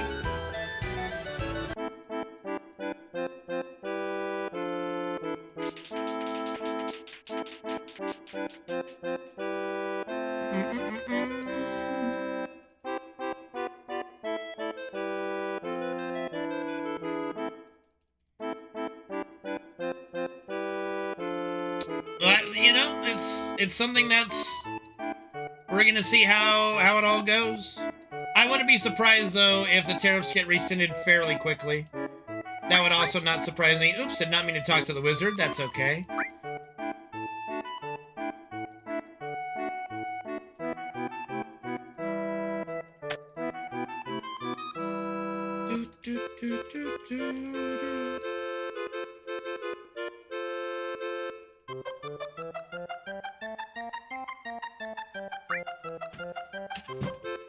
Why Canada was targeted? Because they don't like the... There's a pattern of behavior, you know? There's a pattern of behavior with it. No, but I don't really know how much we import or export with Australia. I mean, Canada and Mexico are our neighbors, right? They're the easiest trading partner, right? They've been our best trading partners. I mean, since before we even acquired all of the territory. Like, you know, we were working with the like when Britain owned a lot of Canada back then during the French and Indian War, we traded a lot with Britain in that regard, you know. Probably, I wouldn't be surprised, but I'm not like an expert on exports to Australia, you know? But I don't know what we would import from Australia. Dingoes? I don't know, you know? I don't really know what we import, and the whole tariff on you guys would be as a tax on imports. So it wouldn't really affect you guys as much as it would affect the people who are buying what you would be exporting to us.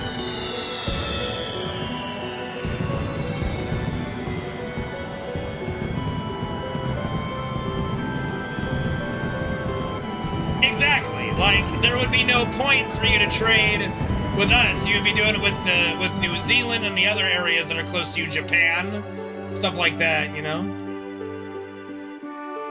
I'm sure Australia has, like, silver mines or something like that, you know? I'm sure they've got some natural resource in their oil. I'm sure, you know?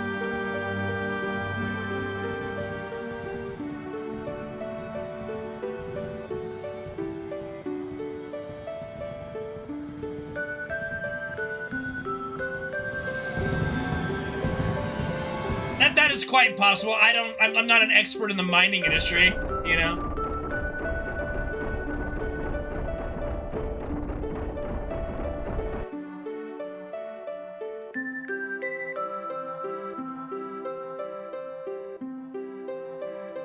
I don't know if you guys need to. Like, as far as I know, Australia's pretty, like, you guys are pretty solid. I don't think you guys have a lot, like, you don't have any natural enemies, really. You're a big island nation. You know, kind of like how Britain, it's, like, practically impossible to do anything to you guys that would, you know, without obliterating everything, right?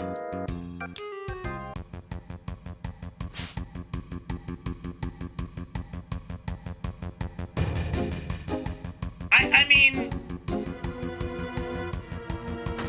there's really no way to know. Like, the guy lies about so many things, it's just become numb at this point. I don't, like, as far as, like, screwing over America, do we lead the world in a lot of things that some people don't like, you know, whether it be World Health or NATO, things like that? Sure. But there are ways to go about it better than this, I think, you know?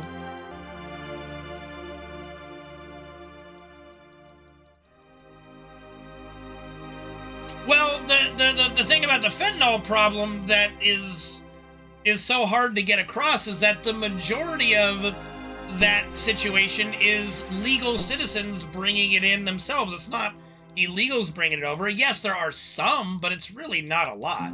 The majority of the fentanyl drug that's coming across America is through legal means, like, not legal means, because it would be technically illegal to do it, but it's being done through people that are citizens and, you know, that kind of a thing. Well, it's less talking about politics and more just the state of the world, but yeah.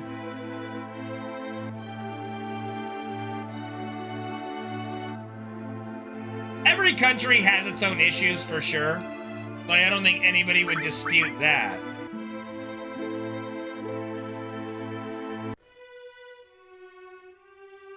I just don't think anybody hates Australia. Right?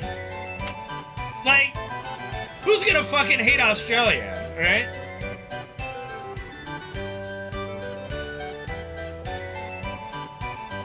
Well, okay, yeah, Americans hate Americans, like, good one, guys. Oh, come on, New Zealanders don't hate Australians. Come on, jeez. The Great Emu War. Oversimplified video. Great Emu War.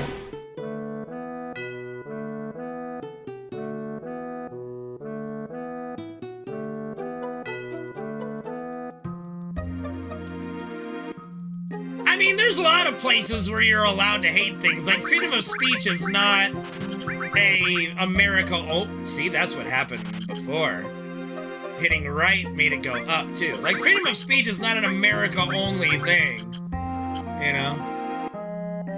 There are a lot of things that can kill you in Australia, and I really, really don't ever want to go to some place in Australia. I've seen some of the shit there. No fucking way.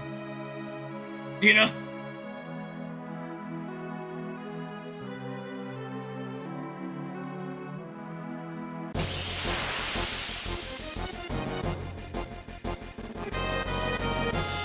You guys gotta find some way to hospitalize the outback.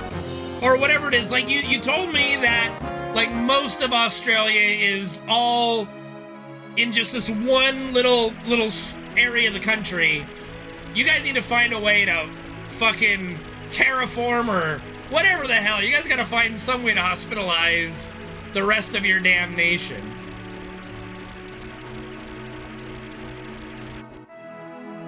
Yeah, that's what I'm saying. Like, you know. Thank you for all your support. Yeah, I've seen Canada. That's what I'm saying. It's like the same idea, you know? Although I think it would be easier to do us, like, a little bit of heat rather than extreme cold. But, I don't know. I'm not a terraform expert. Thank you for the follow. Appreciate it. Casey Kong. Appreciate it. Thank you for the follow.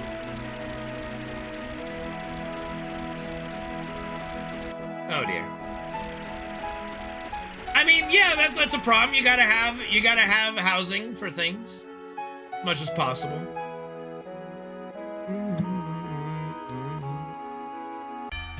Yeah, especially when you don't have the room to build, you know. But I do think that there'll be a way, you know. No spiderweb steel in this run. No spiderweb. No spiderweb.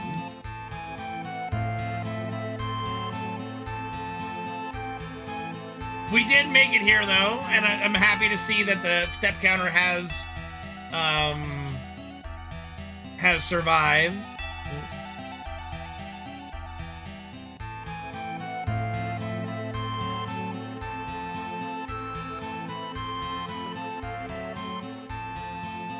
What's up, murder?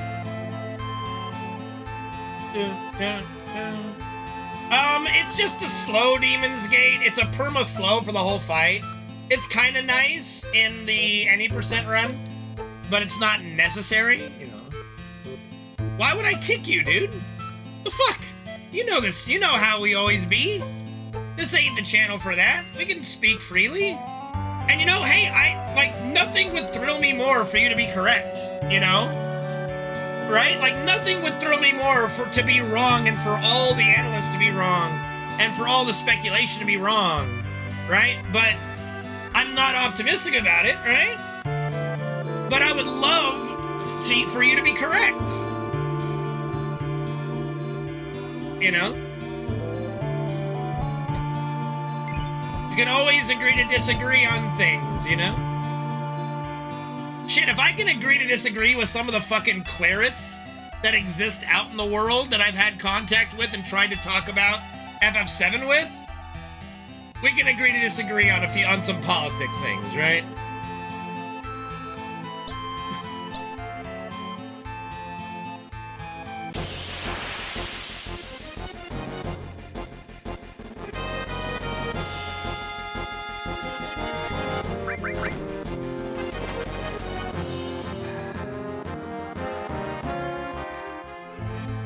Difference of opinion, and I mean, these are all things that will have an outcome later. It will have a tangible, like I told you so moment in one way or the other, you know? And so we just, you know, we ride that out together, and as long as the party that was wrong can accept it and be okay with it, then there's no problem, right? Like, no matter how it all falls down. In situations like this, when we're talking about, like, economy, like, we can chat about abortion and other things that you really don't have don't really have a I told you so moment. Really, that's more of a big difference of opinion on things.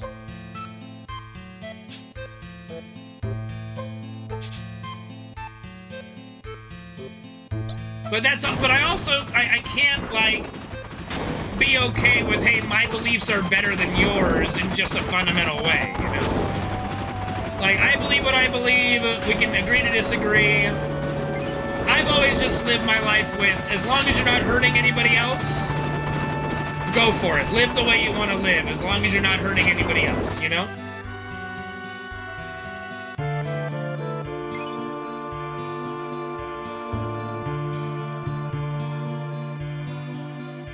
It's a little extreme. I mean, there are extreme factions in the Democratic Party, but there's not that, you know, not as big. But right now, you know, the Republicans are going through a change in their guard, and we have to see what happens with it, you know?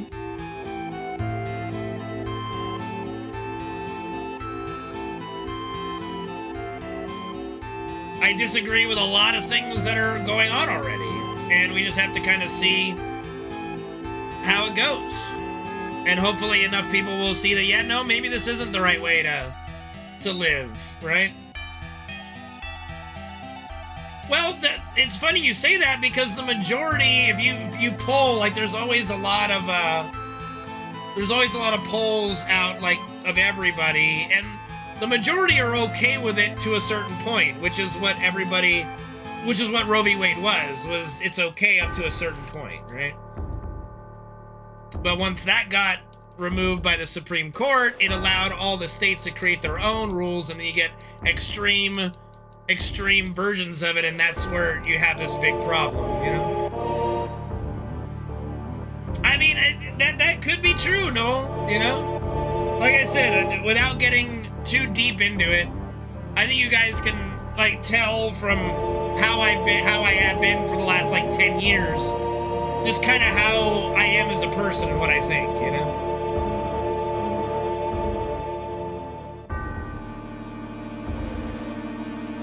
I think as individuals, we're all fairly reasonable people. It's when you get people into a group, we start getting unreasonable. Right? It's like, I hate to always do this, but it's just the most obvious example, right? Like, individually, you go around to Germans in the 1940s, where they all, like, individually, yeah, kill all the Jews! No, but once you get everybody into a group, it's like, okay, sure, kill all the Jews! You know, it's just, it's that mob mentality kind of thing, you know? Anyway, there's my obligatory Holocaust reference. In-game, in-game!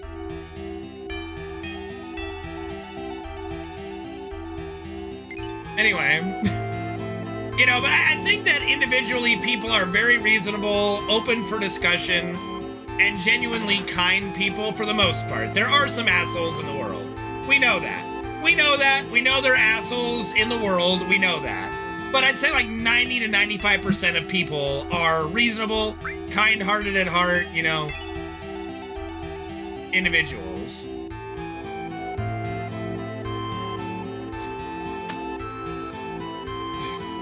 Thanks, Noel. It's been a good ride.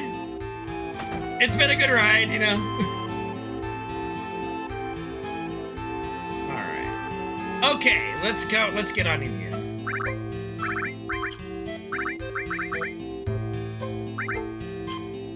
Okay. So Tifa needs long range. We can put counter on her too. And death blow. She needs enemy skill, and we can do, like, elemental Ifrit on her, right?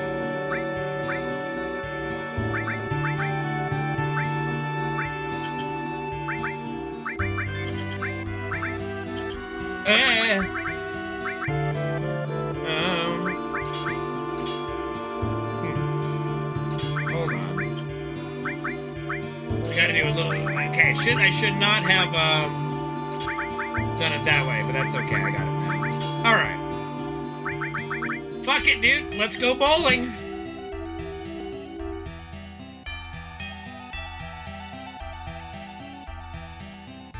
Yeah, I know, but I don't need to get into all the rough details of that, you know? How many homeless people I know? There's really only homeless down in LA. You know, I go down there to take my mom to court sometimes, and there's, like, you know, a bunch of tents around the city hall building and stuff. It's not really that bad. It's gotten a lot better. It got a lot better over the last 4 years. I can say that. Oh, I don't fucking know, dude. I hope not too many.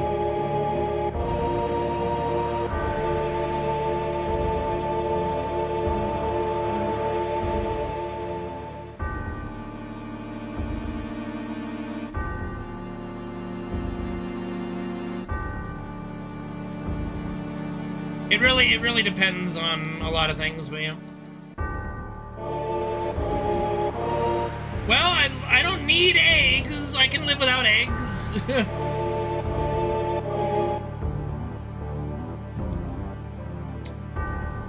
Yeah, I mean, as much as people dislike Governor Gavin Newsom on the right, he's been very good in California. We've done a lot of good things, and our economy is booming. We're like, I think we're the biggest economy in America, and we're like the 5th largest in the world or some shit. It's like, you know, California's been rocking the last, like, 10 years or so. Overall. Of course, there's always problems, but, you know. No, my mom only has, like, court sessions, like, once every, like, 6 months or so, typically. Yeah, the bird flu situation is kind of disturbing. Having to, like, Biden having to cull, like, 1 million chickens. It is concerning, you know, and something we gotta not ignore, or we might find ourselves without a lot of food, you know. Was it 12 million? I thought it was like a mil. I saw something about it being a mil. It was a lot of chickens. I know that. It was a lot of chickens. Majin Lornius. I'm sorry if I mispronounced that. Appreciate it. Thank you for the follow.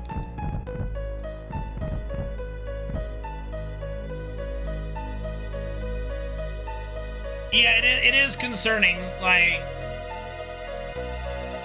having disease run through your food supply is definitely not a good thing. Definitely not a good thing. I'm sure the scientists are working on a cure for the bird flu too. Although it might be very hard to do so.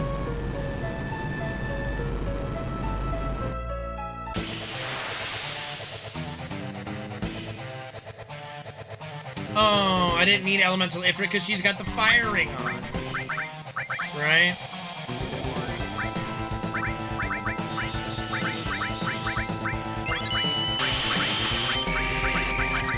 I should have saved before fighting Red Dragon. Just cuz.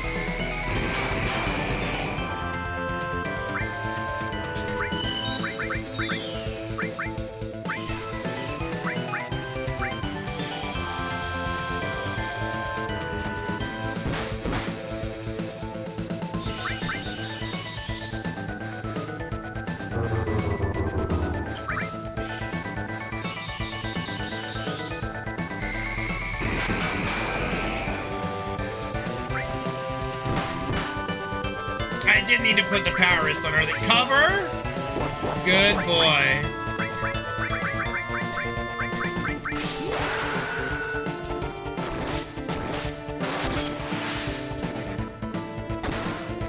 It might be good enough to keep the fire ring on. I think we do keep the fire ring on, actually.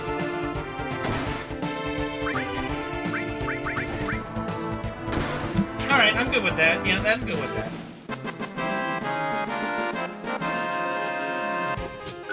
I can be okay with that.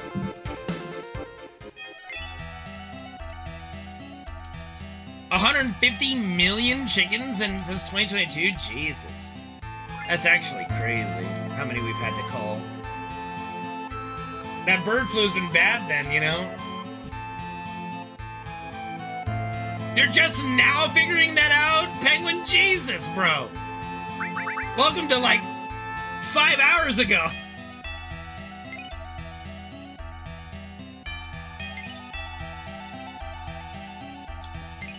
I mean, in theory, Hanzo, yes, but it doesn't work when you're dependent on those imports, right? In theory. Like, the goal would be to make it yourselves, but like, we can't grow more food. Like, we import so much from Mexico because we need to, right? We're not gonna all of a sudden grow and expand that many farms, especially if we're kicking out all the people that are gonna work on them, right? So, on top of adding taxes to imports of our biggest food supplier, we're also booting out all the people that work on our own food supply. So, it's a double whammy of this doesn't make sense, like, logically.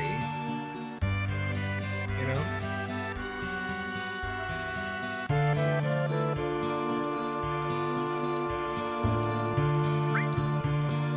I'm just happy that I have avocado I just realized I've got avocado groves at my house, you know, and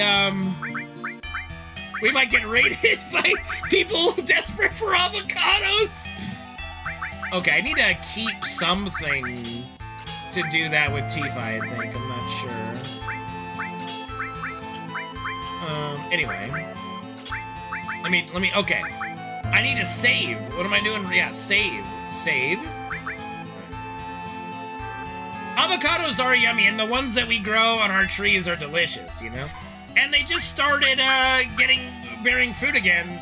Some of the trees that haven't bore fruit in like over a decade or two, so we're very excited about that. All right. I think we're good here. Oh, yeah, let's give him the dragon armlet, though. Oh, she needs the power wrist. Good thing I caught that. Okay, let me do another save.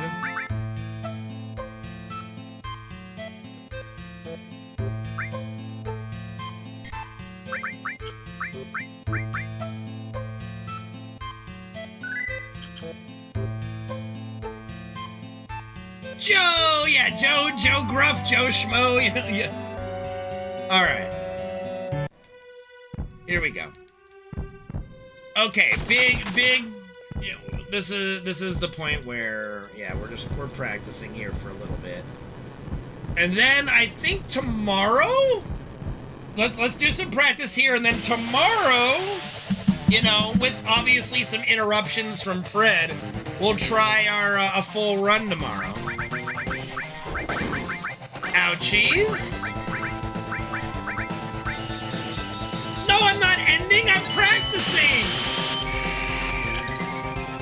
Oh god, I fucking forgot about Joe the Plumber!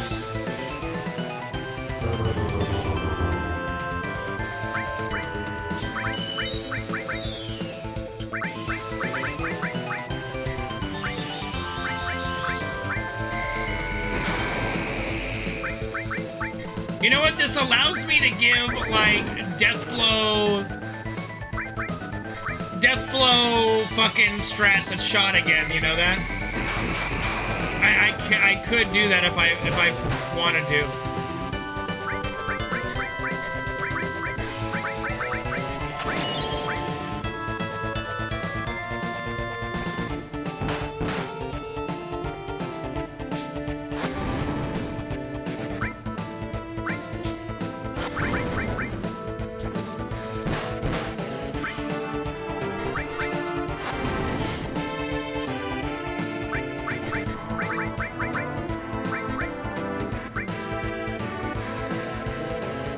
Yeah, I gotta get those security cameras set up, yo. My avocados, no! And we have orange trees? We've got a bunch of orange trees, dude. Like, I'm fucked. Like, we are totally fucked.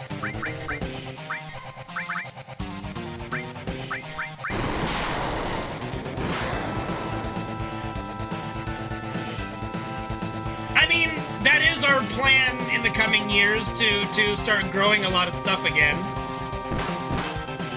Could probably go back to growing some tomatoes. We used to grow tomatoes.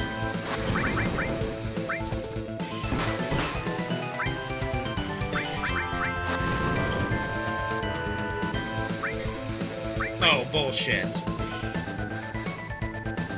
That's what happened to the fucking...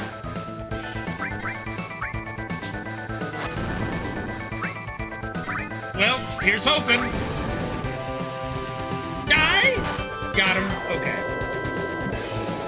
I should plant some eggs. You know what, dude? You're fucking right. It was terrible.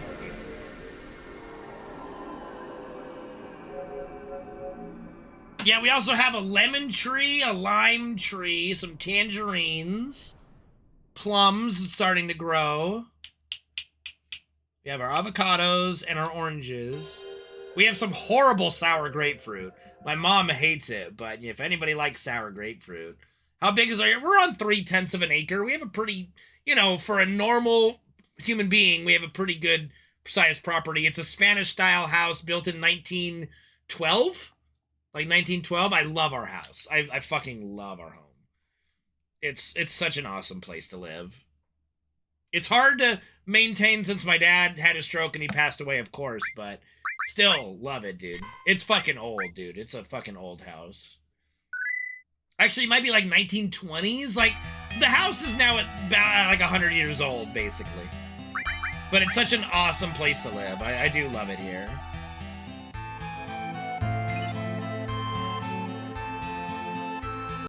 Weak points? When will we renovate it? I guess when it needs it. I don't know.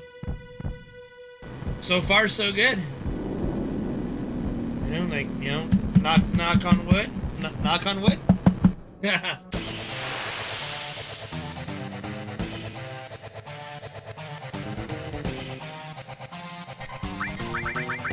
Oh, well, this is fun. That's an instant game over, basically. That's pretty much instant GG. So, death blow it is. Here we go.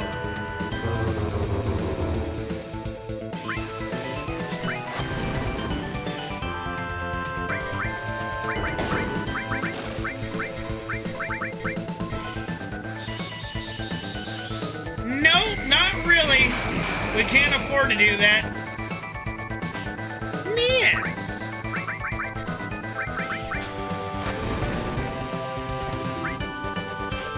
Yes. Uh-oh.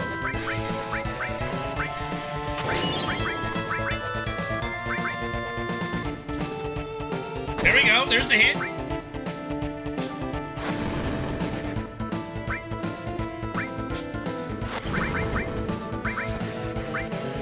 Nice.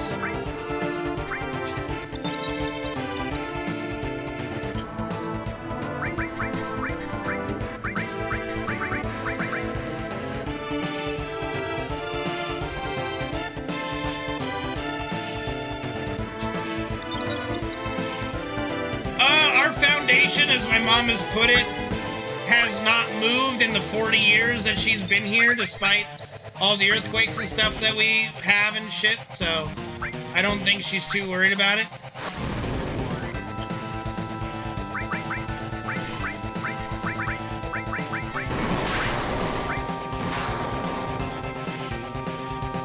Oh dear. We need to even hit every death blow here to live. There's one.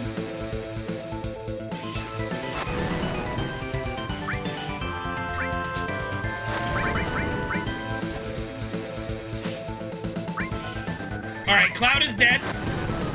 Cloud is dead. Spanish style, like old Spanish, like Mexican hacienda, clay tile roof looking style. Sag. You know. Did they use hot sauce? No.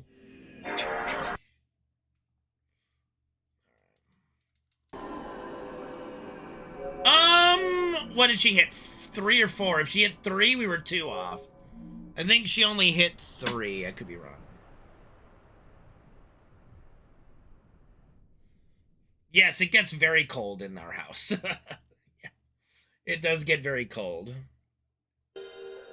It is definitely designed with the idea of staying cool. That's for sure. I mean, someday, you know, once I get everything all cleaned up and planted and stuff, I'll do like a little, you know, video tour of the place. Let you guys see all that shit. DDoS me, you know.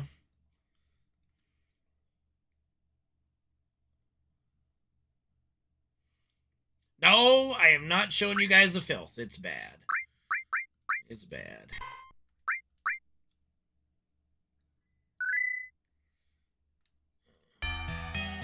What do you mean don't show the outside? That's all I could show you. We have central heat, air, and cold, yeah, but it's like, you know.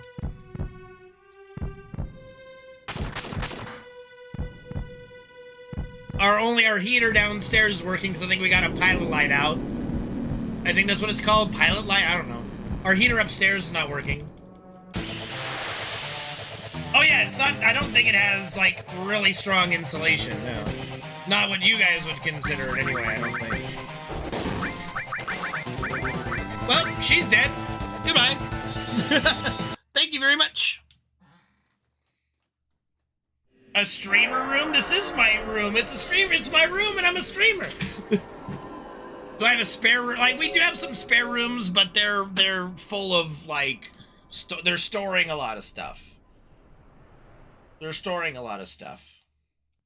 Someday I'd like to have a room that's just a streamer room, but I don't know. That would require another PC. That would require more money. That would require money. That would require a lot of money. Yeah, we've got, I think, like, how many bathrooms? 1 bathroom, 2 bathrooms, 3 bathrooms. All with showers and baths.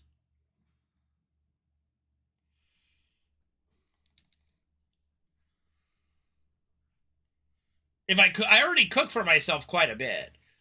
Like, we're pretty good with saving money living in California, but, just like anything, fast food is a big aspect of life, But I also, I take advantage of all the best deals I can, right?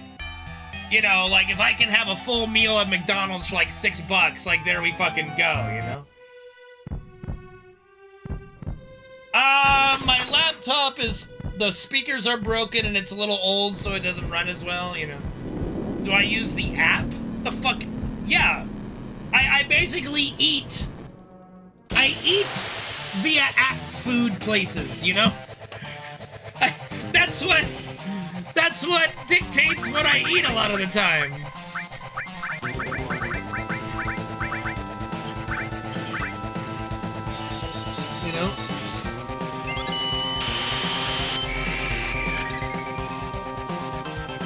Like when McDonald's gives you a free 10-piece nuggie, I'm gonna take the free 10-piece nuggie, Shit.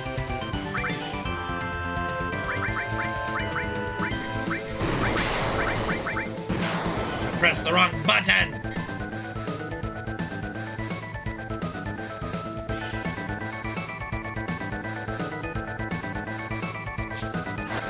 Look, I'll worry about cancer later, okay?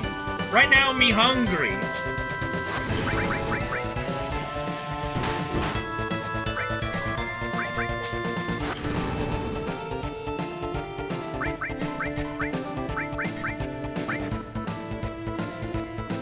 I eat plenty of rice, too, Shit. We get that $5 rotisserie chicken from Costco. Make like 4 or 5 meals out of that, Have delicious rice to go with it.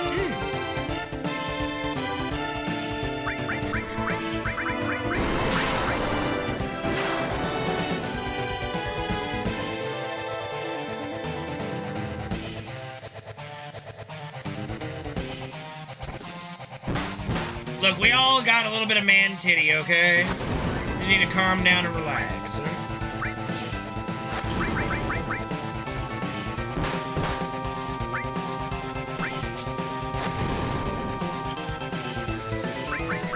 Bro, he is mad. See how quickly he just jolted up there? He is pissed.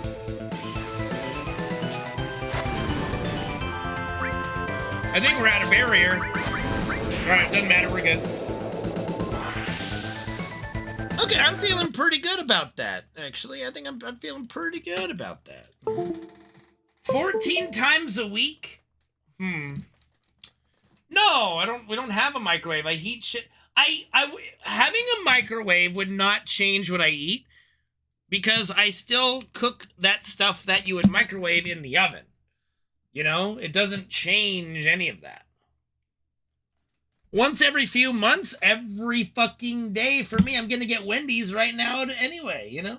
Speaking of, let's see what deal they have. Hold on. Let's look at it together. We'll see what I'm going to go eat right now, okay? Let's do this together. Okay. Wendy's. What do we got? Well, that's what we're going to see. We're going to look first. We're going to look. We're going to weigh our options, okay? I eat my better food regardless of whether I have to microwave it or oven it. Okay, let's see. 2 for $4 and you're breaking small fry. No. What do we got? What do you got for me? Make me buy something from you. Not the best deals on the Wendy's app today. Okay, let's go check out McDonald's. What you guys got? What you got for me, Mickey D's? Look, my mom doesn't want to get a microwave. We never had a microwave. It's not going to change, all right? I've lived my whole life without a microwave. It's fine. Let's see. For 50% off a 10-piece chicken nugget. 20% off any purchase of $20 or more.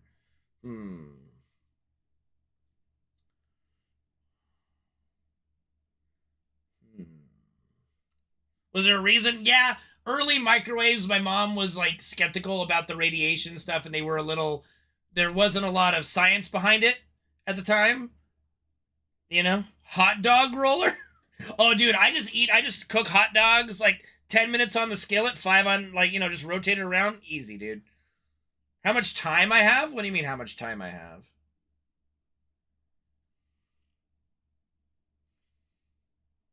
What does that even mean?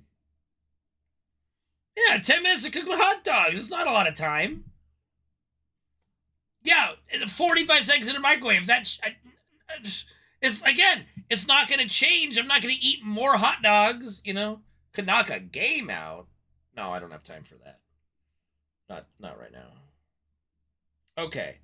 Let's check out any other places before. Like, McDonald's is currently the winner. Jack in the Box. What do you got? What do you got, Jack?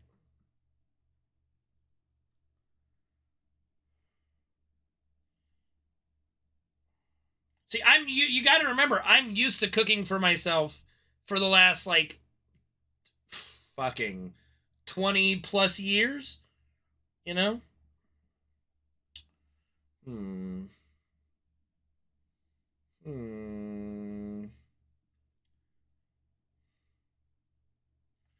It's like everybody's feeling the crunch already. Not the best deals going on right now. Let me check out. Carl's Jr. just came out with an app. Let me add that. I didn't have that before.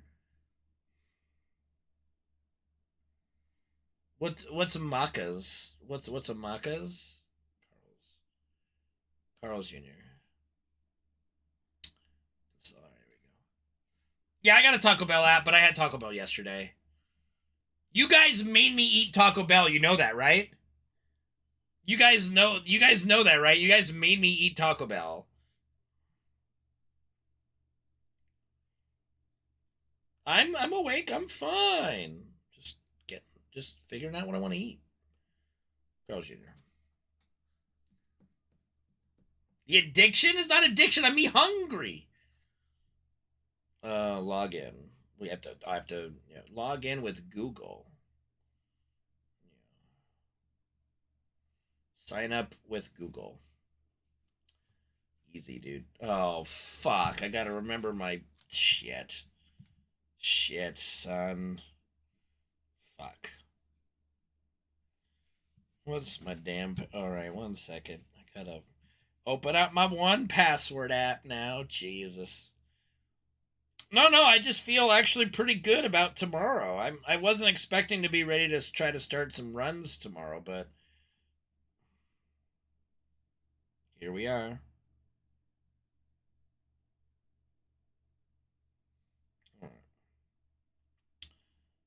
Okay, pretty sure this is the password for that.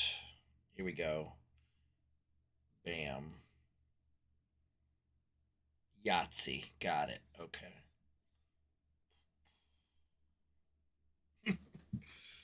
Oh dear. Okay, let's see what Carl's Jr.'s got. What's Carl's Jr. got? I haven't had Carl's Jr. in a long time. I use one pass, yeah.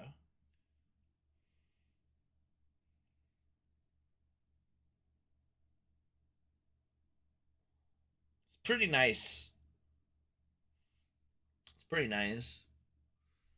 So yeah, tomorrow I'll be doing we'll be starting runs again. Okay, let's see. What is there got any fucking deals?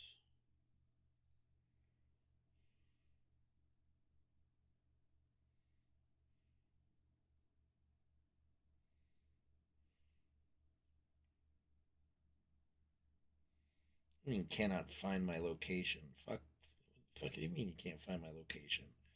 Stupid thing.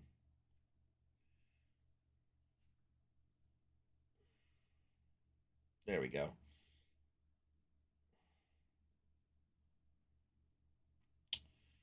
All right.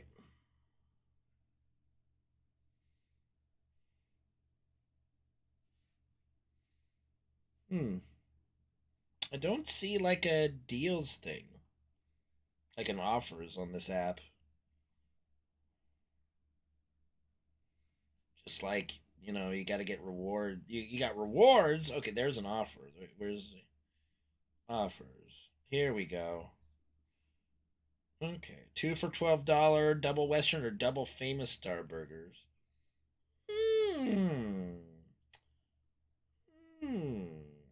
Maybe later. We'll do McDonald's today. What? What's the matter? Well, I'm not paying for this one, so, you know. Oh, and I've got like 11,000 rewards points on McDonald's. Let's fucking go, dude. Let's use some of that. Let's see. No. This is treated by by somebody else that I'm also getting food for. So no, this is free. This is free.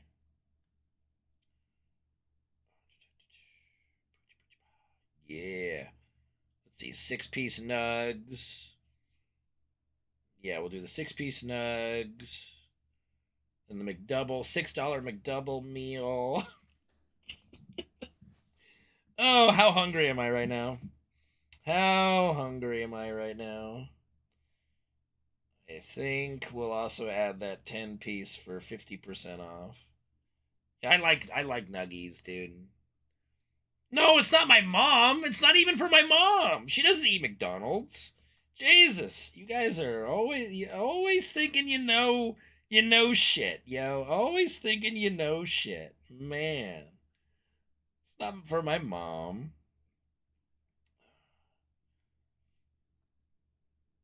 My mom's not 90. So I can only add one deal per. Wait, what? Oh, wait. Oh, it doesn't let me do. Fucker. That's okay. I'll take the 6-piece free nugs. Doesn't let me do the 50% off and then also add the free nugs. That's okay. It's just my mom's client who has MS. She sometimes wants food and she pays for it. So she offers to pay for it. Okay, I think we're good. We're good. Okay. See? And 2 meals and like so 2 McDouble meals with 4-piece nugs, fries, drink, and then 6-piece chicken nuggies, $12. Like, come on. Come on now. Well, her doctors actually said that she needs to eat a lot more, and they actually haven't said that fast food would be off the table, that she just needs to eat more, so, yeah.